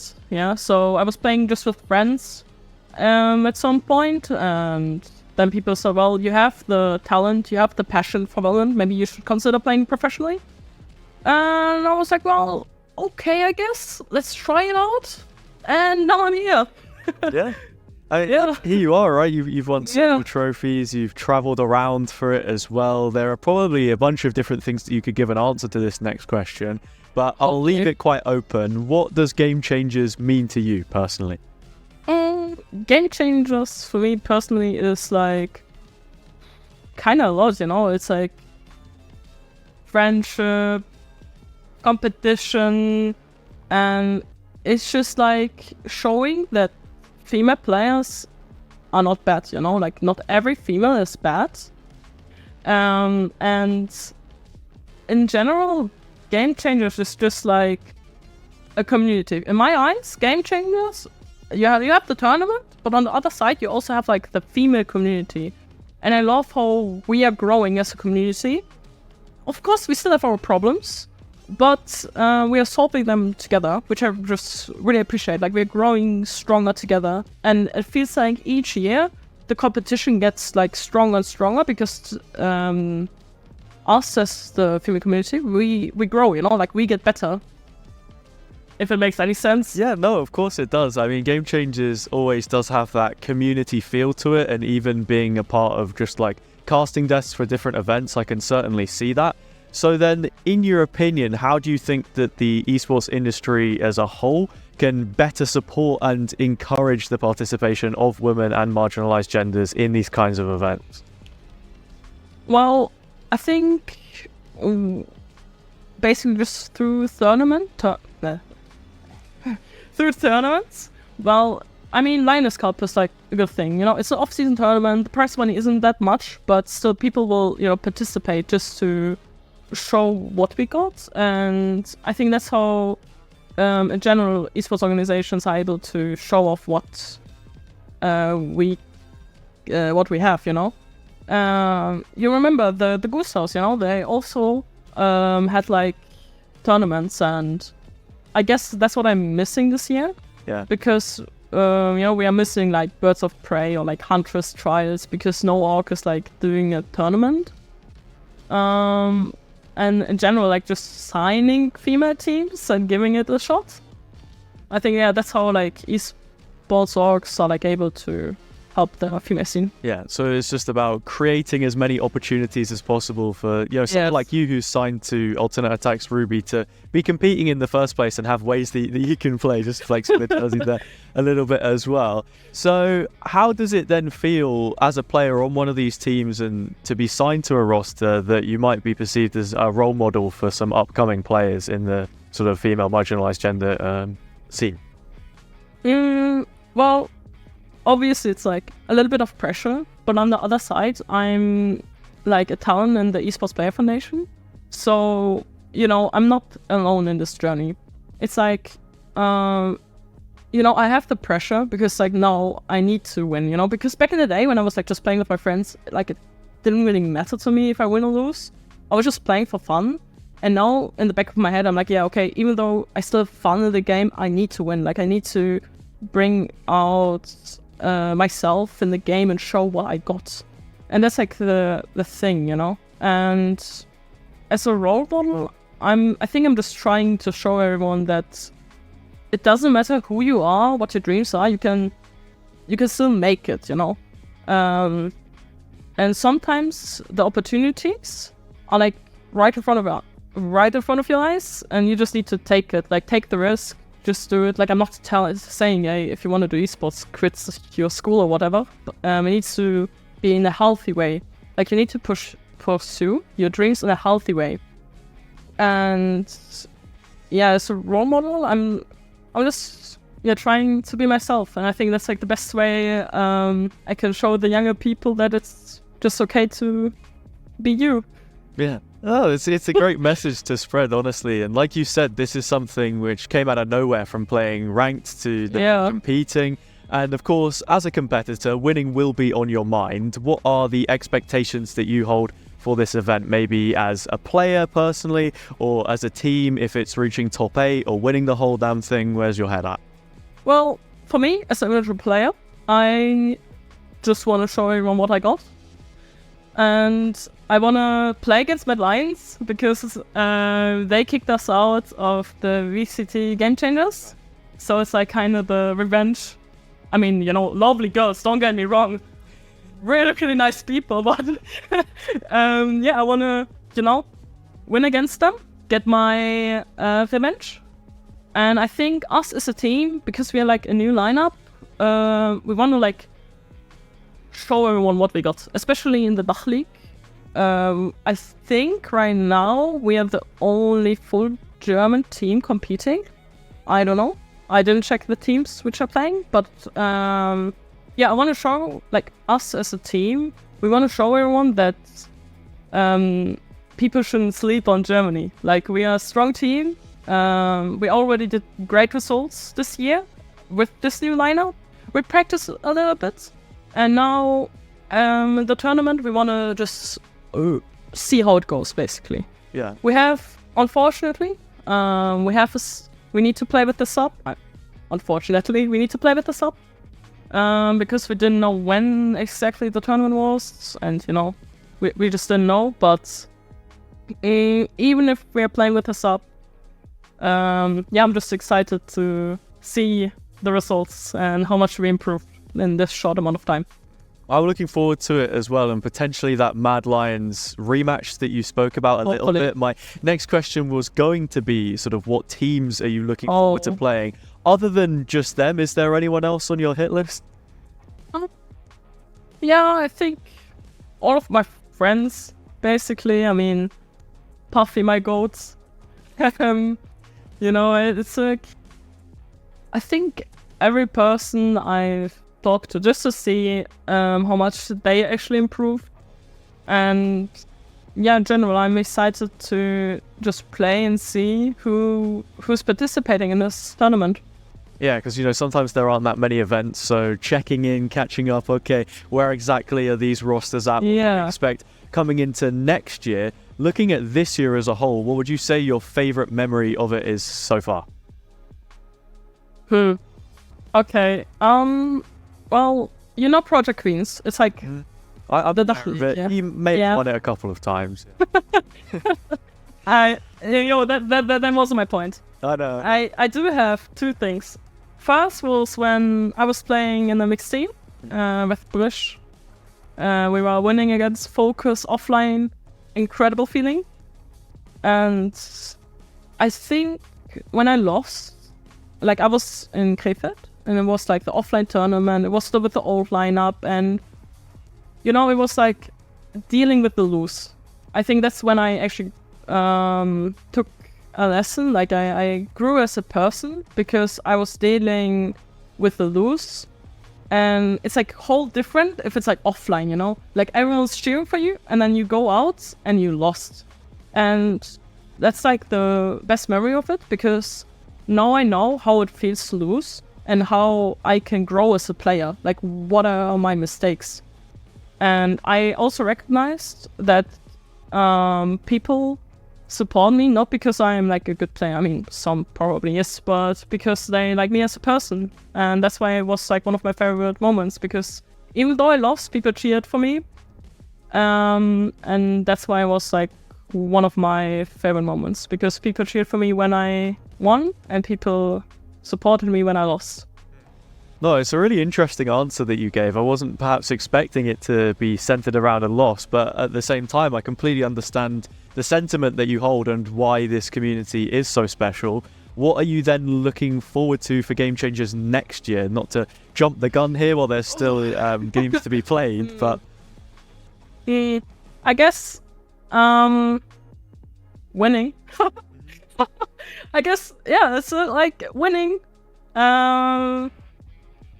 I mean, yeah, the goal is obviously to win.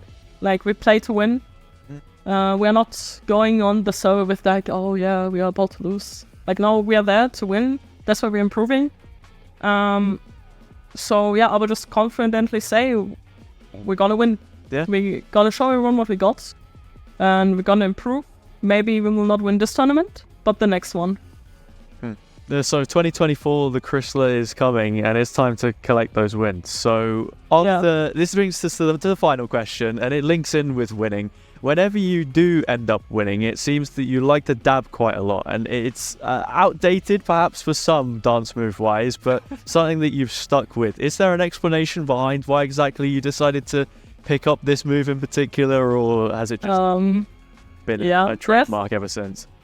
There's actually one reason, because I think the competition itself is like really, really high. Like, we have a lot of strong individual players. And then, look, there will be players who will win the tournament or who will be always like good or whatever. But then it's like, I won the Project Queens League, but people don't like memorize me because I won the league. Because I dab, because I'm like myself, because I do all of this funny stuff. And I just want to show people, that's like the role model thing, that you can just be yourself. Like, if you want to be like cringe or whatever, like, just do it. Like, just do what you want to do. And with the dab, it's like, I just started to do it as a joke. And now I'm just doing it to show everyone, like, hey, that's me, that's myself. It's like okay to be yourself, like, it doesn't matter. And yeah, that's why I will always keep on doing the weird stuff I'm doing, going on Twitter, doing funny stuff. Yeah. And yet competing. Yeah. No, it's nice. It has a bit more of a story behind it than just rejecting normalcy and embracing the cringe part, you know? It's nice to know that there's more layers to it. But that is all the questions that I have for you, Chrissy. If you want to give any special shout-outs or fighting talk, I guess, coming into the competition, now is your time. The floor is yours. Oh, God. Oh, my God, that was so bad. I'm so sorry. Holy... That was so bad. Never mind. Don't. we can scrap it if you have anything to say. I've got something as well. Oh, okay. No. Well, let me think. I guess I want to say hello.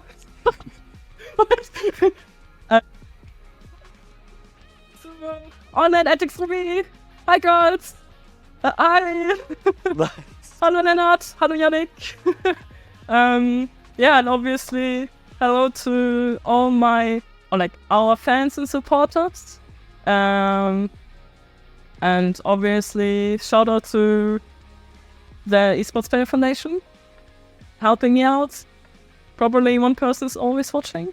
And yeah, to the competition.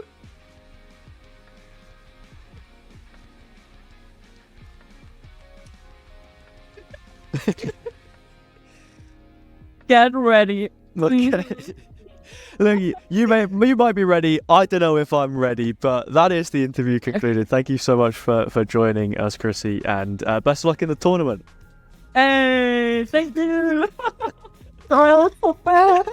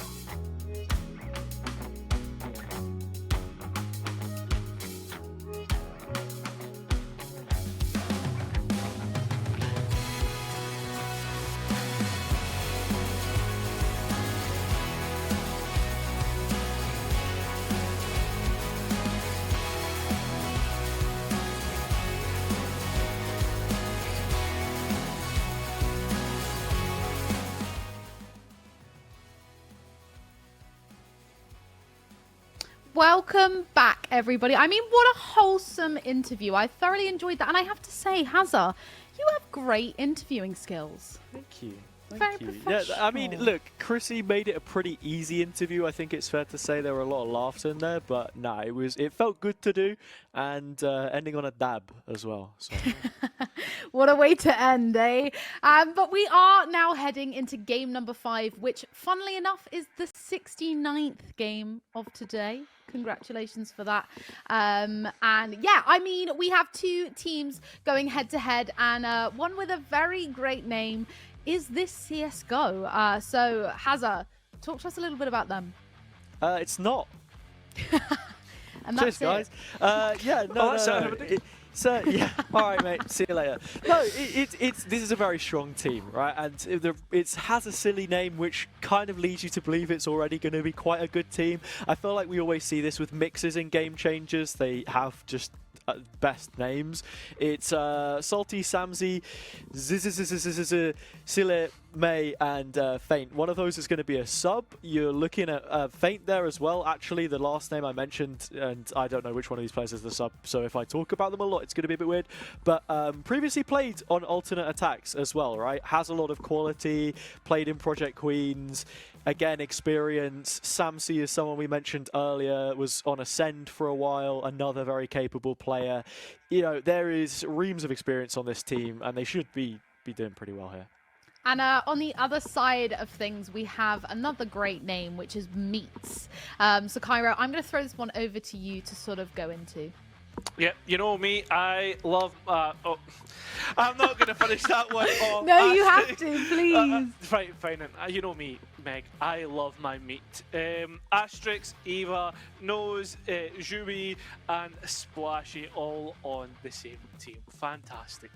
There is another great name actually taking part in this tournament, and it is Peppa Pigs, Yes. who I definitely would love to broadcast. But you know, we'll see who takes the 6th game, because there's so many teams taking part today. If you don't know, it is a Swiss format, so all teams are going head to head alongside the one that we are broadcasting on the live stream. And yeah, we're getting as many games in as we can, so 6 is all we can fit in. But let's head over to map picks and bans and see. We've been told there's a bit of a surprise here with the map choice. No.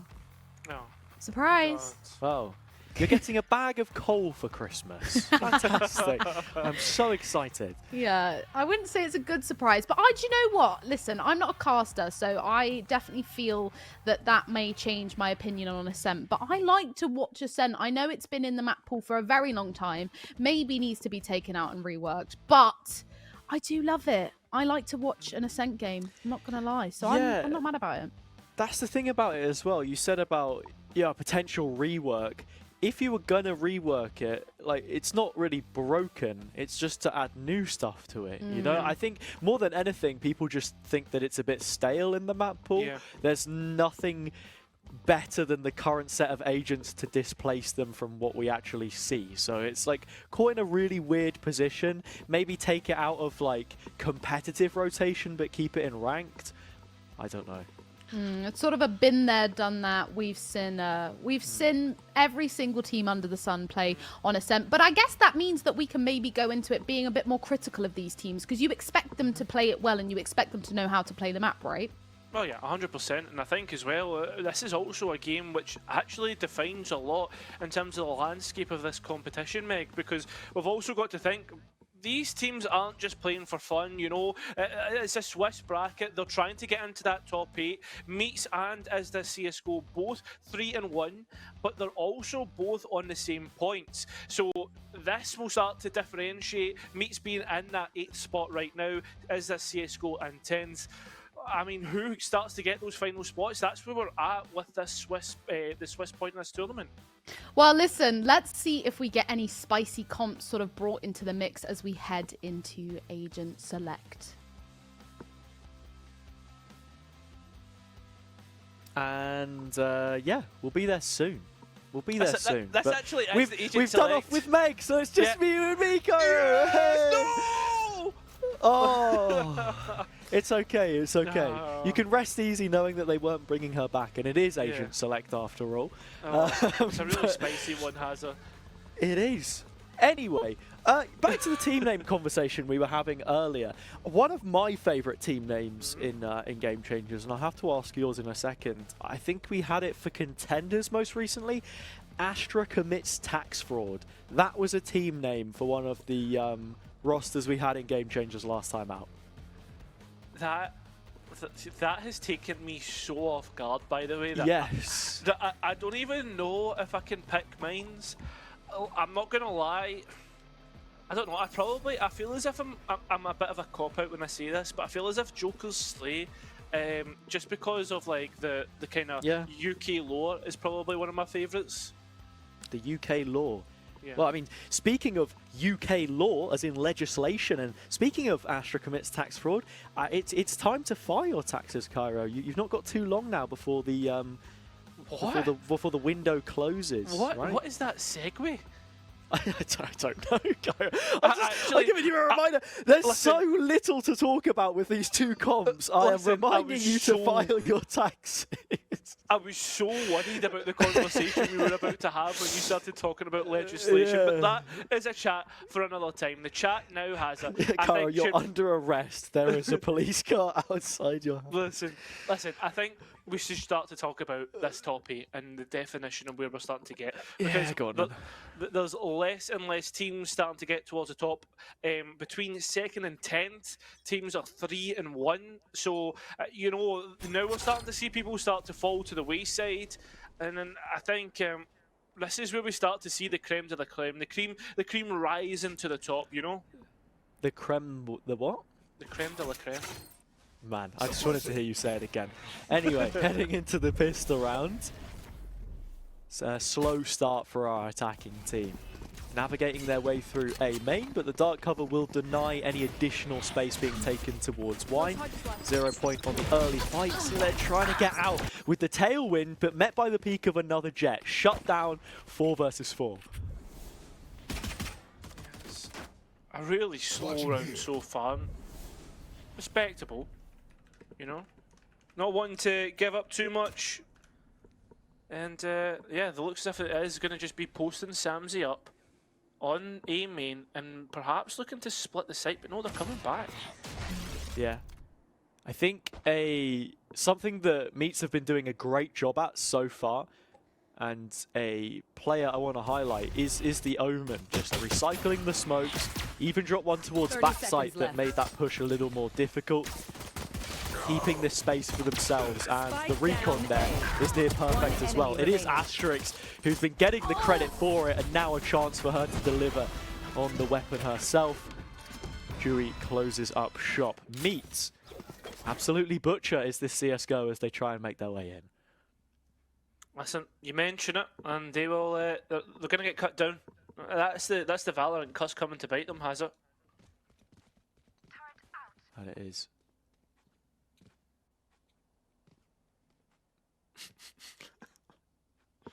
Is that all? Okay. All right.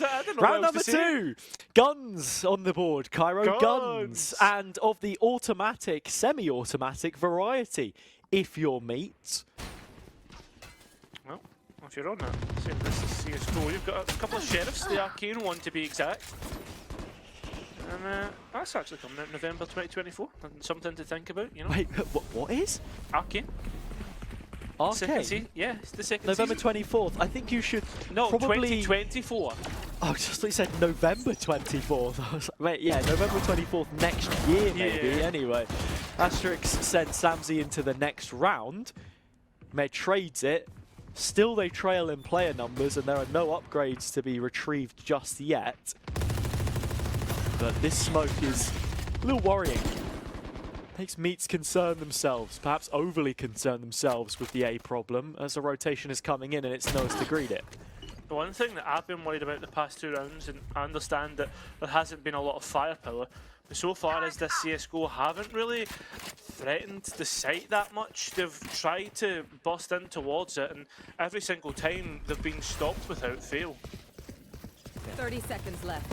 Now slowly starting to see the last couple of players on the ITCS side making their way onto B. Mai has just about beaten the player trap here. They shouldn't know the position, but Shots don't connect when the time comes, leaving Honor 10 on their seconds ones. left. 1v4 in fact, and Nose will finish it off.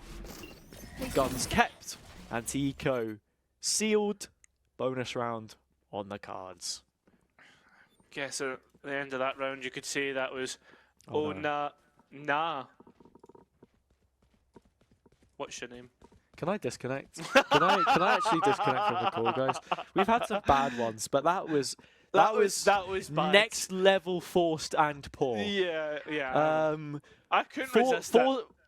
Forced and poor will be the case if ITCS don't pick up this round. Best that they convert when they have the guns. Yeah. And it's a slow round this time. No, I mean, you think towards the past two, it's been pretty much direct. No direction as of yet decided. And I think players of us this CSGO want to somehow approach mid, but are waiting for the smokes to go down before they do so. Scylla is just walking up mid. Space has been given to them. Recursion's dropped all the way back in this situation. Drone on a mission to clear out B garage, and it will. Scylla again in a nice little spot to cut off rotates and gain some audibles. We have hindsight, we know the position of the Sova deep. Meats are still stacking into this A play, but with the amount of ground that ITCS have covered, they are going to commit B in the end. This is really, really nice. Just Kieran here. Stay down. Well, Scylla is going to pop out of it. More players to try and peek through, but it's dealt with. Now we can see the retake start to come through, but talking of retake, the site's not even been taken yet. Spike's not even out.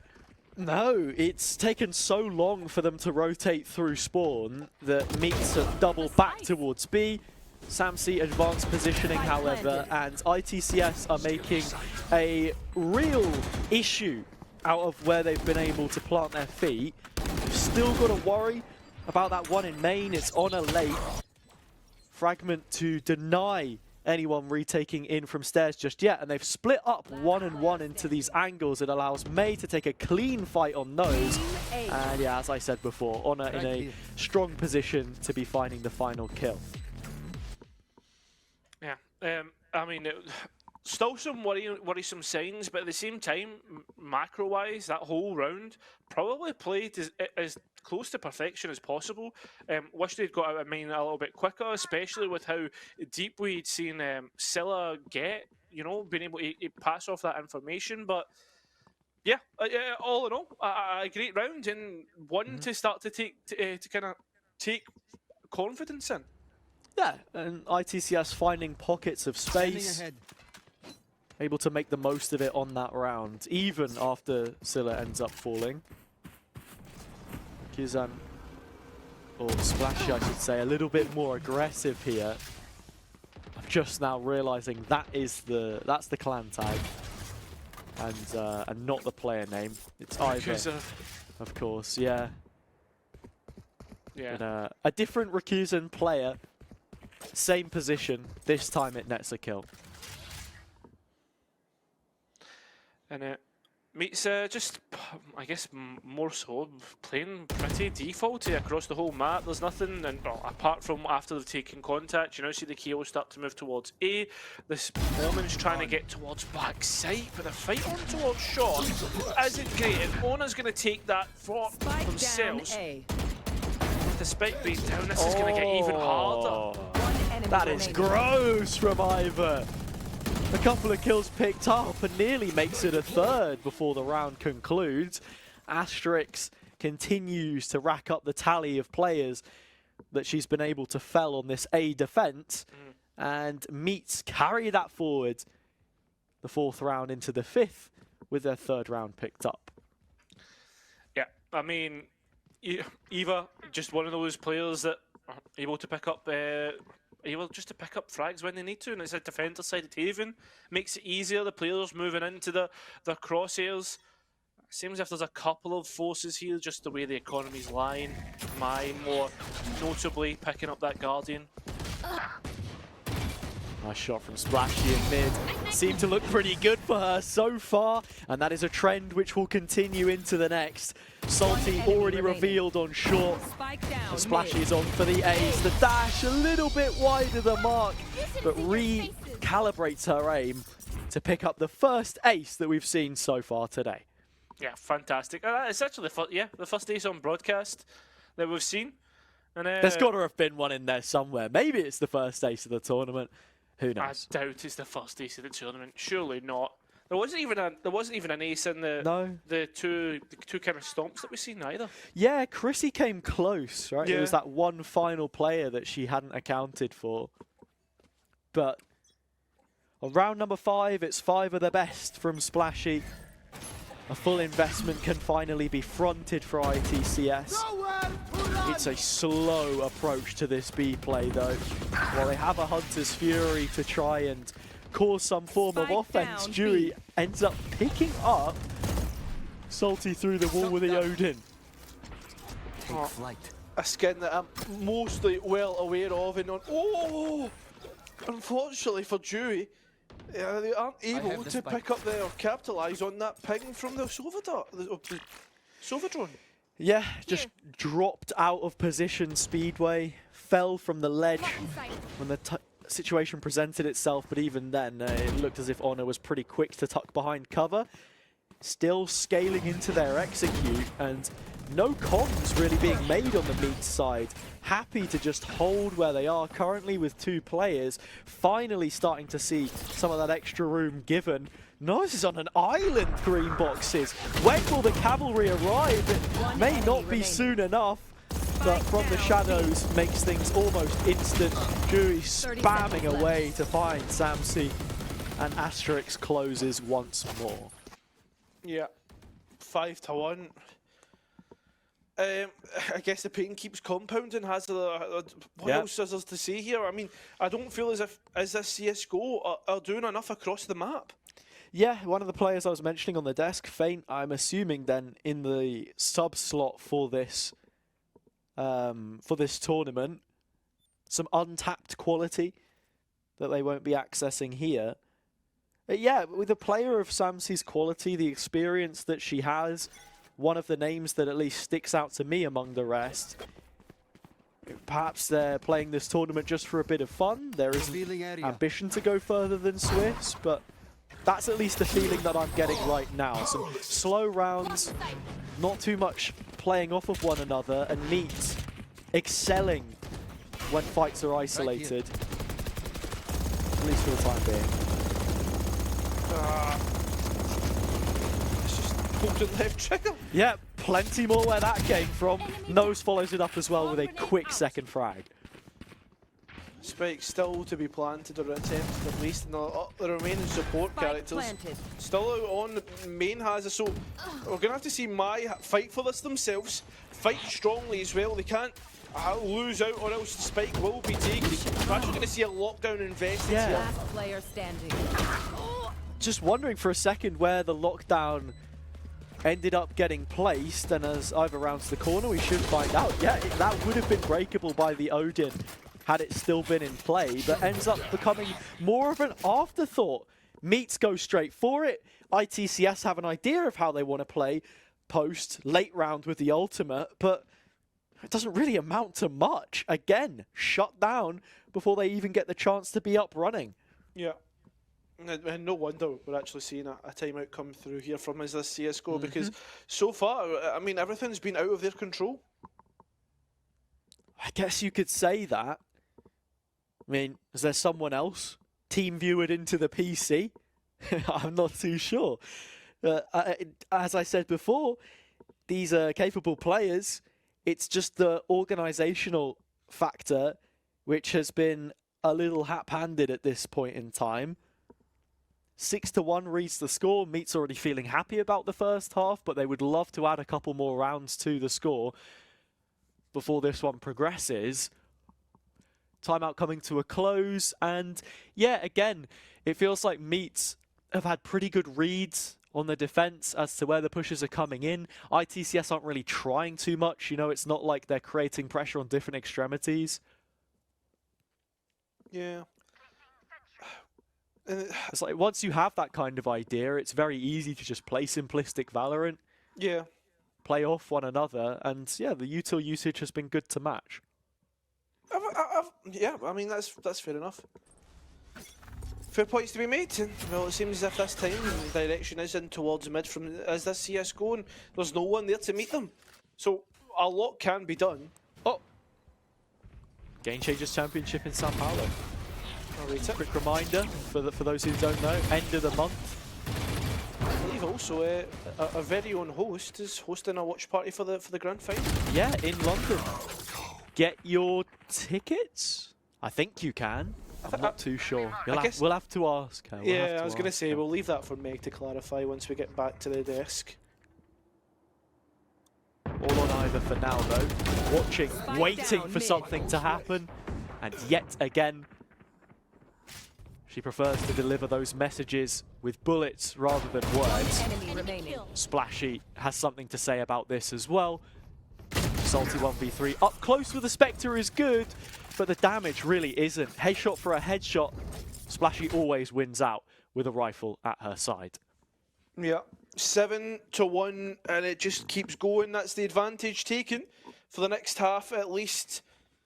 Meets making this gap bigger and bigger. And I mean, as the CS:GO after the timeout don't really get much done. Now this is where we're looking towards them to get things done, with them being on their rifle round. Yeah, it's getting to that point again, Cairo. I feel like that old woman outside the house, she's just found out there's another general election. What, another one? You've got to be joking. We could be in for a pretty one-sided affair yet again if ITCS don't have anything to say about it. Yeah. The Blades were dispossessed early, but they do have them back now. Missing your smokes, though. Nice entry from Splashy. Yeah, it really is nice, and as you say, with the smokes missing, the key angles will be open, active for to be taking gunfights with. Scylla already using up both movement abilities means that she'll need to find a couple more kills before we get a reset. And needs those frags as well to make sure that the Blades stay up and active. ITCS at this point in time respecting the wishes of Meat. The defensive line holding firm, but Splashy, as ever, hungry to dip back in and find something. Additional chip through the wall. Bit stuttery on the mouse perhaps. But all good for now. Rotation called. B is the planned finish. But again, they are prepared for this. One enemy remaining. They are. Spike down. And there's only one player left. He's Silly and Spawn. No. And they're dealt with. Yeah, as I said, ran out of the Blades on the classic, running into defender's spawn to recover a weapon, but it will not happen. And now this game is hanging in the balance in terms of a recovery. I would put this down to be the final opportunity, or one of the last final opportunities ITCS are going to get. If you don't win this round, you probably have one more gun round before the half ends. A far from ideal scenario as things stand. I mean, the good thing is they do still have that lifeline, you know. Probably 2 more rounds at the very minimum, you would argue. And then the conversation changes to next half, but at this point in time, it needs to begin with actually being able to get out of a smoke and put pressure on the side, which I'm just not seeing, Hazza. Yeah, and just to break it down to the basics again, let's just take a look at the positions of the 2 defenders on this round, or at least try to. They might be dead before we get a chance. Okay, ITCS showing signs of life and putting B under their banner. 2 versus 5 retake post. If Meats were to make the statement that they're here to stay and run away with the game quickly, it would be now. It would be. But as this last 2 remaining players try to get through, I don't think that flag is spot on. Neither's the gunfights. As this CS:GO managing to find a second. A big round out of what I'd said is one of the 2 rounds to get. And what I can even do there is just reverse engineer the statement that I was making, where positioning had usually been an asset for Meats. They find themselves swarmed in that instance. Dewey over-facing a little bit, showing too much on the off angle, or at least doesn't win her gunfight. That puts nose in stairs, and when you have presence towards the site itself, and then also coming out of the out of main towards switch, you know, again, it's all about numbers, man. The numbers, Cairo. What do they mean? I'll tell you. 2 is greater than 1. You put them together, you win the fight. All right. Anyway, let's start talking about Valorant, and rather than numbers, the players start to head out towards the site, and Mai leading the charge with the ultimate, but unfortunately, a lot of them just getting shut down. At least the site anchor is gone, and while those pings going off, Mai's pinging the heads off the floor. Well, still players have got avenues to try and walk in, the door's still not shut, the lockdown causing issues, a Hunter's Fury not even working out. We're down to a 2 versus 2, and this lockdown's going to go off. Players can't get anywhere near the site, or we'll be able to now, but think how low that spike is, Hazard. Yeah, there's plenty of time to get this going. And the wrap as well. The angle completely forbodes it. Samsi's got to go for a shot through the wall instead. Catches one to the face from Dewey. And that's a 9th for me. So many things going wrong for them there, ITCS. You saw initially Mai in the site trying to spam the lockdown because of the visual effect that it gives off, pulsing away. You thought maybe there's a chance it can be wallbanged. Doesn't get that. Hunter's Fury invests. Opposite way round. Shows where Honor is playing from under. Quick little spam through, and you've managed to find 2 kills out of nothing. And then, yeah, the remainder of the post plant, just not quite enough left in it to get anything done. So we're in the final round of the half, and it's a hit and hope for 3. Well, there we go. Just return fire where the tracers are coming from. Well done indeed. Nose has managed to get one through the utility line on the floor. Players just walking in, and where they don't realise, although as the gunfights come through, it ends up in towards the attacking side. 9-3, they got the final round that they needed to have that lifeline. And now we switch sides, and the pistol round conversation begins.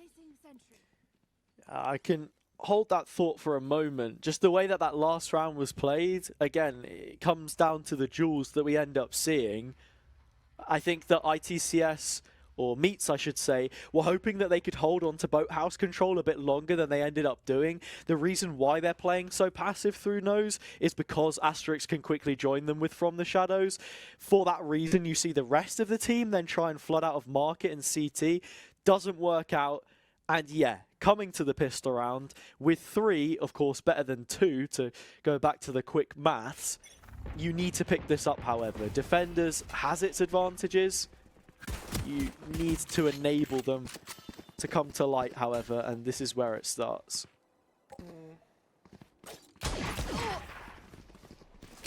Don't want this pistol. It becomes worrying signs. Although the players able to get out of sight without much contention, or not, well, pretty much close to the site anyway.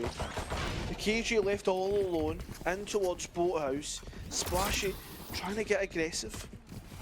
There's not much to be taken there, apart from spams through the smoke. Oh my god, Mai!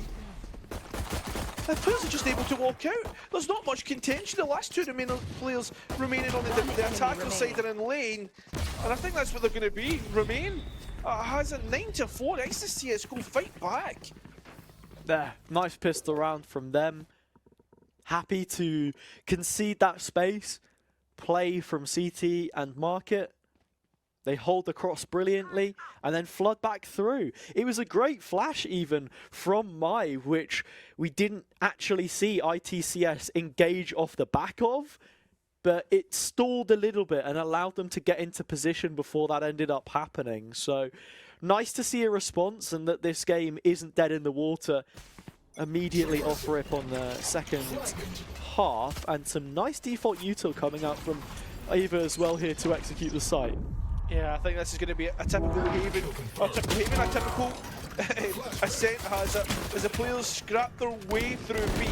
Spectres to be picked up, but Silly keeping that advantage. Silly, and with the spike going down, pings going out. The last two remaining on site. Will be found out. What a shot from Nose, right on the nose. Sandy finding that KJ and finding Jui as well. As this CSGO keep marching on. Nicely done from them in the retake. Didn't quite get a chance to look at what the investment was from Meats. I know there was a stinger in play, at least for the entry, to kick things off. And yeah, that is the only player that ends up being short-handed. Splashy. Instead, a Guardian is what they opt for, but still a fairly reputable weapon choice. Actually, Asterix rather selflessly degrades and demotes themselves to a Bulldog so that we can get that Vandal in the hands of their duelist player. It's fair to say Splashy has been fairly impactful on the Vandal as well, has it? Yeah. Creating the openers that you would have looked for on defense. Always a bit of a weird one when your Jet is popping off with a rifle sort of front facing in those kinds of situations. But hey, if it pays off and it works, then it works. Splashy removing the alarm bot as the smoke drops, but this is fine for Meats in the early round. You've created some pressure in mid, you can fall back, and you have Nose and Asterix waiting outside of both extremities if you choose to take either side. No more dash for the Jet either. We'll take 2 kills, but I don't think we'll be seeing them anytime soon. As seems if Meats are going to force their way through short. And successfully doing so. Salty in Wine is a obstacle that will need to be manoeuvred pretty effectively, and does so. There's Asterix dealing with it, and now we're in a 4 versus 5 post plan. This is where the gun advantages are going to be huge for Meats as well. Iva already preparing some of that set utility to be coming out, but the recon on cooldown for now. Not going to cause any issues. My thinking about fragmenting through the floor, but nothing done as of yet. Instead, a flash drive and a dive out of heaven. No kills collected. Scylla with a couple. They end up being consolations, though. It is double digits at long last for Meats. Yeah, exactly. On the what we would suppose for them to win, even though they did somewhat force up in the and have some lesser weaponry in amongst that biohazard. All in all, 10-5. Now it's about winning this one, breaking the buy of is this CSGO, the defender's side, pushing on to 11 and creating that pressure. That it is. Odin in play. The Honor Odin. I'm excited to see what they can create with this. We had Dewey on it a little bit earlier as well. Map not currently up, but as we see it, surprise, surprise, it is B main. Scylla, nice little kill off the back of the pressure that the Odin spam creates. And not only that, you see as well a little ping on the map, a lineup, and removes the turret through the wall. So if the Killjoy wasn't already gone, then you've managed to do that as well. Yeah. None of the 3 players on attack, trying to move in towards and there's so many crossfires, especially with that advantage. It makes it easy, and they make it look easy. Eva looking to fight their way through. A little bit of heroics would be required, and unfortunately for them, they can't show the goods when it matters. 10-6, and this is just ended up going to be a rally. Has a back and forth consistently. Yeah, ITCS with the bulk of rounds for now. Hey, perhaps it's a case of getting to grips with a different TAC FPS game and how exactly the guns work in that. If the name is anything to go by, they'll have been spending their evenings much like us queuing Premiere instead. And I'm not talking about the one that's happening this evening. No. Ult's in play now, though. Don't out us like that, Hazard. Don't out us as heathens. I love it.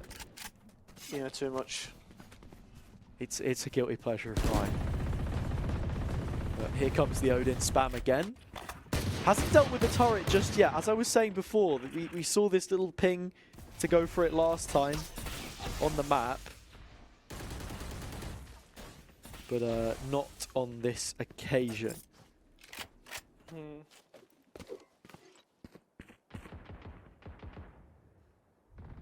There's not much happening across the map right now either, has there, from Meats. They're really taking their time poking and prodding all throughout the map. Seeing the responses from as this CSGO. Coming back. Yeah, ITCS have given up a lot of space though. You don't have a tree player. It is all the way back to heaven where Salty's currently positioned. And your rotate player just jump spotting is Sile, the Jet. Good impact so far this half, but the same can be said for the one on the opposite side of the server. A couple out of Splashy, Sile finally responds, 30 seconds left. not before taking a boatload of damage through the wall, and that spike getting planted with A crumbling in front of them. I'm not gonna lie, I didn't think you said planted there, I thought you said something else, but whether that word comes to light, we'll definitely see. Ping's coming through about someone trying to do the jump up. A nice flash, and it's just stalling. Oh, that's what it's all about. There might not be much stall left as Samsey makes her way in towards the site. Only one player remaining underneath. The spam to come through, and the spam works out. 10-7. Has a big round to win out. Yeah, brilliant reversal there from ITCS. Getting the kills back through. Samsey at the triple. This is the Samsey that I was expecting to see coming into this one. I think the absolute ceiling of her performance was when we were casting Medusa now. It probably would have been, it's been over a year at this point, not to say that she's washed or anything, but like when she was on the chamber, just because that's when you're racking up the most kills. Killjoy is an entirely different role. You're more of an anchor, and I think this is one which traditionally she's been known to play. Maybe you don't get as many highlight clips, but as I said before, it's just demonstrating the value that she has. We finally see the timeout come through from Meats. They're first off the game, slowing down the pace. While they're 3 away from seeing out this map, ITCS have now caught up within 3 to tying that scoreline. Yeah. Actually, just thinking back to that Medusa tournament, Samsey actually gave me so many clips from a reel. Crazy moments, man. Oh, yeah. Like, it was a strange time, the chamber meta, because if you were a Sentinel player that didn't have a bit of chamber about you, then chances are you weren't getting the best team opportunities as in comparison to other players. So we did also see, like, you know, Durka, for example, be moving on to that role instead of a duelist. Like, it was a weird time. It was a really weird time. But we're out of that winter now. Heading into a different one, of course. I don't know what winter you're referring to, Hazza, because... the seasonal one, where it gets cold and you stay in bed. Okay. Sile being supported with the turret broken and just keeps walking up into B main here with the operator. Yeah, does so. I'm getting a lot of information off the back of it. If there's no one in the Jet's sights, then that can only mean that they're elsewhere. This is why we're seeing quick rotations coming through from Is This CSGO? And putting a lot of their chips towards that A site. But it's entirely warranted, though, because look at the control that they've been given in this situation. Only threat would be some kind of market presence, but I don't think Meats have really read into this whatsoever. They'll be walking into the stack. The operator is affording them this kind of room, and that is exactly the result. Null Commander even popped to deal with this. It's popped, but straight away the KO's been dealt with, and it seems as if all the players on the site's been dealt with. Has 2 players remaining on the attack, and they're making a good go of this. It's the last 2 on heaven. Eva, once again, having to come up with the goods. The op shoots his first shot, Ona shoots the rest, and it's another round for the defender's side.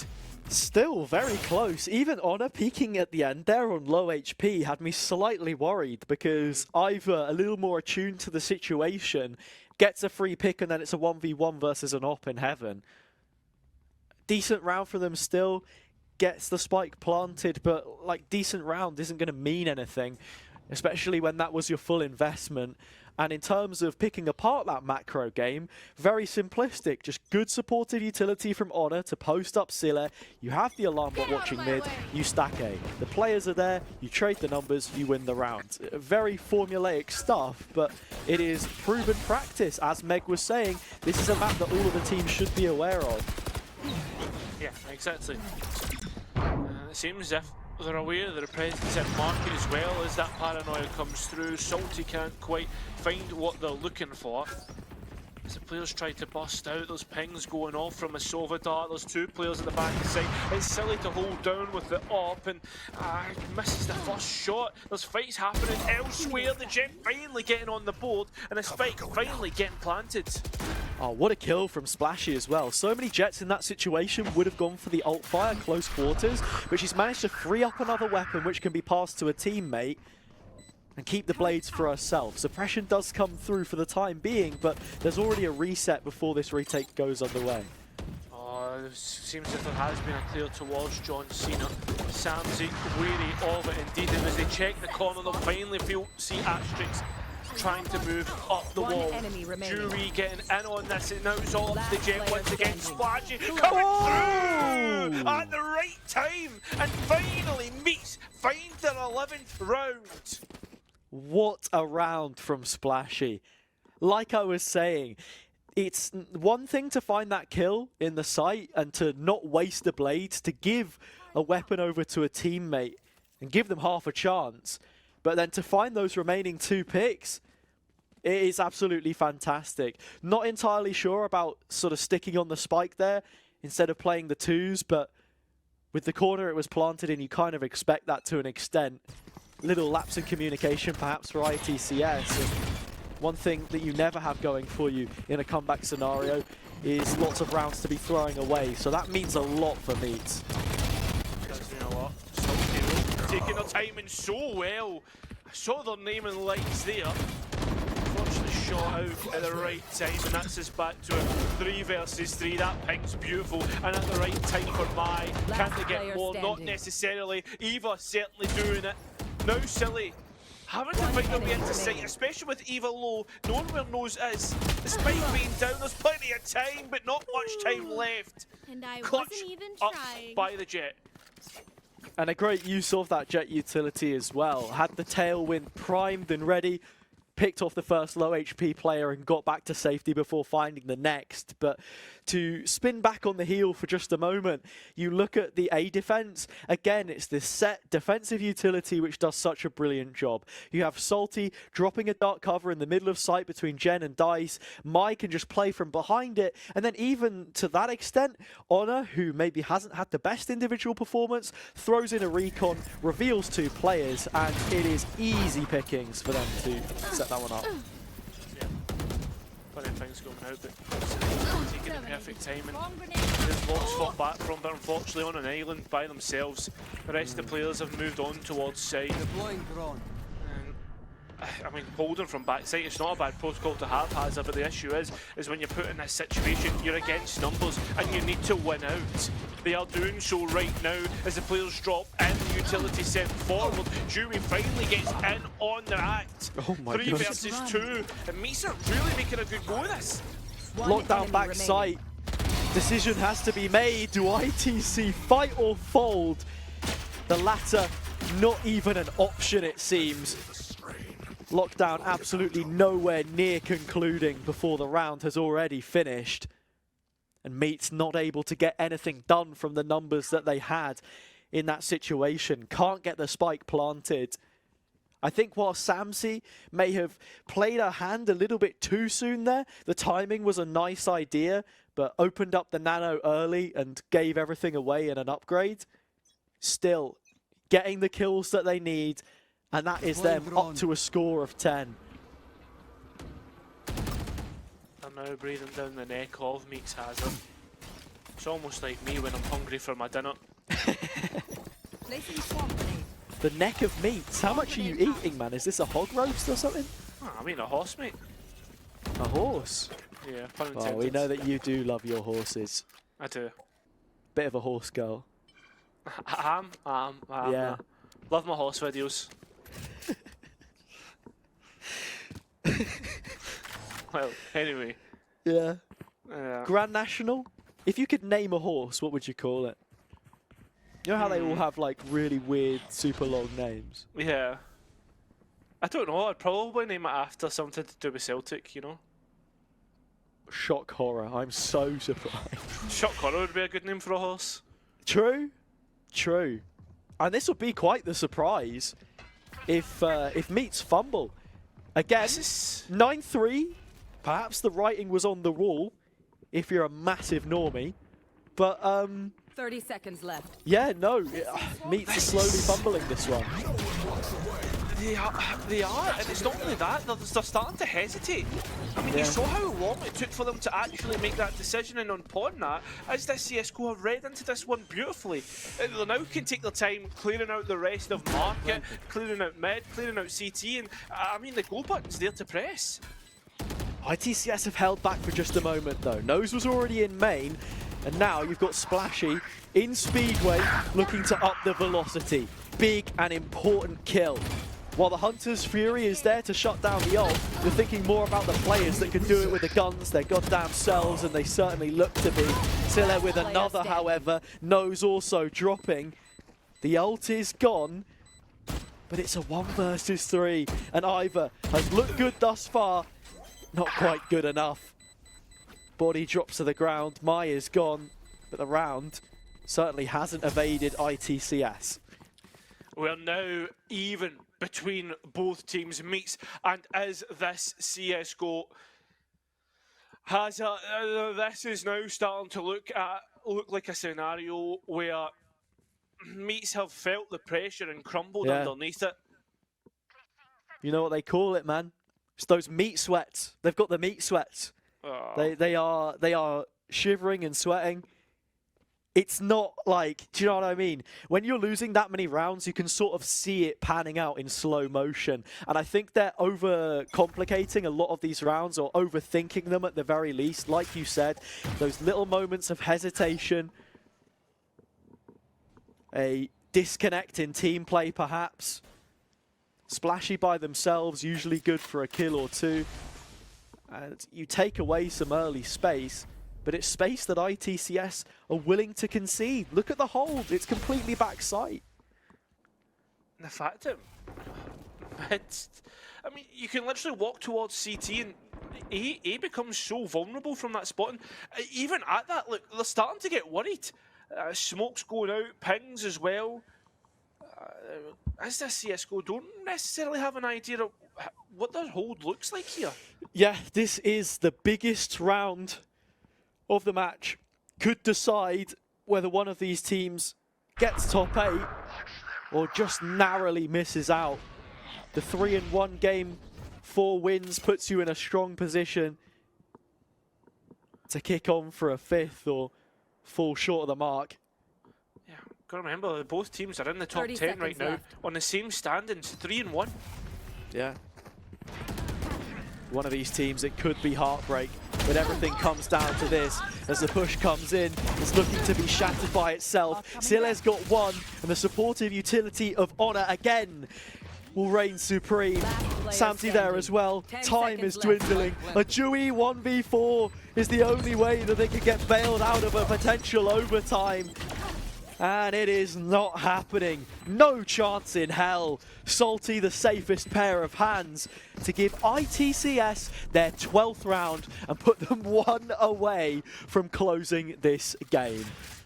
Match point. That's all it takes, adds up 1 round, and whatever Meats have in their locker will have to be put on the dining table for them to try and eat, to feast, to create something. As we said before, lose this game or win this game, it's feast or famine.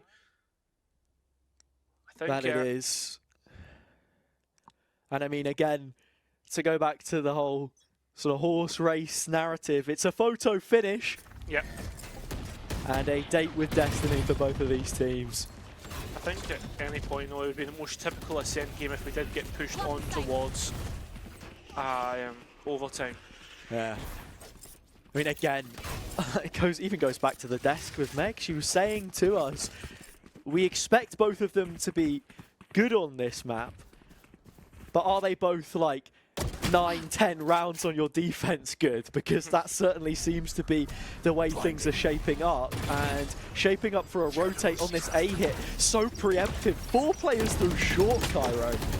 Yeah, they're really sending everything towards this site, and with the read that is the CSGO have, I mean, how does the post plant look? How many times have we seen this spike go down and, I mean, nothing come of it? Asterix for creating an extra layer of defense for this Sova. We've even got the KG in mid. This is actually a really worrying of a post plant game for Meats. 3 players deep towards short. Asterix finally disengaging, but it all begins to fall around the remaining players. Under in the hell, and this is their worst nightmare. From 6 rounds down on the flip of the half, ITCS walk away 13-11. For them, they stoke the embers and the dream lives on. Hazza totally deserved on that second half. I was really worried after the first one with the way that they had done their attack in half. Will they have the mental fortitude? Will they have the good reads? And I mean, it's fair to say the reads on the defense were pretty much spot on majority of the time. Yeah, and it was like that for both teams, right? Yeah. Because I think first half, ITCS, pretty one-dimensional, giving up a lot of info, and then on the half switch, you know, they played the defender's side. I think at times, the way you play defense, it kind of sets itself up for you because you're playing off of one another, just knowing when to take space, stuff like that. The attack macro is a lot more demanding, and both of these teams had a really good read of one another. There were times when you're seeing Jet players posted up on an op extremity, when you have that control from your Killjoy setup perhaps, you're calling in these early rotates. Like, the protocols were just really, really good. 2 very good defensive teams. If we see this map pop up for ITCS in the BO3s, if they can sort of secure that top 8 place in their last game, that's where it gets more interesting for me, because I think there are certainly things to be improved on, well, for both of these teams in terms of their attacking side. Yeah, honestly, it's a great way to put yourselves up for candidacy for that top 8, and pushing Meats down below. I mean, actually, Meats were sat above as the CSGO in that top 10, so yeah, it's looking fairly good now. Yeah, that it is. I believe we can throw it over to a short break. When we return, Meg will be here to recuperate, rendezvous with us, and run through everything that we have to talk about from that one before we go into our final game of the day. Stay tuned, everyone. We won't be long.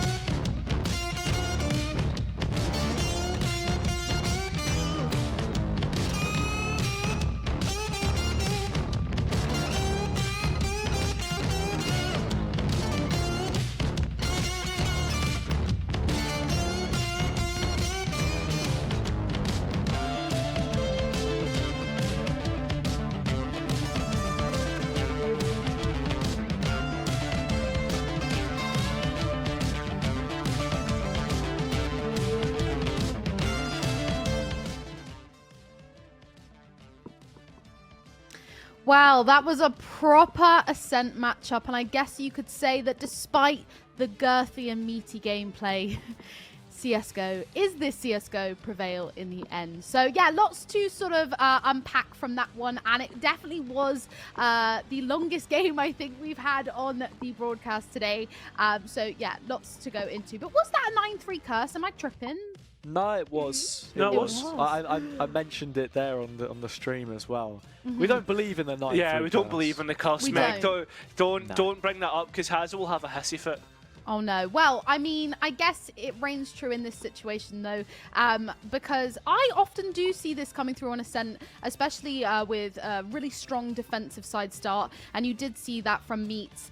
Splashy, of course, with the first ace on stream for us today, and they were a really strong fragger with lots of entries. But I do think it was really crucial that timeout in round 7 called by Is This CSGO, because I think after that we sort of saw them respecting Meats a lot less and starting to just kind of run it down, be aggressive, take those sites. And I feel like round 10 also shows this, where they took the site and that Killjoy ult was put down in heaven. And it was kind of just this messy moment where it was like, oh wait, we've got the site, but now what? But yeah, other than that, I have to say, I think those rounds that they did get on attack were crucial and obviously led to the comeback. But yeah, let's talk a little bit more about the first half, Cairo. Was there any sort of moments for you that stood out? I mean, I don't think it was necessarily what stood out over the first half. I think that, like, any specific moments, I would say. I think for me, like, on the attack, it was just the sense of direction. At times, I felt as the CSGO looked a little bit directionless. And as you said, after that timeout, started to get a bit better. I think those, well, as we can see now, those 3 rounds were absolutely crucial with creating that sense of a comeback on the next half. And I mean, the second half was really when we saw Is This CSGO kind of like settle into that defensive half quite quickly. So yeah, Hazza, was there any sort of moment where you were like, is this gonna go to Is This CSGO, that Meats kind of looked like they were gonna take it, or were you kind of like, no, the comeback is on?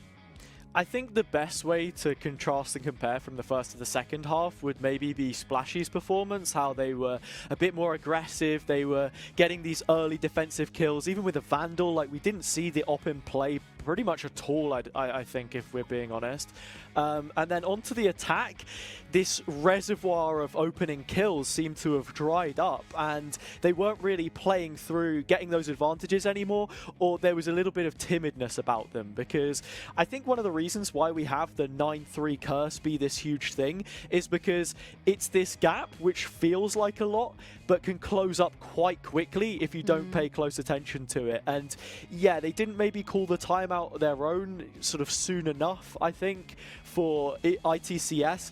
They always felt comfortable that they just sort of needed to rally back into it. They had a lot of mental fortitude about their game as well, which you can give them a lot of credit for. And also, they had a set way of how they were going to play the defense. You know, you had Samsi being that concrete anchor. She was good in the retake. She's a quality player. And you set up around that with the rest of your team and deliver. Again, the util was just crazy on some of those rounds. Yeah, let's have a look at the post-match analytics, because I guess in a way that's going to break down more what came into play with those 2 rounds. So, Cairo, take it away. Oh, lovely. Yeah, I mean, yeah. When you look towards everything going through, Samsi was a big feature in those and the kill feeds, the way that we're playing on that defence specifically. And again, as has already highlighted, Splashy also in amongst it as well. Yeah, and I think, I guess, just sorry to echo Haz's thoughts, I mean, no longer playing through Splashy was, I think, a real missed opportunity for Meats. Yeah. And I think that's the scenario that why we find it looking, the scoreboard looking like it does. Yeah, 100%. I mean, just to sort of like develop the point I made a little bit more as well, and while they may sit at the foot of the scoreboard, I think some of the utility we saw from Honor and Salty, just in combination, like dropping the smokes, dropping the recon, were so important for those defensive holds and sort of maybe overlooked a little bit, because a big decision that you have to make on your defensive side, which ITCS got right and time again, is, are we trying to hold on to the site or are we playing retake? It's either one or the other. Sometimes you'll have a less prepared and less, you know, reputable team not commit to one or the other and end up just leaking kills. But they always had a very distinct game plan as to whether it was going to be a set retake or whether they wanted to hold on to the site. And whichever one they committed to tended to work out for them. I guess in a way you could maybe say that Meats was slightly undercooked. Yes. Ever so slightly. But I mean, let's head to see who our MVP was for that match. Because I mean, I don't personally know. I think there's lots of... Oh, it is Samsi. We've seen... I guess you could say on the Meat side, well, we gave them a lot of credit first half, and it was well done from them. It ended up being Oh. rare to see around on their attacking half. No Come on. way, he went there. But yeah, congratulations to Samsi. Again, I kind of had a moment where I was like, it could literally be anyone from this CSGO, but you can't really deny that Samsi fragged and did all the things they should have done. Cairo, I'd like to throw a question to you actually. I wonder, have you got any fun stories to do with horses? Nothing that I can think off the top of my head. I don't know why you would ever ask that question, Meg. Oh, you just seem to really like horses, so I thought I'd ask. But anyway, listen, we're going to throw to a break before the next game so we can go and grab a drink and gear up.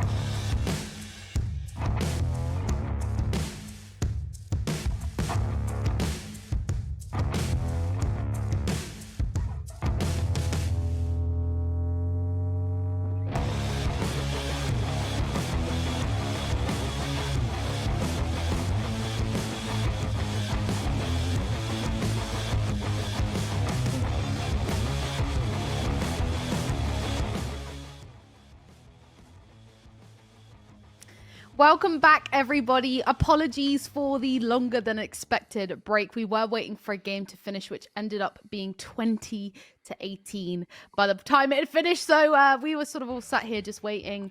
Honestly, it felt like it was never going to end at one point. It was going forever. Yeah, it really was. But listen, that's the state of the tournament, Shin. When you're in the best of one format, both teams at equal standings, you know, equal playing power, it can easily go those long distances. I actually felt as if we were back in 2018. I don't know why I made that joke. It has no context whatsoever. But yeah, there we go. I get it now. It took me like literally a second to understand the joke, but I got it. So be proud. It's still lost on me. It's still lost on me. 2018 scoreline.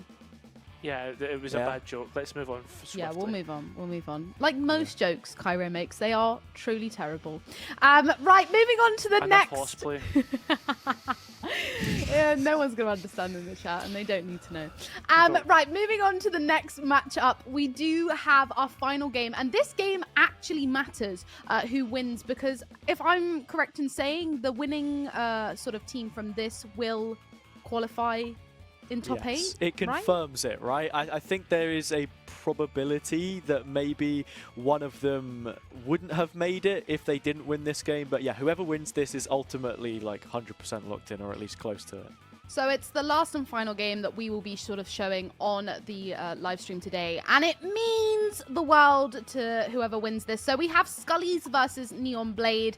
Definitely lots of names in this that you will have seen before. I mean, I remember back in the day I filled for Skelpnix and I played against Scullies and we got absolutely baked beaned when we played against Scullies. So I'm excited to see how this one goes. But yeah, Scullies, let's talk through their team, Cairo. Yeah, let's talk through their team. So it's Puffy, Spicy Muffin, Lisu, Marfa, and Serenity. I mean, straight away, one person that I want to call out, Puffy, obviously, was playing on Team UK. A great player and has some right firepower about them. And on the other hand, we have Neon Blade, again with some well-known names that I've seen sort of in the scene for a while, and they definitely bring a lot to the table. So Hazza, talk us through Team Neon Blade. Yeah, we have Say, Riri, Illy, Happy, Ori, and their sub is Stargirl, I believe. So those are the players on the other side of the server. And yeah, like you said, just sort of not necessarily household names, but sort of names that are well known and well thought of in this community. And I'm really excited for this one because we're going to head to map picks and bans, because apparently, guys, we have a new not yet played map on the stream, and it is Lotus. How excited are you to sort of get this one going, Hazza and Cairo? Oh, do you know something? I am extremely excited because of all the maps. We've not seen Lotus, and me and Hazza have spoken about it quite a bit. What's your favourite map to cast? What's your favourite maps to play? Lotus is a top 2, as Hazza's already said. And who would you kind of want to be seeing played on Lotus, Hazza? In terms of agents, there's quite a lot that you can do with it, but we are seeing double controller played more and more frequently by these different teams. Viper would be one of those that is expected in pretty much most lineups, and on the duelist front, Ray's also front runner.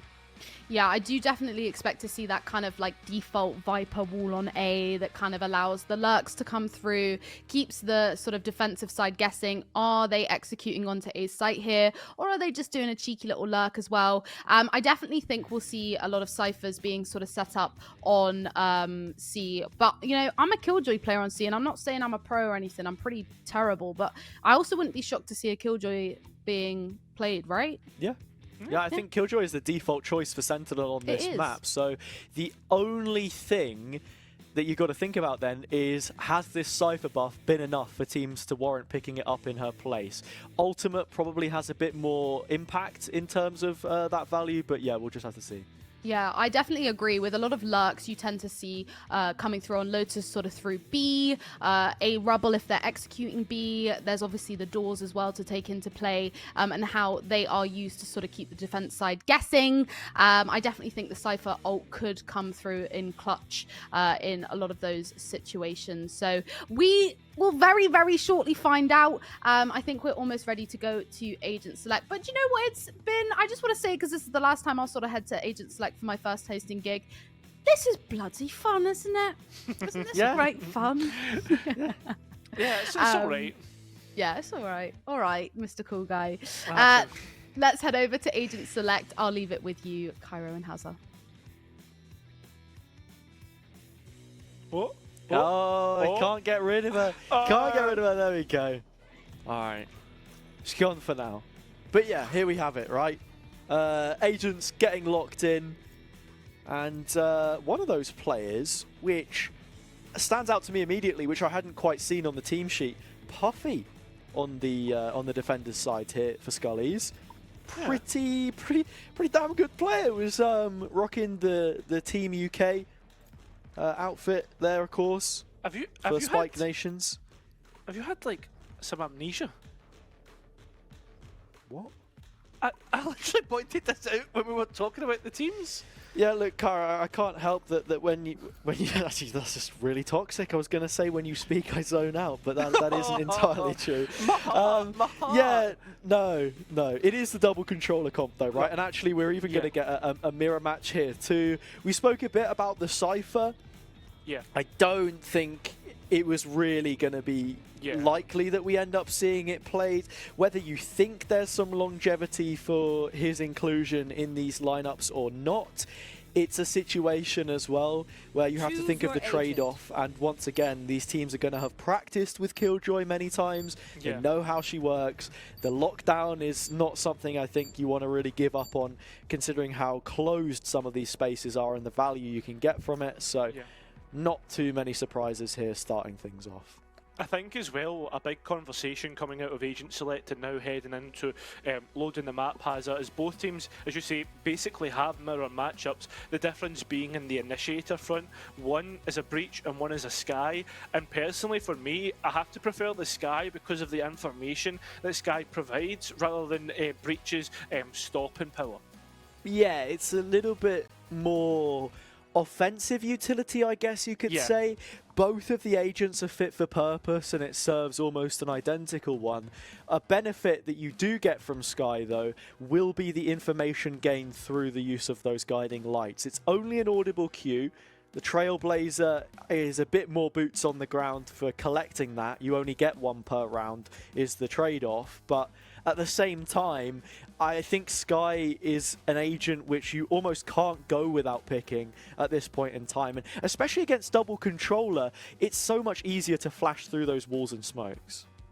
100%. And I think, as you say, like, I think the way we've got to look at this is how the defense is going to be played. Like, rather than like with the Neon Blade, you can have that information that you're getting from the Sky, but for Scullies, it will be a little bit more actually going to take to fights and being prepared for someone to be tucked in a corner. Just being proactive on your own rather than depending upon utility is going to be a big component of how they play this matchup. Straight away, those Scullies on the defense are going to see how that Breach gets in towards into the action as we see three players line up outside of A main, ready to charge on down the attackers. Yeah, Janna doesn't look like they're going to give them anything here off the back of it, though. And this standard A utility set, while it will give Scullies complete rubble control, this is something which Neon Blade are happy to concede and would rather give away the space than a potential kill. Opens up a pocket on B, one which they exploit and should get this spike planted. Site completely taken, but let's look at how the defense are playing this. Well, Lissu has decided to play this by taking the heads clean off. Puppy helping out there, but elsewhere it's getting a little bit more claustrophobic. Hazza, the site's being taken down, a nice paranoia, main taken as well. Neon Blade are being forced out of the site. Arthur now getting onto the spike defusal. It is only Say, and I'm not sure what they have to really say about this either, because on the other side of that smoke, you're not getting back in, and especially not when you don't have that the HP to warrant it either. Couple kills from them, but yeah, Scully's played that pretty well overall. Like I say, you've got the A control, but one of the issues with diving straight into a B play off that is that taking space towards Hobbit and Broken Door is always going to be that much harder because you expect Scully's to just fly straight back through, which is exactly what they end up doing. Brilliant pistol round all in all.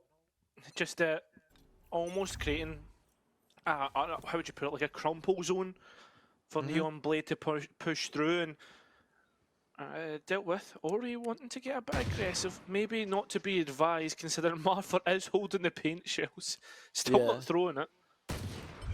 Crumple zone is such a funny phrase. Because, you know, with a car, it's like the minimum amount that you give yourself to be safe, I suppose. Yeah, or the maximum. And yeah, the maximum from one limit to the other. Yeah. And Scully's here.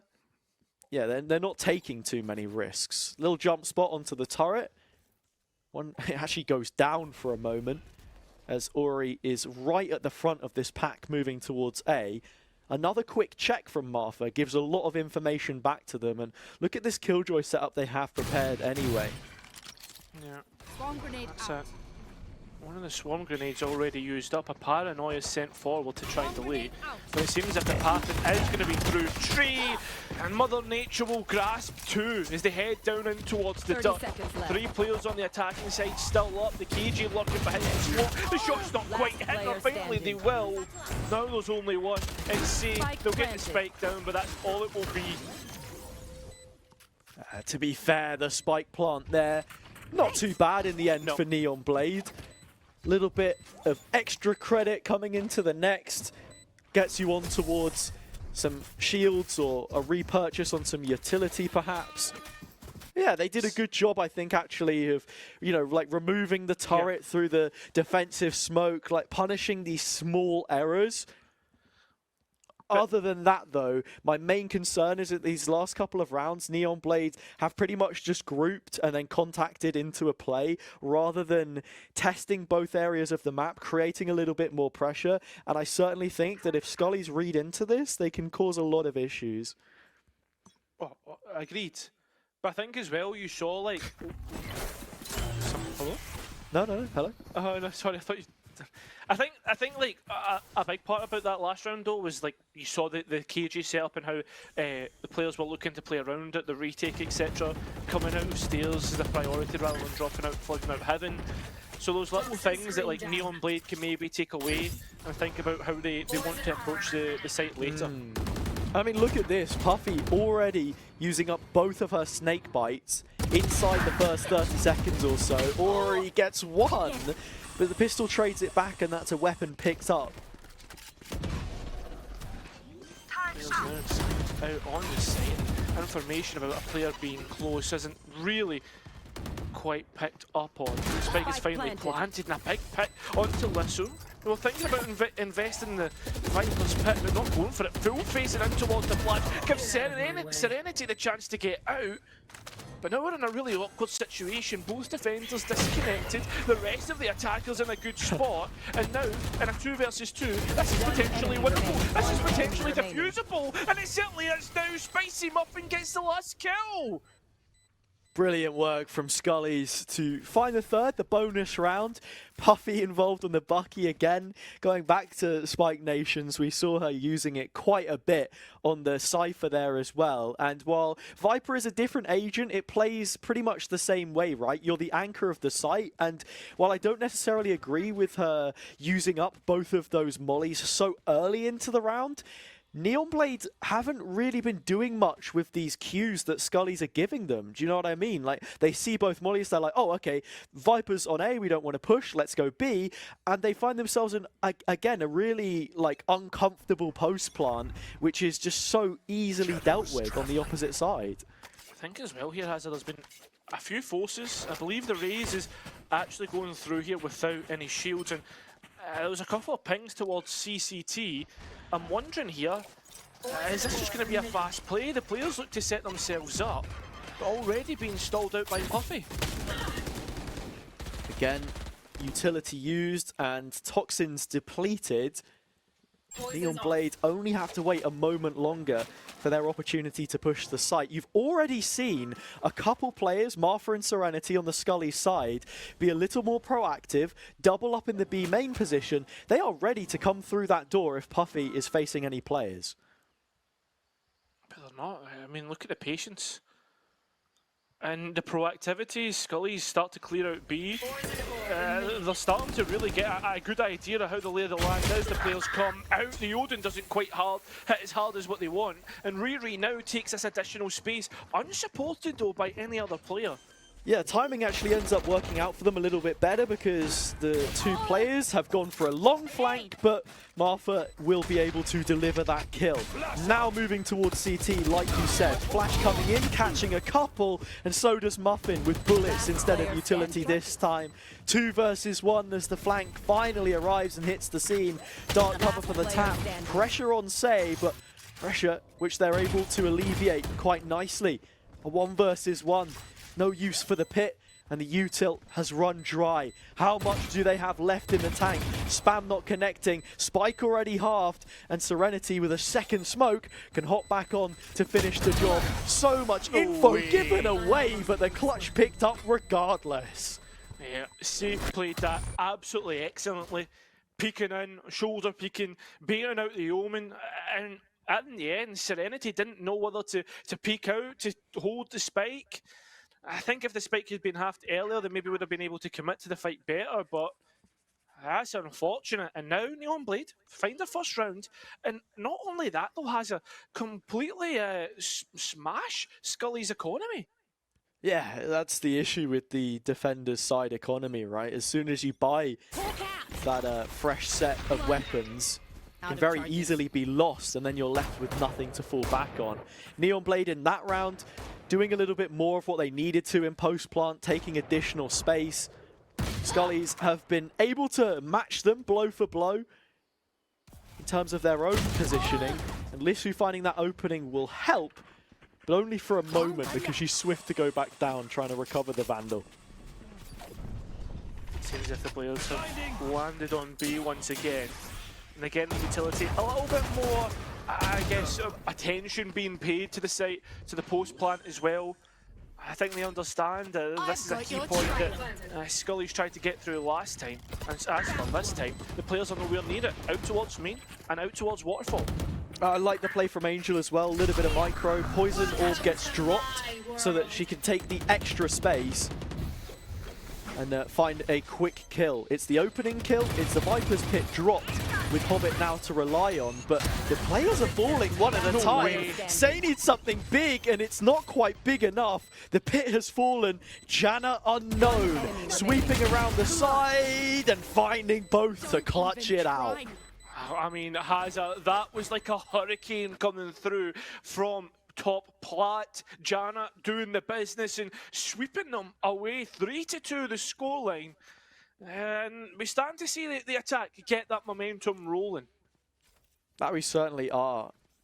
I'm thankful more than anything else that Neon Blade could actually dust themselves off after losing a couple players in the Hobbit position to close out the round there. Because, like I said, it was a nice bit of coordination on bringing down the Viper util to set up the Omen to get that initial pick. Placing a little bit of pressure towards C this time. I wonder if this is now we're going to start to see Neon Blade farm the orbs, get the ultimates online, especially after using the Sky ultimate in the last round, as well as the Viper's Pit actually. Potentially. There are a couple in reserve for Scullies, and they are retake ultimates as well, or ones which you would typically consider to be useful for reclaiming space. And there is a whole lot of that Neon Blade need to do right now, because Martha has found a brilliant pick onto the Viper.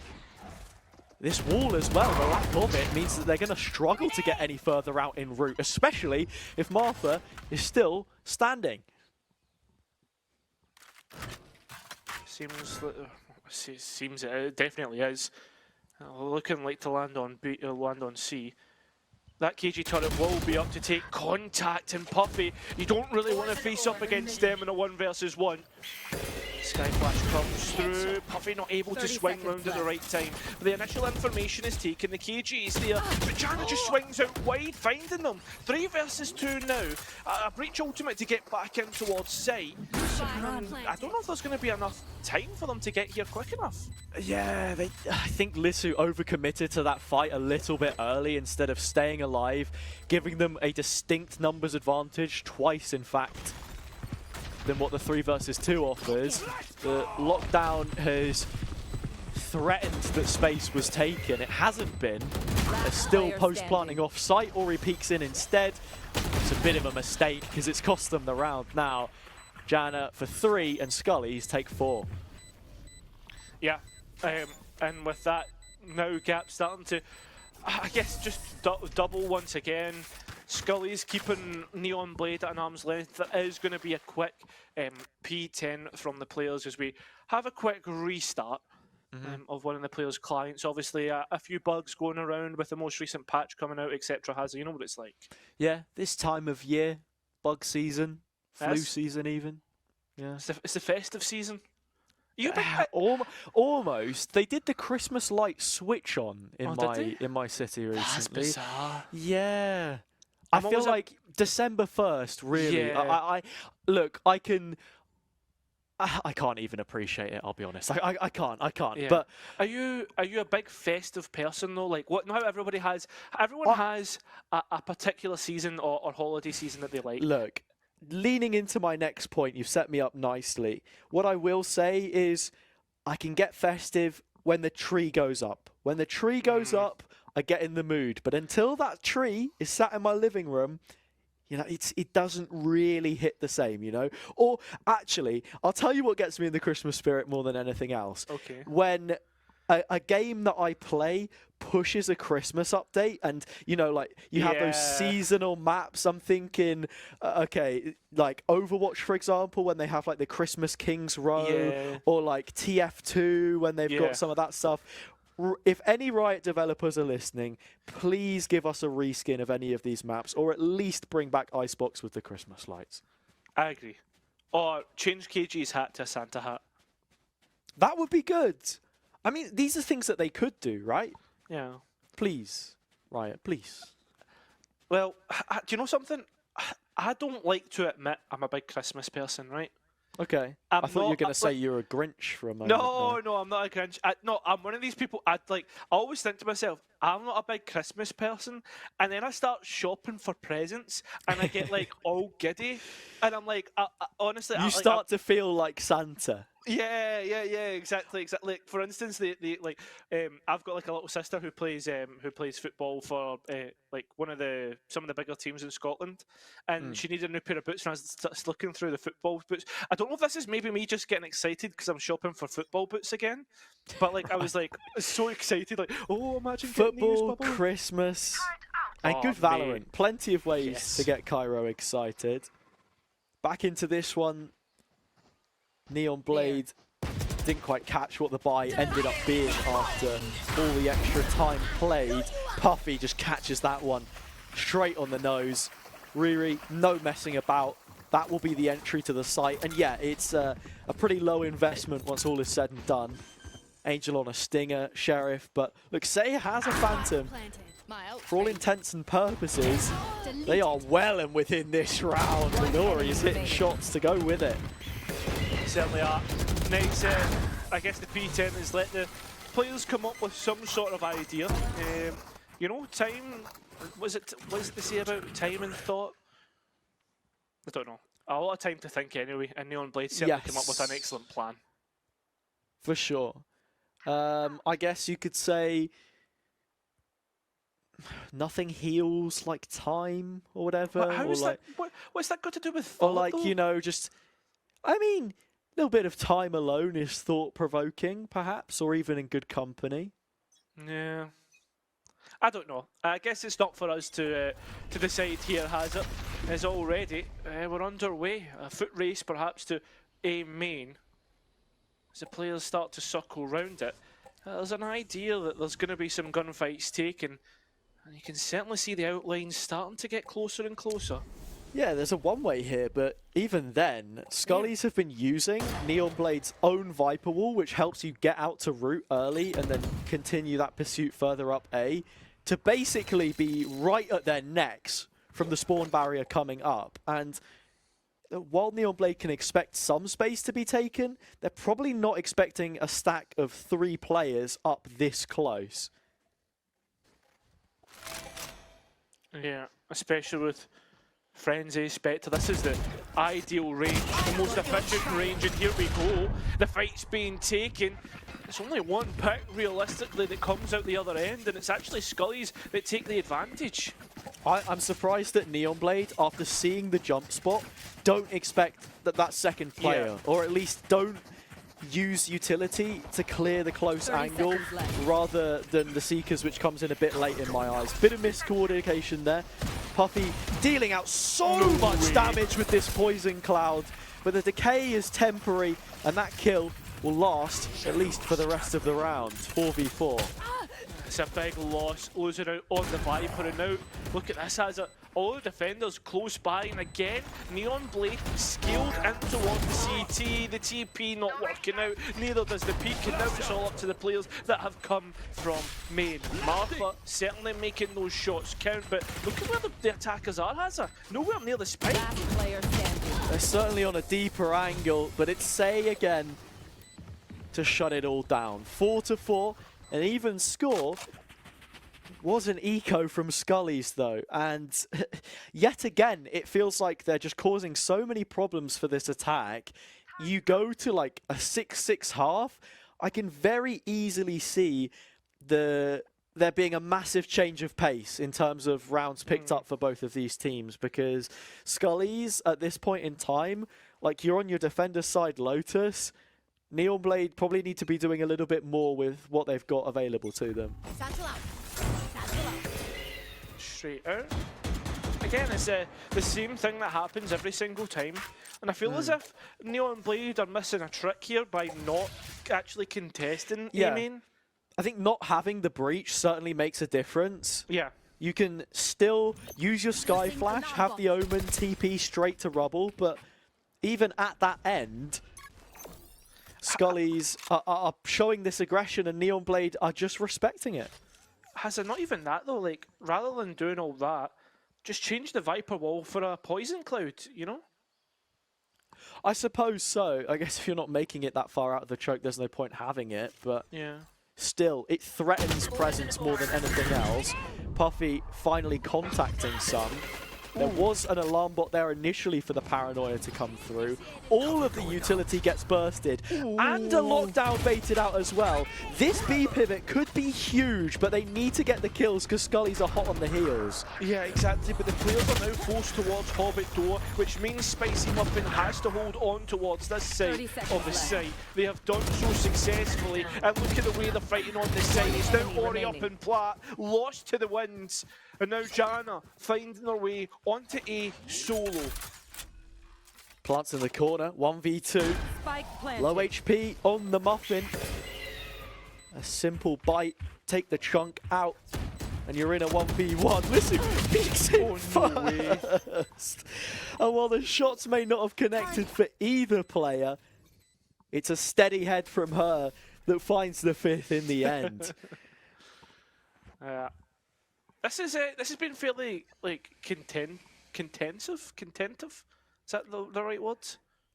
I don't know. There's been a lot of contention between the two teams. Not much. An evenly contested match. Yeah, but Scullies will be content with having 5 rounds. Oh god, here we go. He loves his wordplay. What do you mean? I've just used them correctly. Yeah, no, I know. But the point I was trying to say is like, there's not much that can really be said about which side is right and which side is not. It's not like Haven where there's this really like long drawn history of one side doing extremely well.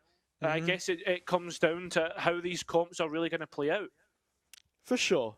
And I think Neonblade right now need to show us a little bit more on this attack if we're to put decent stock in their defense, because yes, playing your attack is a lot more taxing.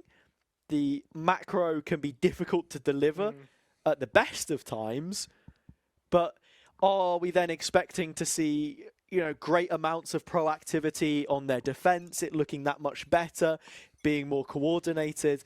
I really don't know, and that is the issue for now at least. Scullies picking up another, not going to do them any kind of disservice, and you know, even to that end, these B post plants or B pivots from Neonblade have just looked shaky, to be honest, because they can take a little bit of extra space, but it still worries me, any kind of B finish, really. Yeah, it's the fact that they're so content in finishing on B. Yeah. It's like 3 different avenues, 3 different lanes that Scullies can come back in from, and the fact that they are quick to, you know, be rotating. They're an incredibly responsive defender's side. Yeah. And again, that compliments where it's due. I mean, that's what it has to be said. And this time, not as far up on A, Scullies, respecting the Viper wall. And they'll have to respect it now because they don't know what is actually behind it. But the thing is, because they've conditioned this aggressive control, it means that you've baited a Trailblazer out from Janna just to take back space which you would usually take as a given on the attacking side. They've got all of this extra util to fall back in sight because they've not used it early, and there is a one-way here in tree, which is going to make things nasty. Serenity can't capitalize though. A puppy playing inside her own smoke gets nothing either. The lockdown's going to buy some space as well, with the spike being able to go down for free. Scully's with a tough task of coming back in towards this site, and a lot of ground to make up, a lot of ground to clear. And what you can give credit to the amount of space that Scullies were able to take for free, the dead zone that they created. Neon Blades have been so much more diligent here. Does it pay off for them? Yeah, they close out the round. It was the, you know, the initial dog to have a little bit more cautiousness about themselves, you could say, and then further utility in the site. Scullies end up taking ones, which they lose. There is trade potential, and the timeout seems to have worked. Yeah. Well, there's a timeout to boot. It's always weird to me when you get back-to-back timeouts, because it's like, yeah. Well, we've just, how much have you seen that made it worrying enough to call? I think more than anything else, 2 rounds left on the playing field. Scully's yet to use a timeout and conceding a couple in the previous few. It's worth it to try and make a late adaptation and make sure you have that buffer coming into your favourable side.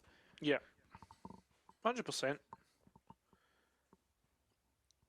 Yeah, I wonder what Scully's adaptations are going to make, and whether they're going to go back towards fighting for A main, especially see we've got Martha moving towards A. And I think that's probably been a big factor in how Scullies have started off to their winning ways on defence, you know, forcing Neon Blade to finish on C, finish on B.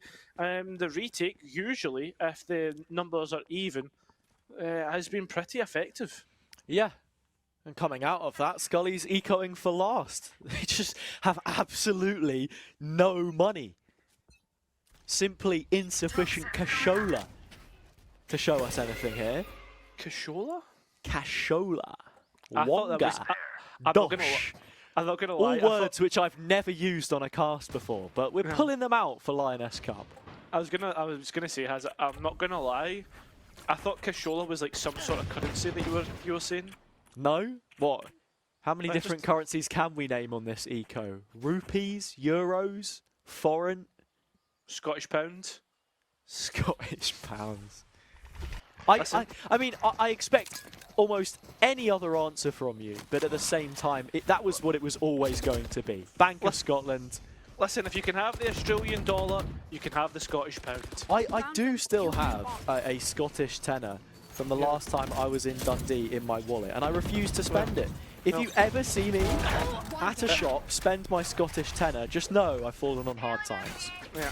Well, it has legal tender, and well, there's going to have to be legal tender used to be spent in this round, maybe in the form of ultimates, and the one that I'm looking more towards, that Rolling Thunder Hazard. Yeah, I don't think it's valid currency on this kind of a situation though, and simply put, that is because you're in a player disadvantage, you're not up against the guns. It will have been worked into what the strategy is late game, and specifically round number 12. You give it up here to let it have further impact on the next. Yeah. And then, yeah, as you say, further impact on towards this round. And speaking of impactful ultimates that could maybe cycle through into this, looking towards Say's Viper's Pit that could come online with a Spike Plant, perhaps. Riri's Showstopper that could come online with 3 Ultimate Orbs, all of which Neon Blade have at their disposal. Yeah, they are getting close to a couple of these, right? Not just what they have themselves. I like this from Say. Buys up the Odin. But any extra money left, might as well spend it. See if you can dish out some early damage. And Martha has already lost all of their shields. So down to 70 points of health within body shot range. A 2-tap will do it. Money well spent. Money well spent indeed. Not a flash well spent. Actually gives away the wrong information that they were looking for. Just the way that it was flowing through. Actually misinformation in a way. But at the same time, Scullies haven't responded to this. They've maintained positioning on A. They've not read in anything extra that it might have been a re-clear. Even then, I don't think Neon Blade know where they want to finish. They're considering going back on A because of what they already showed. And Ori has managed to find the kill on that tagged player. Nice trades though, all across the board. In fact, it's actually ended up on Neon Blade's board. And on top of that, you've got the Omen to scale up with the ultimate. So now with that being said, Spike's being planted, Pit's being put down, and Scullies have a tall order. Yeah, 2 players that died were ones with unspent ultimates. And there's no way to retrieve them now unless we can see this 2 versus 3 retake be fruitful. Starting to head into the site, but just as you begin to go through the motions, they are swiftly put to rest. It's a Puffy 1 versus 3, plenty on her plate. And even with the skill set that she possesses, you're asking a little too much. Yeah, I imagine it is going to be a tall task, as already mentioned. 7-5 though the scoreline, the advantage taken by Neon Blade. And I mean, there's a lot that we can take away from that, and a lot that we can try and dice up and dissect and create a storyline from. Whether that be well, the attacking side, it can be better because it's a 3-site map. On like loads of other kind of ways to dice it that way. But I guess on that front, it's now Scully's chance to go on the attack, Kaza, and do their damage. Yeah, their opportunity to be the protagonists. The only difference are those 2 rounds. We had 2 minutes worth of pauses in as many rounds played, which, as you say, doesn't happen too often. But Neon Blade, with the extra impact that a coach can provide, seem to have got the more value out of those intermissions. So, kicking things off for Scullies, looks to just be a run-it-down C play. Already information towards the defenders. They are rotating into this. Look at those nanos on the site. This is going to stop the plant before those players actually arrive. Yeah, just create a little bit of breathing room for the defense to get into their positions. Cut and call though. Hasn't just yet. Well, it is for Martha this time. And it seems to be for Spicy mucking the spike down. And now Scullies are not in a position to get the spike down at all. This is not looking good, has it? Yeah, such an open plant, really struggling with the players in plat.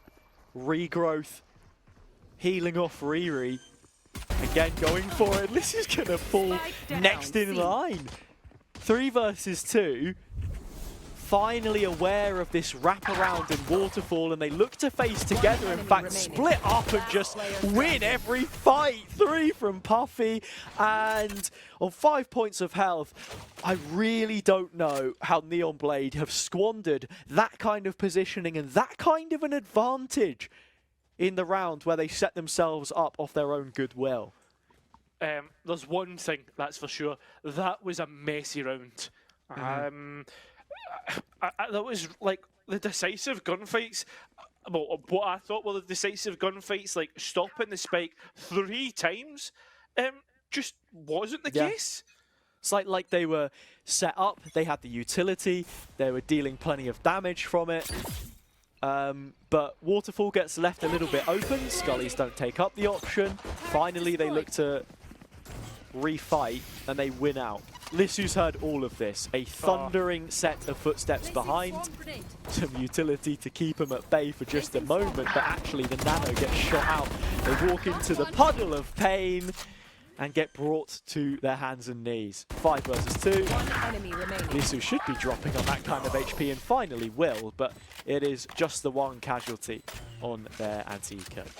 Yeah, want to make it as painful as possible, and it certainly is. As for the bonus round and whether that will be painful, I guess will be probably decided on which site they end up on. Because C and B, pretty close quarters, you know, those Spectres can really get to their most efficient range. Yeah, that would be the optimal way to make this work.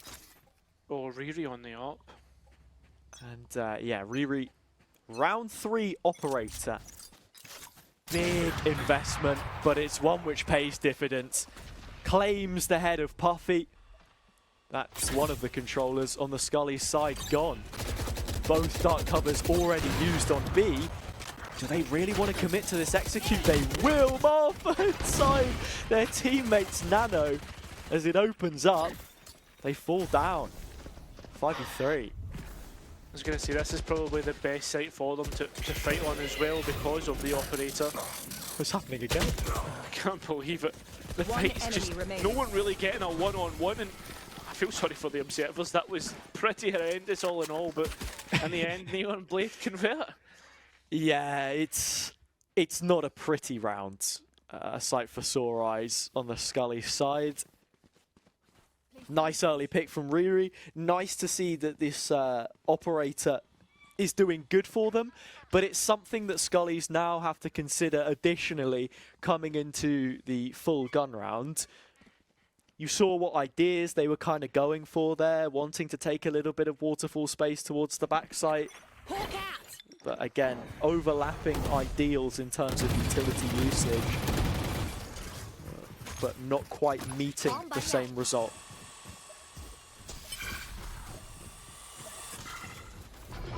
Again, as they try to thunder up towards A, the only KJ that's on site is just holding back, playing passive, trying to delay the spike plant and move it into a situation where the attackers don't necessarily want to have it planted. Finally, it is planted indeed, and so is the KJ in the ground. Big kill from Martha, 2nd round in a row, catching their team's utility. It was a stun on that occasion. Nice use of what Viper can offer here from Puffy to just slow down those players coming in from stairs, forced to waterfall out of heaven onto the low ground instead, but it is Puffy that hits the deck, along with the rest of them. A set of body bags planned out, spray through the smoke, all the while being stuck, a reload required, and not enough time to get it off. Janna closes, Neon Blade on 9. Yeah. Just the defense, every time they go for a retake, it's just very, very convincing. And especially when you think towards that last round, Hazza, Scully's had an advantage. Yeah, they did. I mean, I like the ideas. You're seeing a much different Viper wall from Neon Blade here, causing them to intersect outside of A, which will make it more difficult for Scullies to really scale up on A and invest a bit more utility to clear it when it's active. Scout firing off the first shot, a Riri reposition. Oh my god, that's a mouthful. With an operator. But Riri retreats. But Riri recovers. Oh. Reposes? Is that not when you like return fire? I don't know. Yeah, sure. Riri returns. Yeah. And Riri reveals through the wall. Well, I was going to say, we need a return to winning form for Scullies so far. As they've somewhat not really done much here. They've shown across well, across B and C main, but as for A, they found a little avenue to lock up. I guess like this is the difference in play styles that we're seeing, but also an example of when spreading yourself too thin doesn't work out.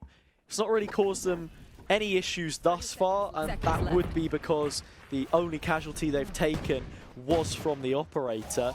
Angel trying to hold on to tree, TP across, and caught between two minds there without a pair of eyes Spike to planted. place on the situation. 4 versus 4, and look at the ults that have come up for Scullies in this situation.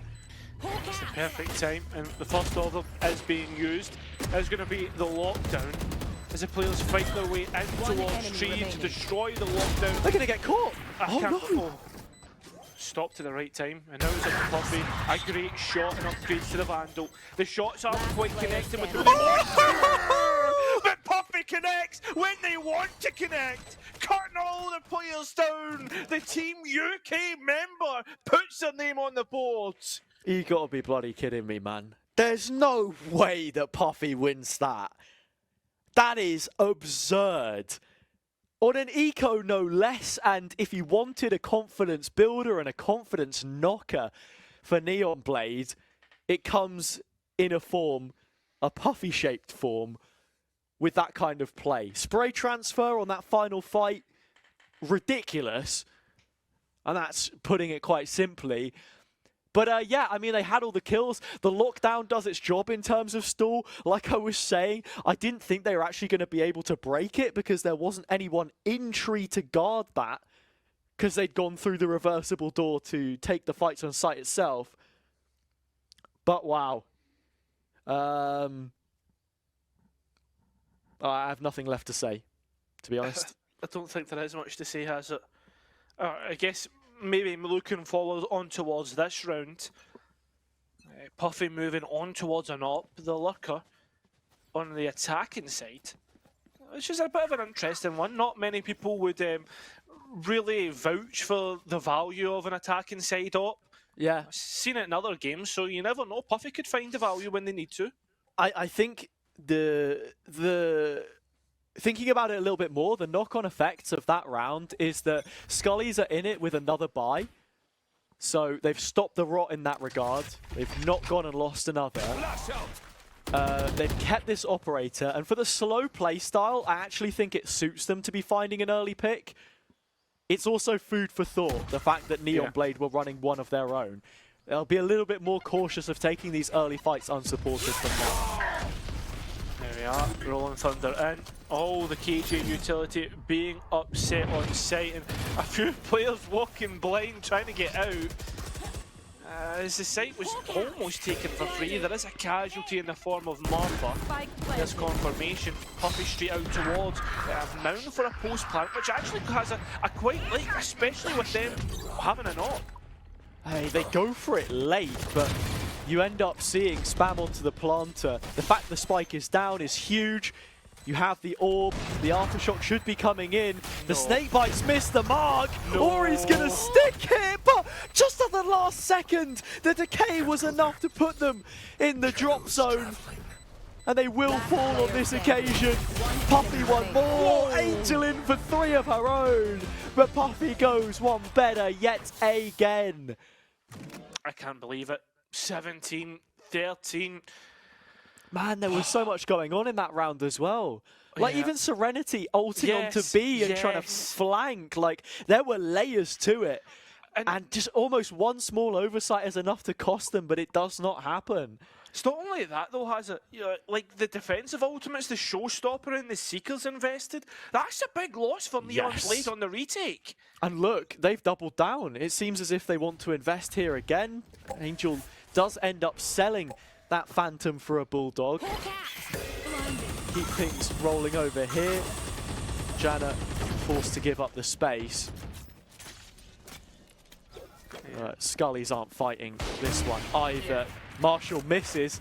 Can the operator pick up? Yeah, he can! It's a leg shot! Are you kidding me? It's just Puffy things, mate.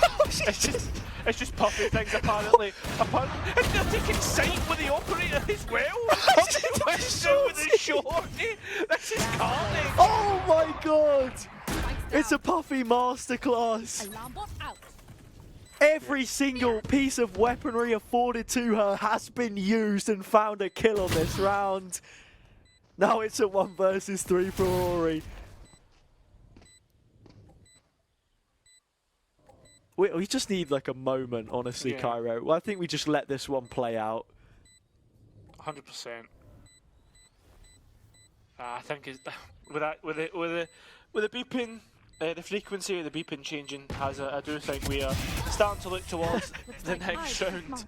Puffy just sounded like a NASA scientist there. Oh, well, actually, as the frequency of the beeping continually increases, well, you are increment Mr. by increment. I was gonna say you are Mr. Heimerdinger, so I am.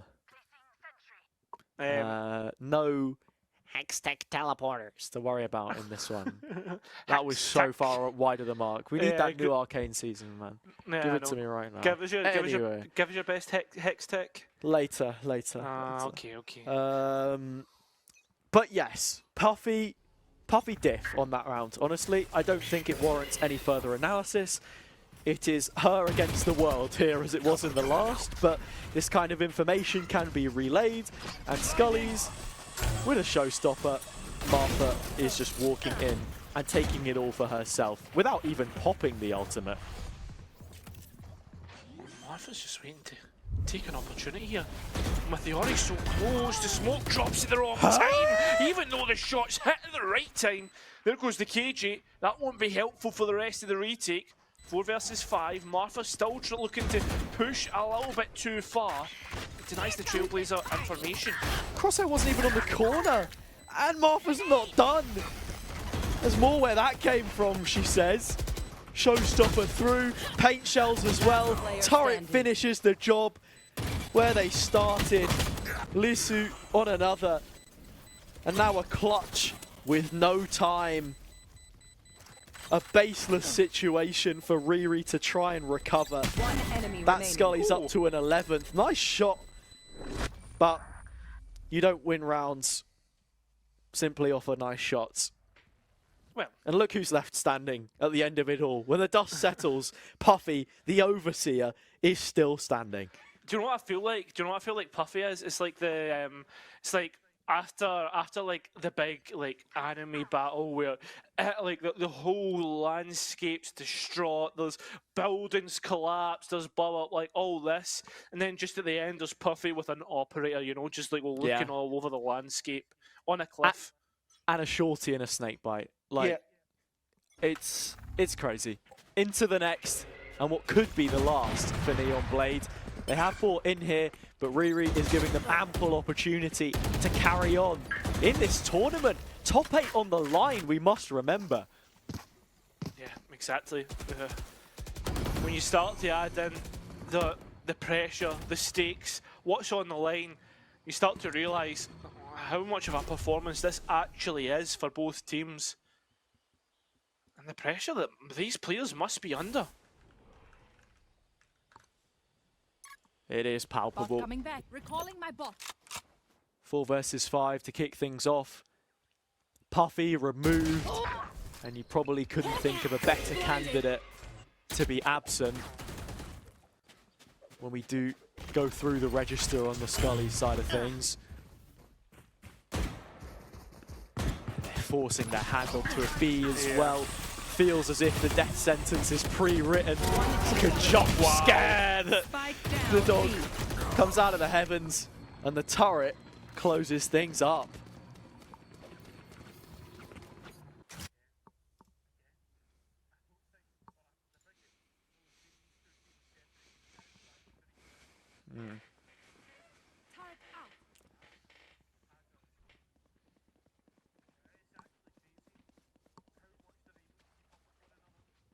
Yeah.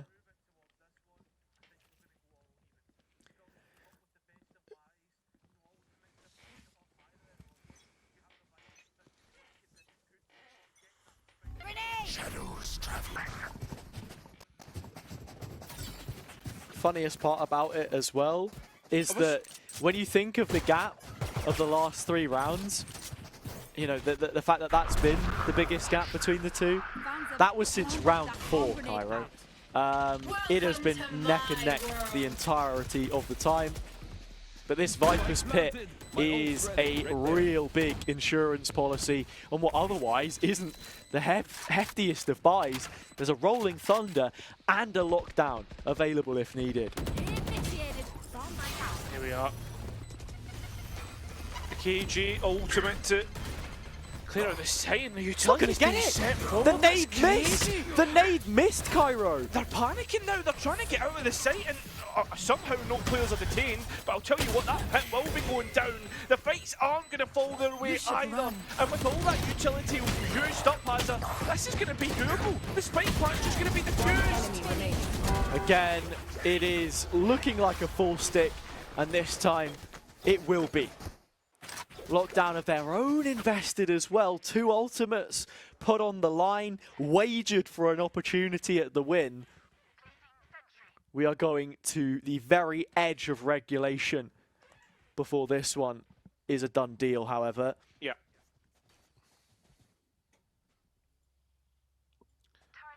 Oh, sorry, I feel as if I've interrupted you. Did you have anything more to say? No, I thought you had something to say, but I guess not. Oh, no, sorry. But I mean, no, there wasn't anything more to add really. This is just the biggest round so far, and Janna looks to be stepping up to the plate when it's asked of them most.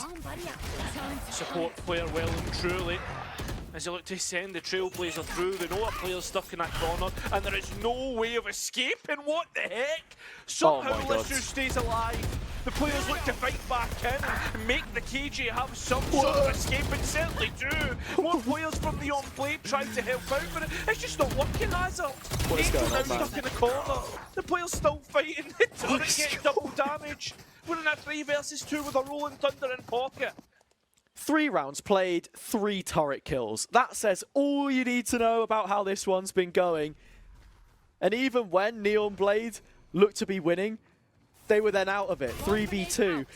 And from this position, look how low the remaining players are. I think they're going to be walking back in with a sense of swagger. Ori picks up the first. If they can get the second, then the third is written out for them. They won't. It's Say against Serenity 30 seconds left. to find match point in the series. And it's Serenity that steps up for their team. A big round indeed, has, as you see, match point found. Plenty in the coffers for Neon Blade to reinvest into this one. Even an operator bought up to boot. But Scullies, even after winning that round, do not have everything that they would want. Not every single player being able to buy up to a rifle. Yeah, it's it is an interesting spot to be in right now, that's for sure. Could we be seeing another overtime, a 2018? I saw Meg put that in her own Twitch chat earlier, and if it ends up being the case, then I really just, I'm lost for words more than I already have been trying to cast this goddamn game. So, Puffy, the first line of attack with the Marshall, Util to stop them out. It's going to be a 5 versus 5 retake. It's written all over it, and Muffin with the plant will confirm such suspicions. Mr. Mickey might have his book as might have the books as well. Apologies. We'll see what is the case as we head in towards this one, and it looks like we are seeing Scullies want to fight for the site, although they lose a player doing so. In terms of ultimates, we've got that late Omen lock coming through. Whether it actually activates a different story as Serenity's been taken out. The players tentatively making their way on towards the spike. The utility not sent forward just yet. Or maybe it has. No, not again!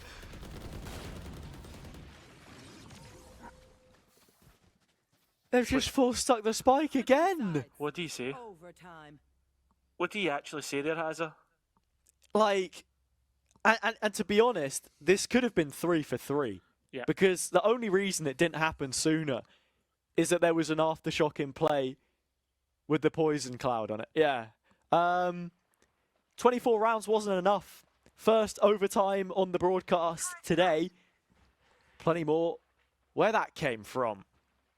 A difference of 2 rounds to decide whether they play on tomorrow or we have to wait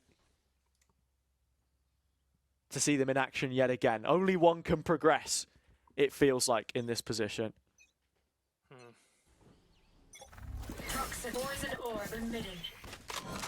Still committing to this, I guess, Viper Pit, a Viper Orb and Viper Wall, which is interesting.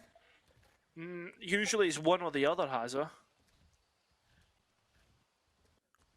It's early one way to just give a little bit of mound space. Scullies want to re-clear, they'll go for it, flash catching a whole lot. And Angel's position here is one which should be damned, but she gets out alive. And now that gives a little more legs to this A push. Ori also chips in the mix. Puffy's got to hold it down. They did it before, and heck, she might do it again. Looks to be the case. The players now looking to come through a different avenue, that being Tree. There we have it. Now forced on towards the secondary, but does get the reload off just in time. A player close by, the opposite number, the Viper goes. Starting to sink their teeth into Neon Blade now. The Blade maybe not as sharp on the attacking side, and there's not been many cuts drawn from the Scullies. Skip, whatever you want to call it. The Ori has to fight back through this one anyway. The pitch dropped, and it's 3v1 to get the spike back, never mind planted. Yeah. It's been a masterclass from Puffy on this round specifically, and 10 seconds left. as they're now gone, the rest of Scullies will march on in their memory with a 13th on the board. Another opportunity to close this out on the attack, but to flip it around and look at it from a Neon Blade perspective, that's a poor way to finish off what could have been a really great opportunity to take the lead back for yourself. They had a nice opening kill. They shut things down. Yeah, they were managed to get out of harm's way on the opposite end of the map. Ori as well, and then just feeding ones into the strongest individual player in the server so far, in my mind. Bit of an oversight, to say the least. Neon Blade are proactively rotating towards C. They think that they've done enough to dissuade any attack on towards the A side, but dare they know it, there is actually a full stack on the other side. And here we have it, a perfectly stunned placed. Actually satcheling through, here we go, the rollout, the first contact taken, the trades coming through, and Riri actually taking the advantage, able to dip away without being traded out. Big stuff for Neon Blade on this defense. It's a great refrag that we end up seeing. Viper Wall up for the time being. Puffy playing close around stairs. There is a gap to mess around with if you want. Still committing to this double stack C, Neon Blade. Anticipating rotation. Turret on B, the safety net. It is all planned out as far as they're concerned. And Puffy is just going to stick around for this B finish. See how many rotates she can catch. This would be the difference maker.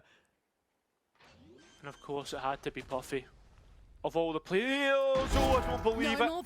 Looks away at the wrong time and leaves the last two remaining players in a difficult spot.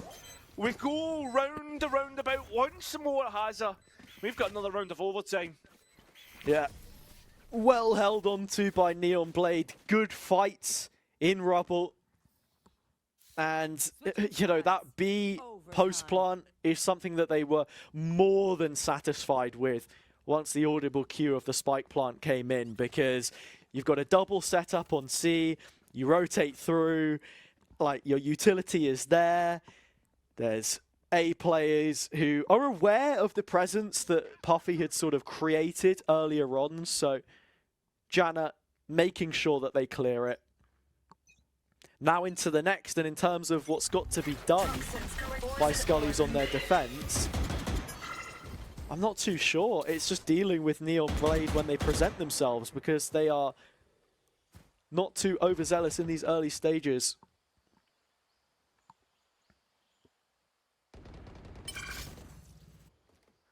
Farming the ultimate orbs and, you know, prioritization towards Riri, the showstopper.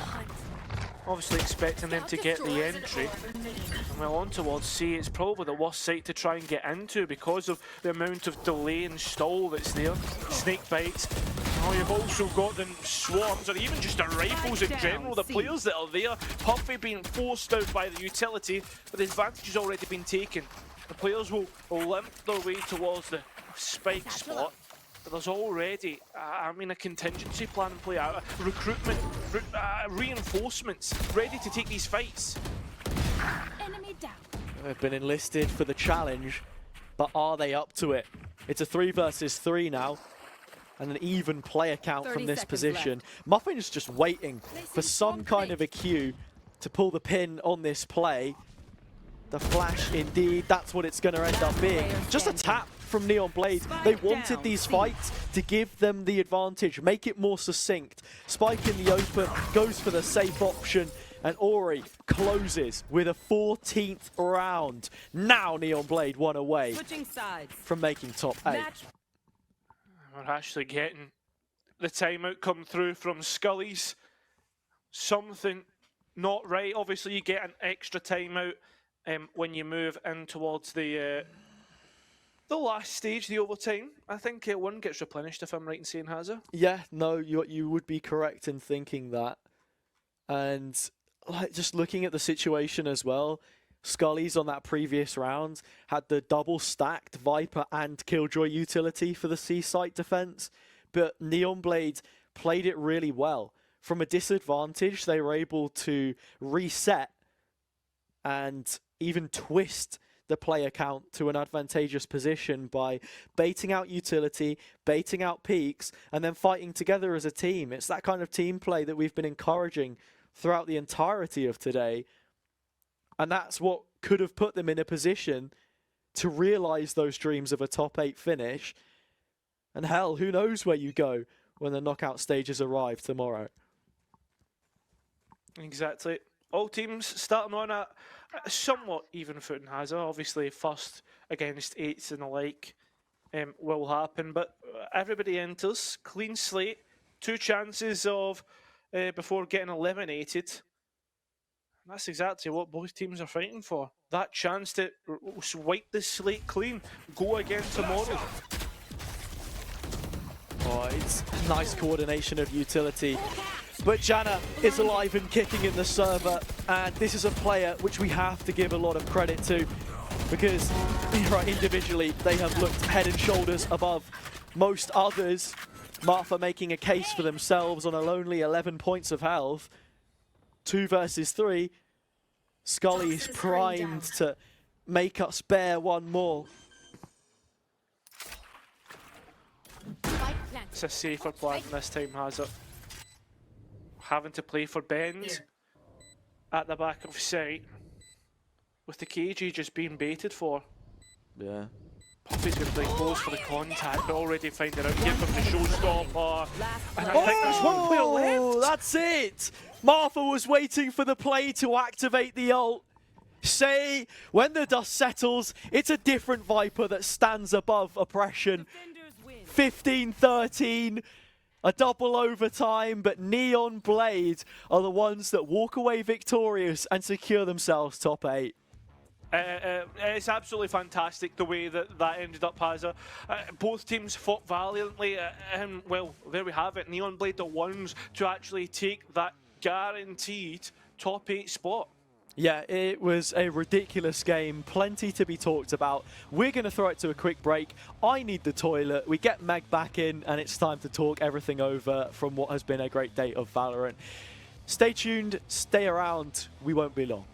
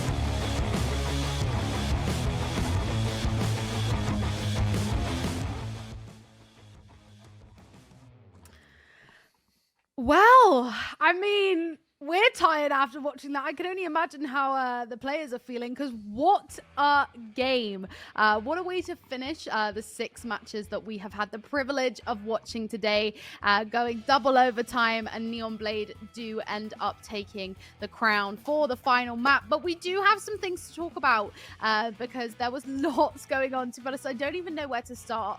But I'm going to choose... to start with the power of Puffy, because I think despite them not ending up coming out as the champions of that matchup, we have to talk about Puffy because they were so incredibly strong. I mean, the Eco 3K post plant, let's just take a moment to let that sink in. What a round, what a spray transfer. I just feel like as well the timeout after that was an attempt to sort of tame Puffy, but I feel like it almost did the opposite, because from then on, Puffy, as you guys kind of mentioned, was there in every round, sort of making a lot of difference. But yeah, I'm going to hand this over to Cairo, because I want to hear like your sort of top moments real quick from that game that you've sort of picked out from it. Yeah, I mean, I think like being the like kind of so-called like UK caster, UK kind of co-representative. I mean, I would have to highlight Puffy as one of my favourites. As a player that I've grown to have a lot of appreciation for, watching them play in Spike Nations. So I think that's probably one of probably. The spray transfer is my top moment, but any other Puffy moment are like second, third, fourth, fifth. You get the idea. And I do have to say, like, shout out to Neon Blade, because Hazza kind of mentioned sort of in the first half how, like, you know, Scully's was sort of taking that aggression on A, and then in later rounds that forced them to use a lot of utility to clear it. And you would expect them to not come out on top and make it a lot more difficult for them to then win out the round. But I think this is when you've got to kind of give props to Neon Blade, because I guess their Angels and the fights that they took, they were just really clean, and their shots were landing and hitting, because those rounds you kind of didn't expect them to win, they did, and they made all of the difference then when it came out with Neon Blade on top. So yeah, Hazza, talk to me a little bit about your findings and observations. Yeah, we saw quite a nice mix of tactical Valorant in that sense, and you already highlighted it there, that we had a Scully's team which were being very aggressive on A, and coming out of the timeout, you then saw a different look from Neon Blade. They're a lot more willing to be using that utility to re-clear it. Maybe it's a Trailblazer from that far back, like you want to save your Skydog for being more impactful when you're anticipating players to be up close, but it was just having that bare basic sort of interaction, I think, which set them up quite nicely. Do you know what I mean? And yeah, bless to Cairo, and bless them for actually like putting the money where the mouth is, like actually committing to making that play happen instead of conceding every single round, not offering any pushback, and allowing Scullies to sort of have their way with the conditioning that they set up. 100%. And I think as well, someone else to shout out in my opinion was Riri. I think the op was super impactful on the defensive half, and there was one round, I think it was Scully's bonus. It kind of left them scrambling because they got that pick on A with the op, Neon Blade did, and then it kind of resulted in Scully's kind of just running to B in attempt to trade something and do something. So the pressure that kind of put onto Scully's, I would say, was super impactful in those later rounds. Yeah. Slay. Well, I mean, let's look at the stats and kind of get a rundown of everything in a bit more detail. So yeah, run us through, lads. Yep, I'll quickly go through this like a hurricane or whatever you want to call it. Ori, actually impactful. It's someone that I guess I didn't really appreciate from Neon Blade. 28 kills and 22 deaths is nothing to really scoff at. Jana as well has highlighted a lot, 29 and 17. Yeah, and on the other side, who else than Puffy being at the top of the leaderboard for them? Martha as well, kind of chipping in there as well. So yeah, all in all, a lot of kills from either side, both teams having players hitting double digits, no one really lacking in that department, and that's how you can really know it has been a battle between these two teams. 100%. And I mean, shout out to Jana as well. It's also someone that I've written down about their util usage, and also just the frags were so clean, and it's the way that I love to watch Sky being played. It's kind of that perfect balance of assisting your team and using your utility to help take sites, but also having a bit of fun and racking up the kills for yourself as well. It's the best of both worlds, in my opinion. Do we have the MVP ready, man in my ear? Yes, we do. And it is Janna. I think for that exact reason, you know, Hazza, I'm going to hand this over to you now to kind of talk through, in your opinion, why you think that this is the right MVP for this game. If you want to purely go off kills, Janna wins it, and it also comes back to that utility conversation I was speaking about, and being a little more willing to engage with these wars of attrition that Scully's set up. But then sort of on the individual note and talking about that kill impact that we were discussing, there were so many rounds on C Mound on their defender's side where Janna was that catalyst for re-aggression, bit of proactivity, and it usually landed her with at least 1 or 2 kills if she was getting traded. So yeah, strong performance overall and a very, very important component in what ends up being that Neon Blade victory. Well, congratulations to Neon Blade for securing that top 8. And I'm not actually sure who else did make it into the top 8, but I'm sure someone has the information somewhere and they'll put it somewhere, unless Cairo or Hazza, you know. I'm assuming you don't. I do have the information, Oh. actually. I can actually give you it right now. Are you ready for it? I'm ready. Go on then. Alternate attacks Ruby, Surrenderers, Beyblade Ninjas, Neon Blade, Scullies, Joker Slay, Meats and Gamax Light have all made it through in the top 8. Oh, that's Okay. quite nice then, because Scullies also get through. And I think off the the back of that performance, I mean, it totally makes sense that they're in top 8. And guys, if you do want to see even more matchups, we are back tomorrow at 11 a.m. for more. And they will be incredibly exciting games. And I think Cairo and Hazza are joining you again alongside Twiggy, if I'm correct. Yes. And I have to say, I was saying earlier, I am so grateful to have gone before Twiggy and not after, because I'm not sure I could live up in their shoes, you know. No, They would definitely show me up. No, listen, for a debut hosting gig, I would have to say, Meg, you have definitely smashed it, and you have slayed the house in the boots and all the wardrobe down. Thank you. I mean, I totally was fishing for a compliment there, so thank you for thanks for playing into that. My ego's through the roof now, guys. But we are gonna love you and leave you. It's been a long day, so we're gonna go let our casters get some rest, aka probably play Valorant. And yeah, thank you so much to everyone who watched, and make sure that you join us tomorrow for even more in the Lioness Cup.